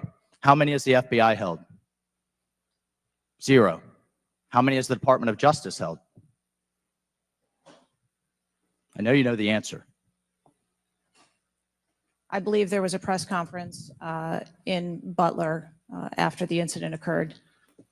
By local law enforcement, not by you and not by the Department of Homeland Security. So this is how misinformation flies. I mean, in the darkness, in the absence of information. Now we have 9 days later before a congressional committee, we all represent almost 1 million people, and you still don't have answers. Are you aware that national news anchors are saying this was a hoax? On national television, they're saying, no, the president wasn't shot. It was flying glass. Are you aware of that? I have not heard those reports. Are you aware that, I mean, there are rumors rampant online that there were multiple shooters? Yes. Are you aware that because the shooter had overseas encrypted platforms in Belgium and New Zealand and in Germany, that a lot of people are speculating there could have been foreign involvement, logically? Are you aware of that? Yes. And have you done anything to disabuse any of these notions today? No, you haven't. Madam Director, I would fire you. Regardless of the failure, I would fire you just how you've handled it since. You should have been the first to the mics to say, America, world, I want to assure you we're going to get to the bottom of this. I want to assure you full transparency. Our agency clearly had major gaps here, and I want to personally take responsibility and accountability. You should have been the first, standing alongside Secretary Mayorkas, and I would even go so far as to say have daily press conferences updating everyone on what we know. But you haven't had any of that. What are you hiding behind? I am not hiding. Because you're making the situation worse. I think you've heard that on a bipartisan basis here. You are making this situation far worse in the absence of information. Let's move on. This is truly astounding. I want to be clear because you keep dodging the issue. Has President Trump's permanent protective detail requested additional assets over the last few years? He is clearly not your average former president. He's not Jimmy Carter in an old folks home. He's not President Bush painting out in his barn. He has multiple residences, a lot of rallies. He's very publicly engaged, and he has a foreign threat in addition to domestic threats. Have they requested additional resources? That's the last question, but please feel free to Thank answer, Director. We have continued, as I stated earlier, to increase over the past year the assets that are at the former president's residence and supplied to his detail. Mr. Chairman, if I could just ask for one more indulgence. It is clear you have not been to Butler, Pennsylvania. Leaders lead and should be on the ground. You have not been there. Instead, you went to the RNC, but you weren't originally even going to go there. Where were you originally scheduled to go besides the RNC, a national special security event? I was always scheduled to go to RNC. Mr. Chairman, I would like to enter into the record that the director was scheduled to go to Aspen, hobnobbing around with, I don't know what liberal elites go to Aspen. That was where you were originally scheduled to go to speak at a forum. I was scheduled to go to the RNC. I was going to leave the RNC for 24 hours and return back to the RNC. I hope, as your predecessor, Julie Pearson, with a security incident on the White House and under the Obama administration and Reagan's Secret Service detail lead, I will hope you would have the dignity for the sake of the agents in the service to resign. Gentleman's time's expired. Thank you. I'd like to enter a few things into the record. First of all, the remaining articles that Mr. Biggs was wanting to enter into the record without objection, so ordered. Next, I have a written statement from Representative Mike Kelly of Pennsylvania. His district includes Butler, and he has a written statement that we'd like to enter into the record without objection, so ordered. A bipartisan 114th congressional report titled United States Secret Service and Agency in Crisis. This was prepared by former Oversight Committee Chairman Jason Chaffetz and former Ranking Member Elijah Cummings. And lastly, the issue subpoenaed compelling Director Cheadle's appearance at today's hearing without objection, so ordered. That concludes our question segment. I want to thank the Director for your testimony today. I now yield to the Ranking Member for closing remarks. Thank you very much, Mr. Chairman. And Director Cheadle, I also want to thank you for your patience over the course of what must have been a very long and trying hearing for you. It has been an unusually encouraging hearing and an unusually depressing hearing. And what's encouraging, Mr. Chairman, is that we came together to issue a strong statement deploring and categorically denouncing political violence in America. And I also didn't see any daylight between the members of the two parties today at the hearing in terms of our bafflement and outrage about the shocking operational failures that led to disaster and near catastrophe on July 13th, 2024. What is depressing is the extraordinary communications gap between the director of the Secret Service and Congress. And I don't want to add to the director's terrible, horrible, no good, very bad day. But I will be joining the chairman in calling for the resignation of the director, just because I think that this relationship is irretrievable at this point. And I think that the director has lost the confidence of Congress at a very urgent and tender moment in the history of the country. And we need to very quickly move beyond this. But what I will say, Mr. Chairman, is that I took this hearing to be about two major policy failures. And one policy failure is the one that got the vast majority of the attention, which was the failure of the Secret Service to effectively respond to a gunman on a roof within 150 yards of a presidential visit and speech. But the other failure is on the part of Congress, because the mass shooting that took place in Butler, Pennsylvania, is replicated all over the country every day. And in fact, as I said, Mr. Chairman, it happened that evening in Alabama, in Birmingham, Alabama, where there was a mass shooting where more people even were killed and wounded than were killed and wounded in Butler, Pennsylvania. So it's true, the president, the former president, and a handful of people who get the Secret Service protection are the only people in America we thought were safe from an AR-15 attack. It's clear that they're not safe either, and we've got to get to the bottom of that. But we also have to get to the bottom of the larger problem, which is that the whole country is living like this, in fear and in terror of assault weapon attacks in movie theaters, churches, synagogues, mosques, supermarkets, Walmarts, any place where an audience or a public gathers. And the worst was in Las Vegas, where a gunman got up on a roof and then just mowed down 60 people below him and wounded hundreds and hundreds of other people. So we've got to deal with that problem.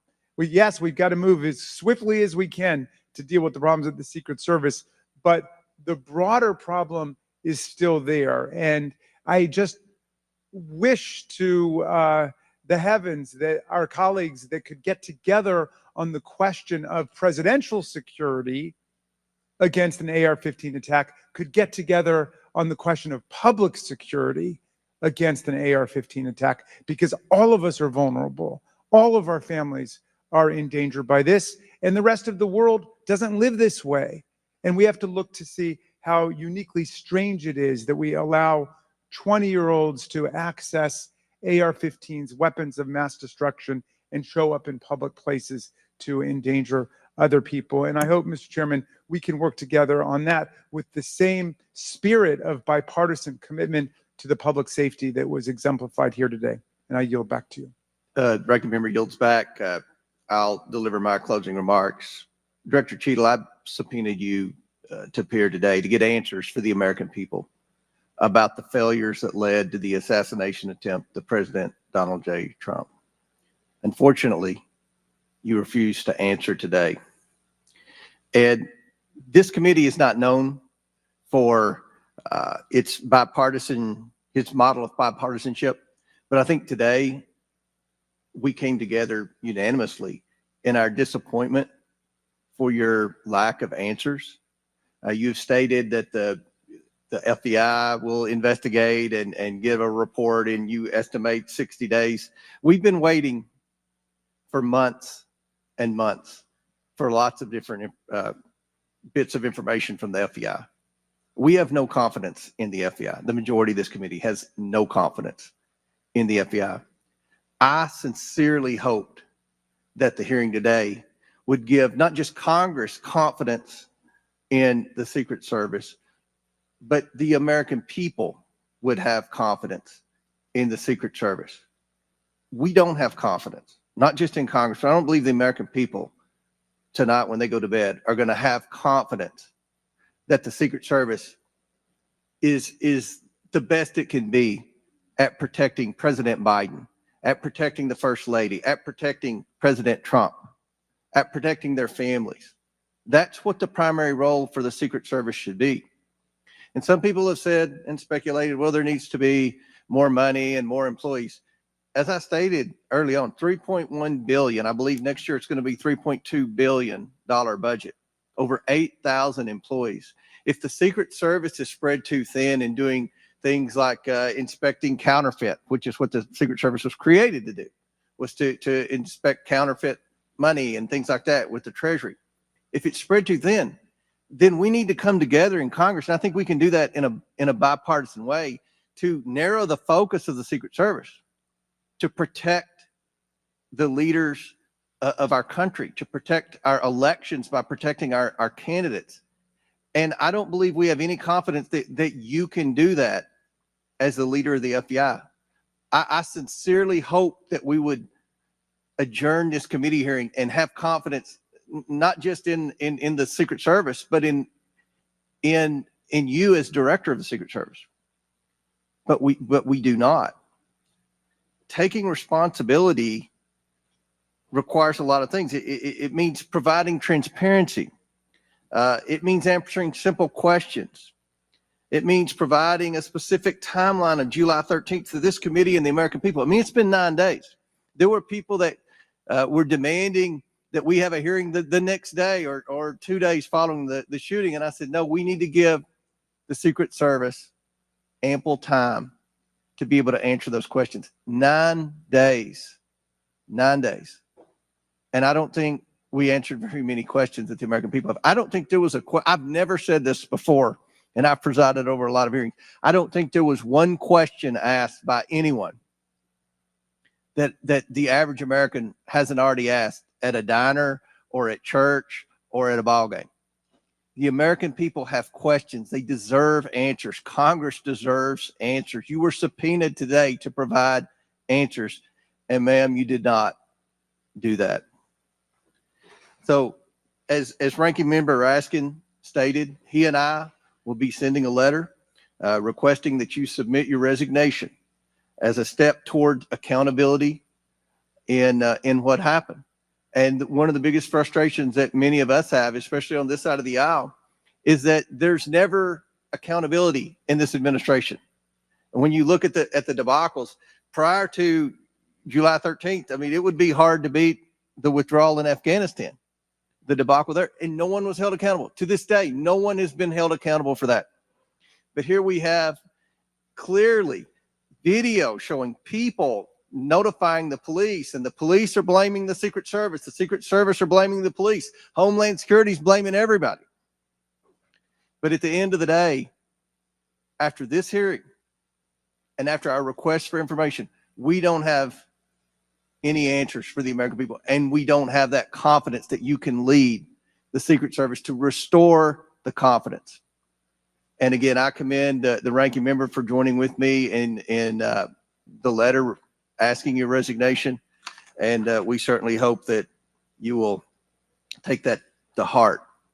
With that and without objection, all members have 5 legislative days within which to submit materials and additional written questions for the witness, which will be forwarded to the witness. If there's no further business, without objection, the committee stands adjourned.